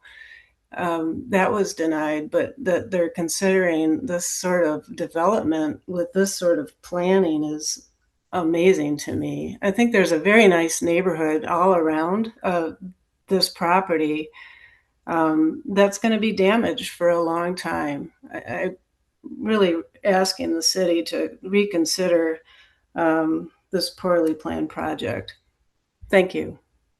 Okay, thank you, Ms. Marshall. All right, I have a few other people online, one of them named iPad. Anybody else online? Nope. Okay, anybody else in chambers that wishes to testify? Mr. Chair, we have someone online. Oh, Pam Romer. Hi, Pam. Good evening.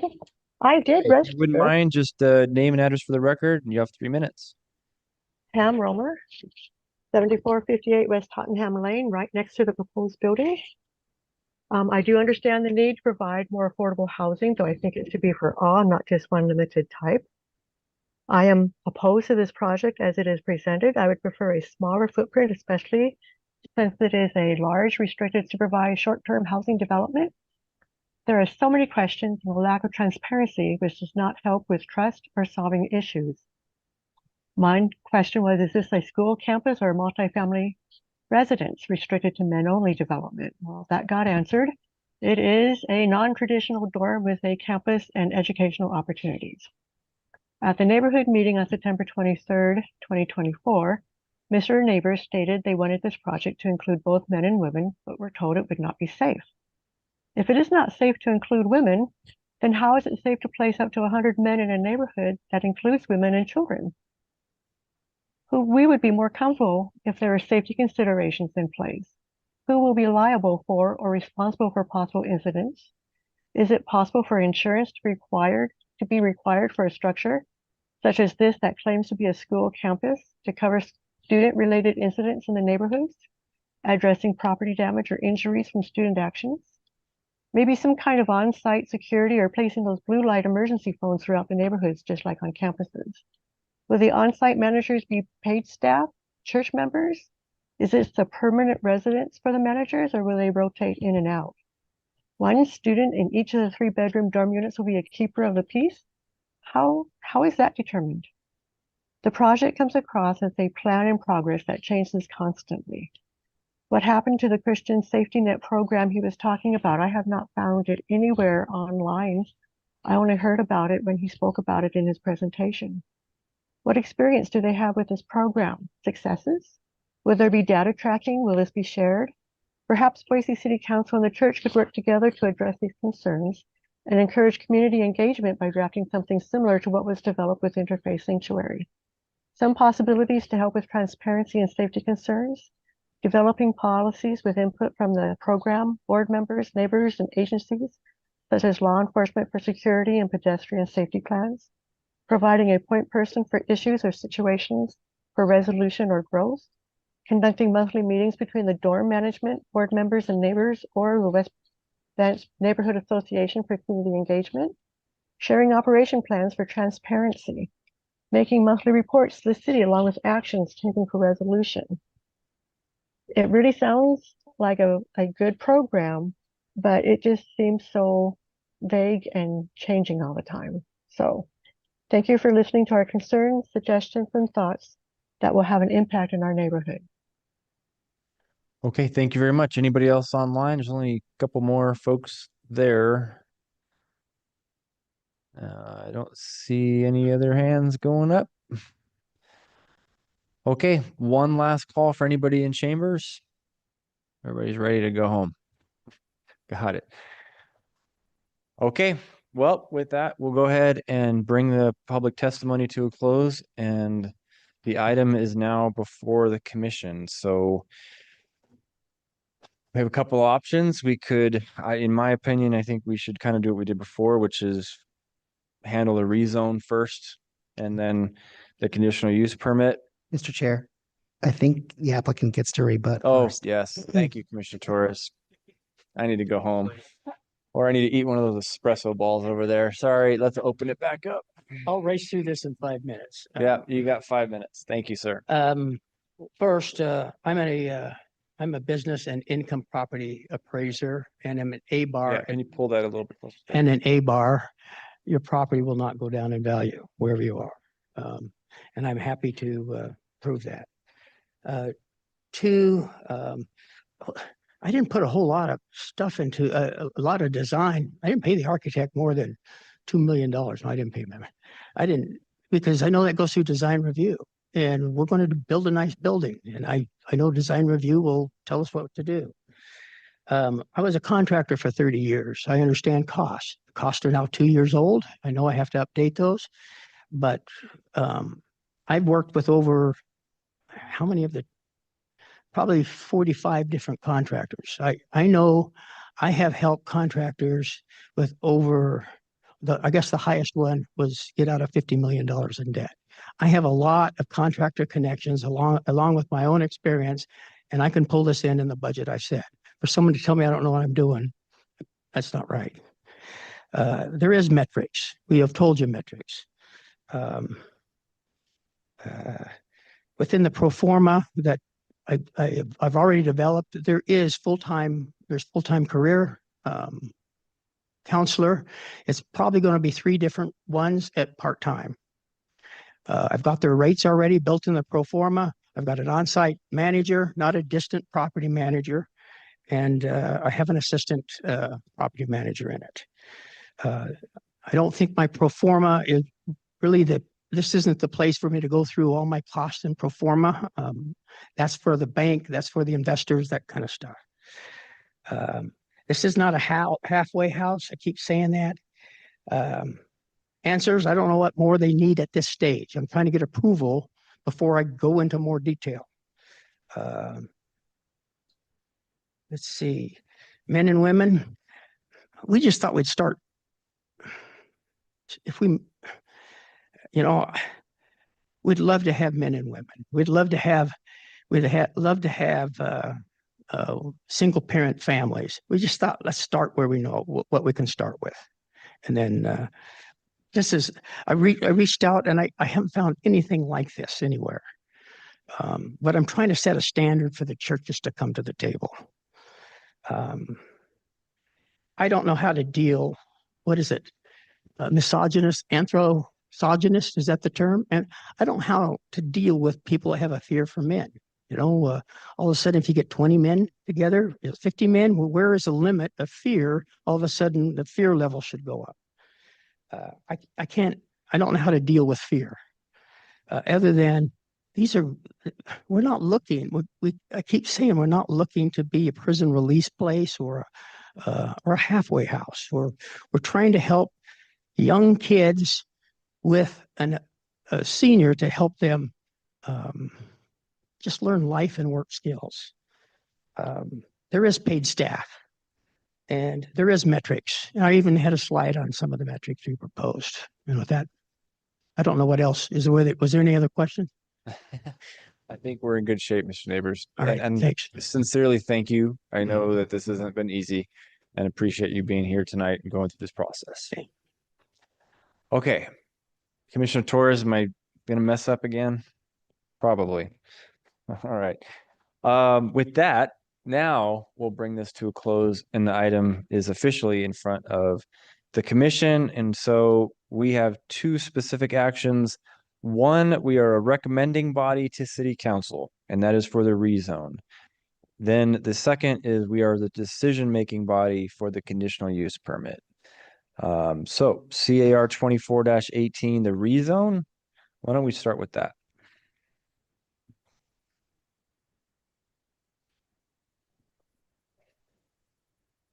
Mr. Chair, Mr. Seha. I would like to make a motion that we propose I might get this wrong, that we recommend approval to City Council on CAR 24-18, which is the rezone. With the terms Based and on the conditions. terms and Okay. conditions. Perfect. Thank you, Commissioner Seha. Do I have a second?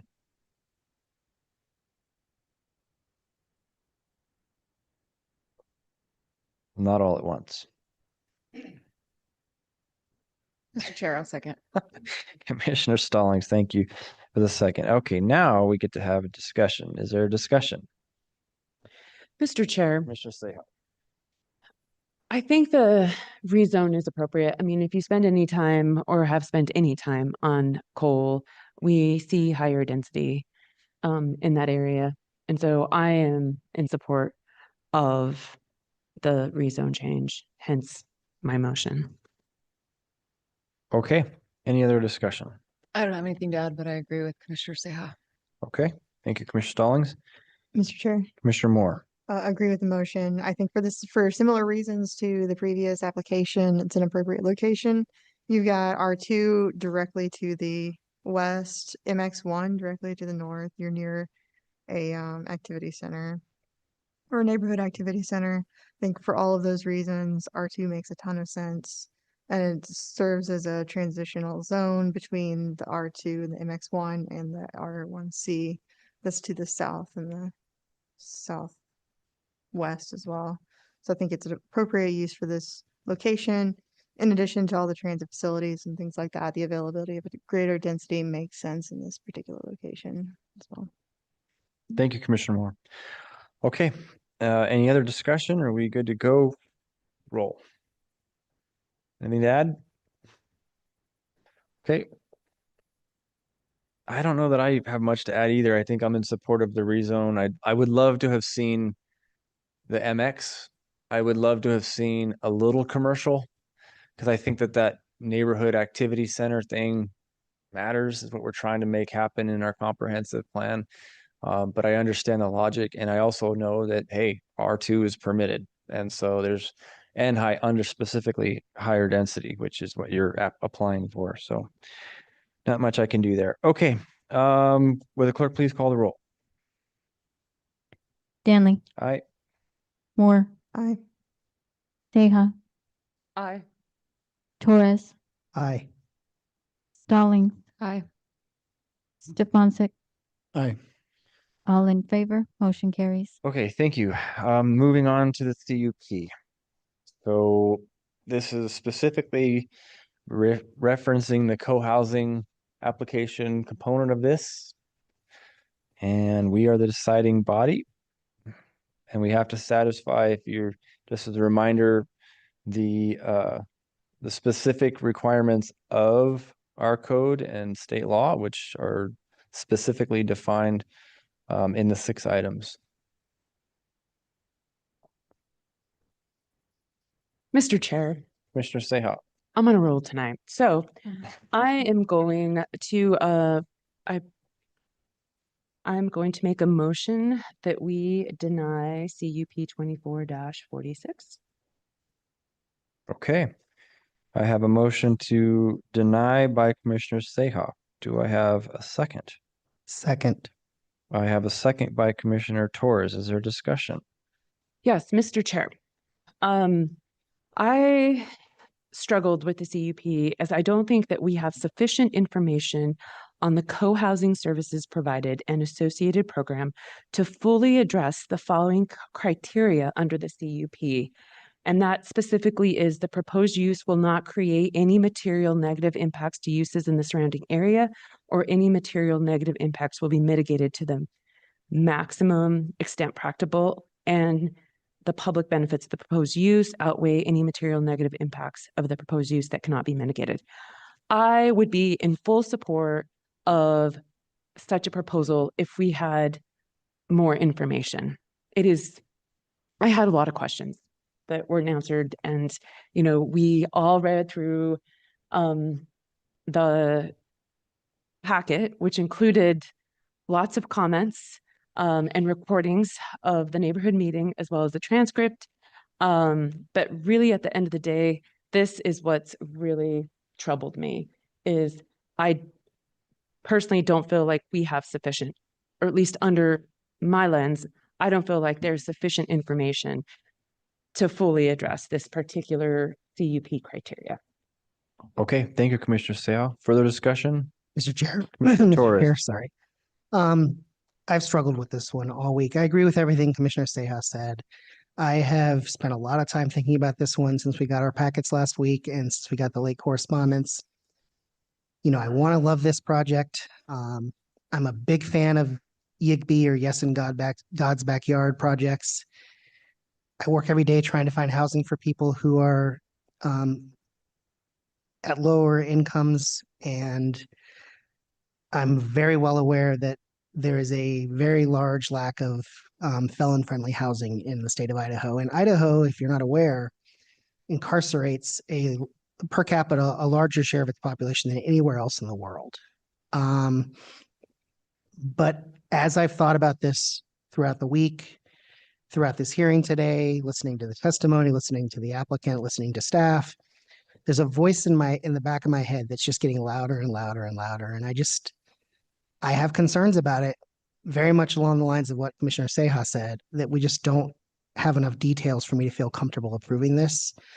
I can't believe I'm saying this. I'm Mr. Housing up here. I very rarely meet a mixed use, housing project that I don't like, but I think we are tasked at this dais with using our judgment to interpret the code and determine whether things are good uses of that code and follow the goals of that code. And while I want to love this project, if you came back to us with a similar project that was more fleshed out, I might vote for it. I have to listen to that voice in the back of my head, and so I will not be supporting the CUP. Thank you. Okay, thank you, Mr. Torres. Further discussion? Chair. Commissioner Stefanczyk.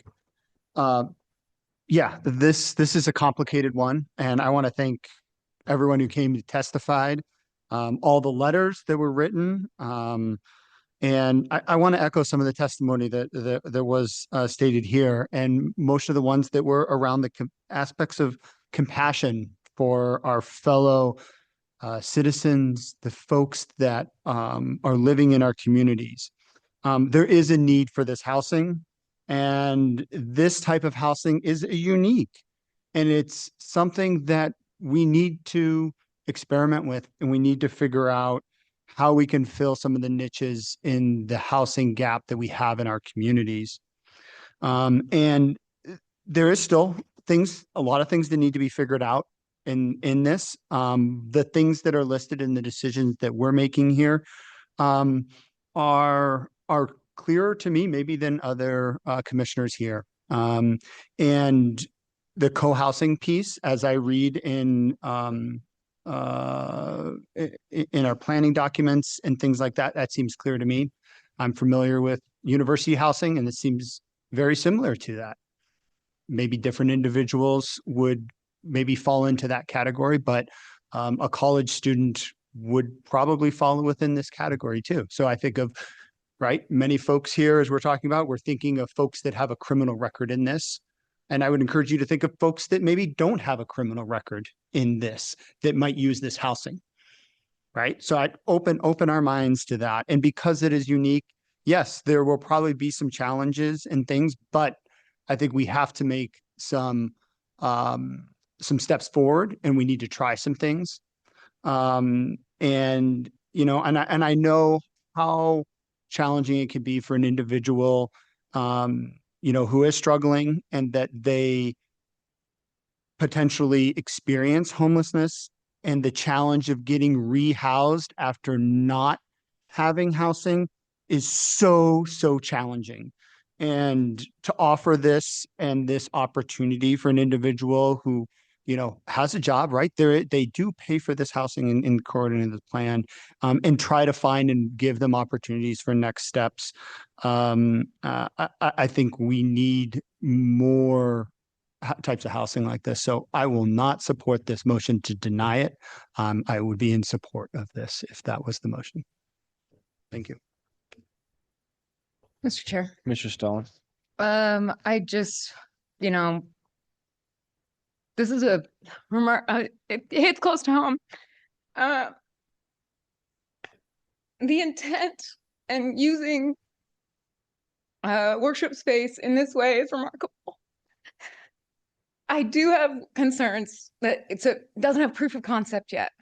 By your own testimony, you couldn't find a similar concept that's had success. I'm on both sides of this. This one's probably the hardest one I've seen. I love the food pantry. I like that it's housing for men. I think housing for men that are in a risky situation is so almost impossible. And I like that it was adaptable. Like we could move into something else, but we want to start here and move towards something. I apologize for being emotional. I would love to see this proof of concept come to fruition and have more worship agencies follow this lead and follow this model. But I really hear the neighborhood concerns, and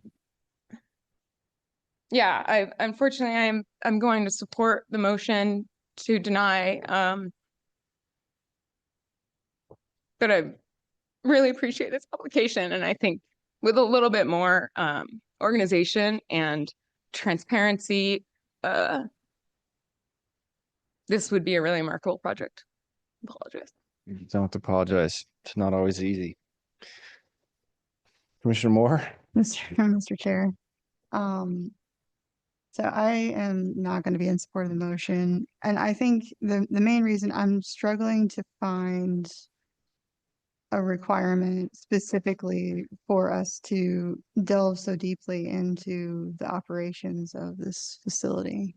And I know there's a certain level of health, safety, and welfare that I think is generally governed by just kind of state and federal laws, just like any multifamily development would be. You know, a multifamily development would not be under such scrutiny. And I don't see, you know, a requirement for, you know, under the definition of co-housing, under some of the specific standards, a requirement for such scrutiny. In fact, I mean, the definition itself is pretty reined in to a great extent. Once you kind of remove recovery residence is not applicable, remove boarding house is not applicable, which I think we can agree that that's the case. It does fall into this co-housing piece. And while co-housing is, you know, also kind of that 4-bedroom, 4-bath style deal that you see around BSU, it can also fall into, you know, so for example, this use includes but is not limited to single room occupancy facilities, student housing, and both nonprofit and for-profit housing cooperatives. So it can fall into this use specifically. And so for this reason, you know, it's on the transit corridor. It's for all the reasons that I think the R2 zone is applicable here. I think that this use is applicable as well. You have access to transit, you have access to, you know, to retail, you have access within walking distance to all of these things. And I think that that's what makes me in support of this particular motion for this particular use here. Commissioner Stefanczyk, I don't know that I was clear on where you are on this. I think I heard you say that you were against the motion and the motion is to deny. Is that what I heard you say? So you're in favor. So you and Commissioner Moore are aligned. Okay, just making sure. Tough, right? Sometimes our free taco that we get for dinner doesn't always get us there in the emotions like this. Okay.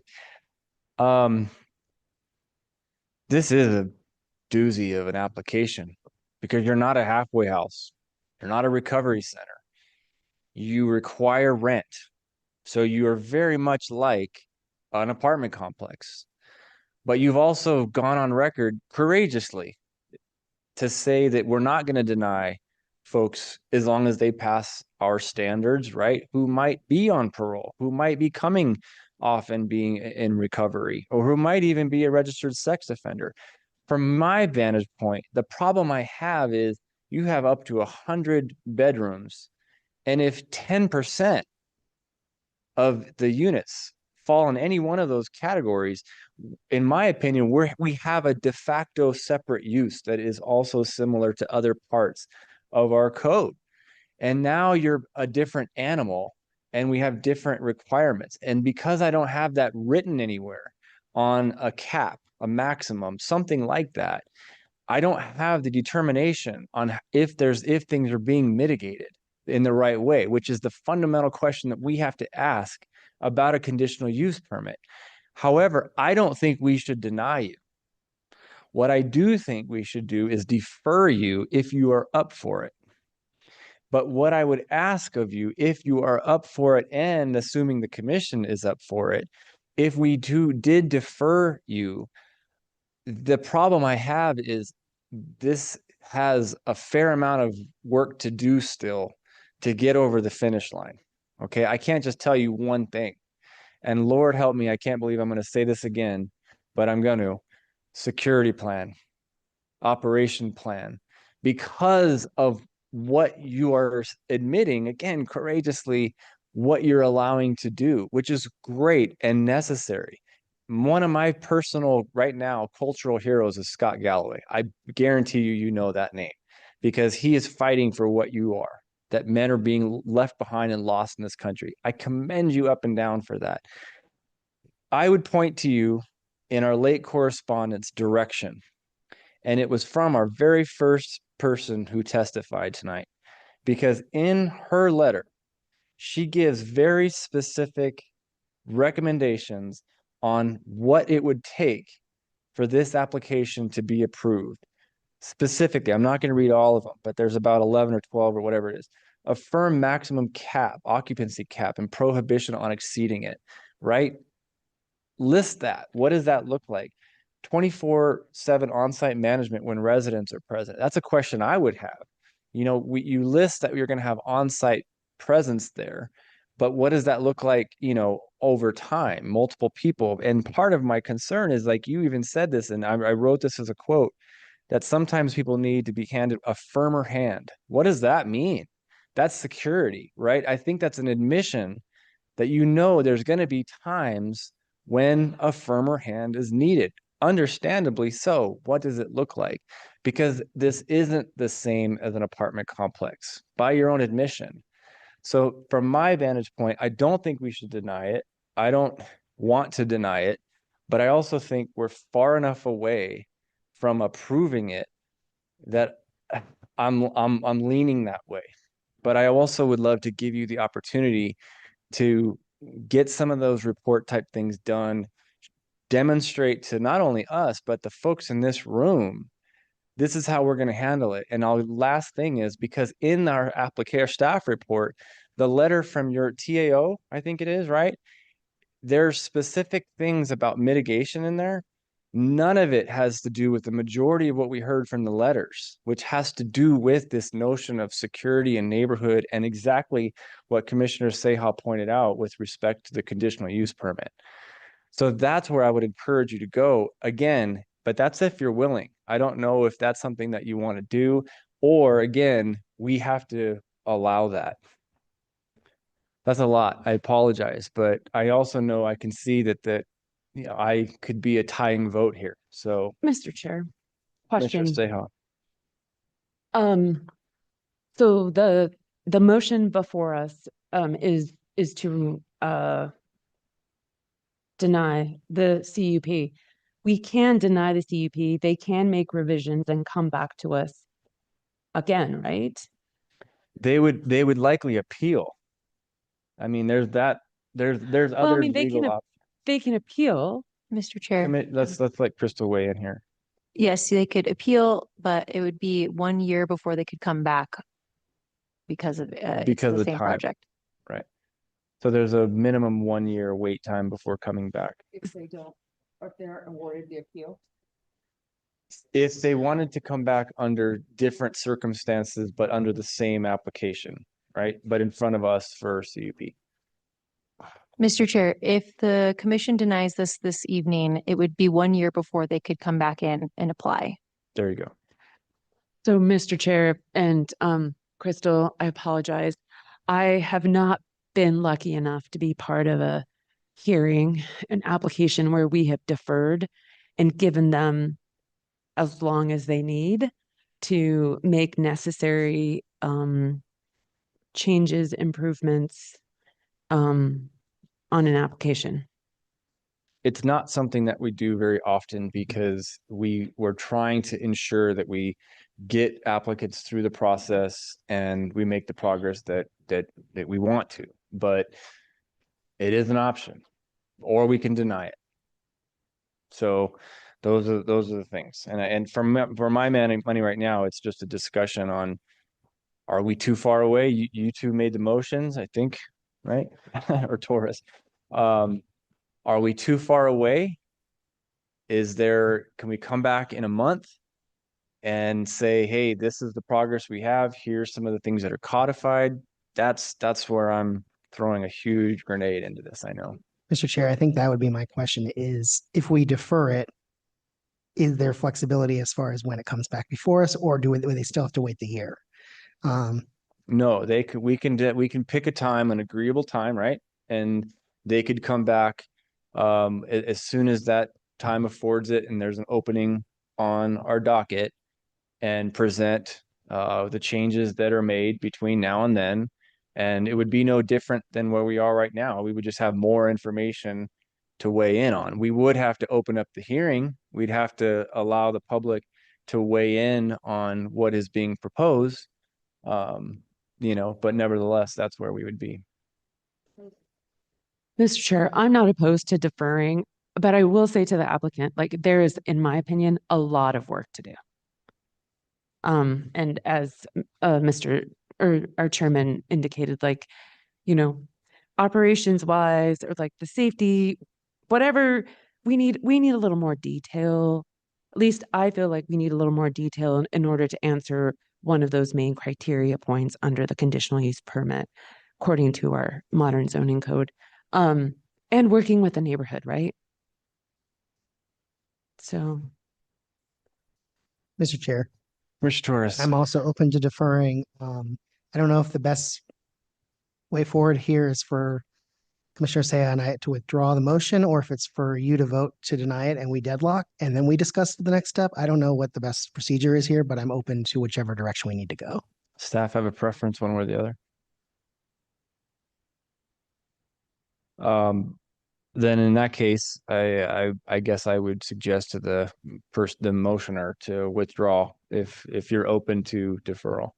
Before you do that though, I want to make sure and ask again, are you open to a deferral?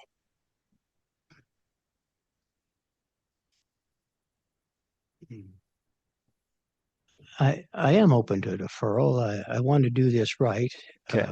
I haven't found anything that I can mirror out there in the country. I think the church is trying to pave new ground. Right. On the quote that you quoted me, there are just some young men that don't know discipline. I wasn't saying they were a safety hazard.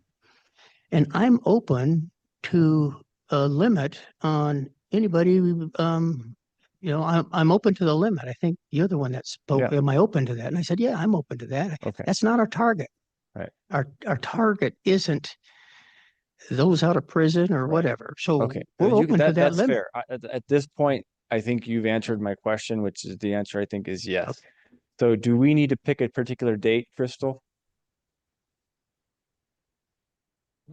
Or we do want to make it indefinite and the applicant can come back when they're ready to go? Okay, so then we can do that. So my only suggestion on the deferral, whoever wants to make it, if you come on and make it, Commissioner Sejo, you just have to pull back. Why don't we go ahead and do that?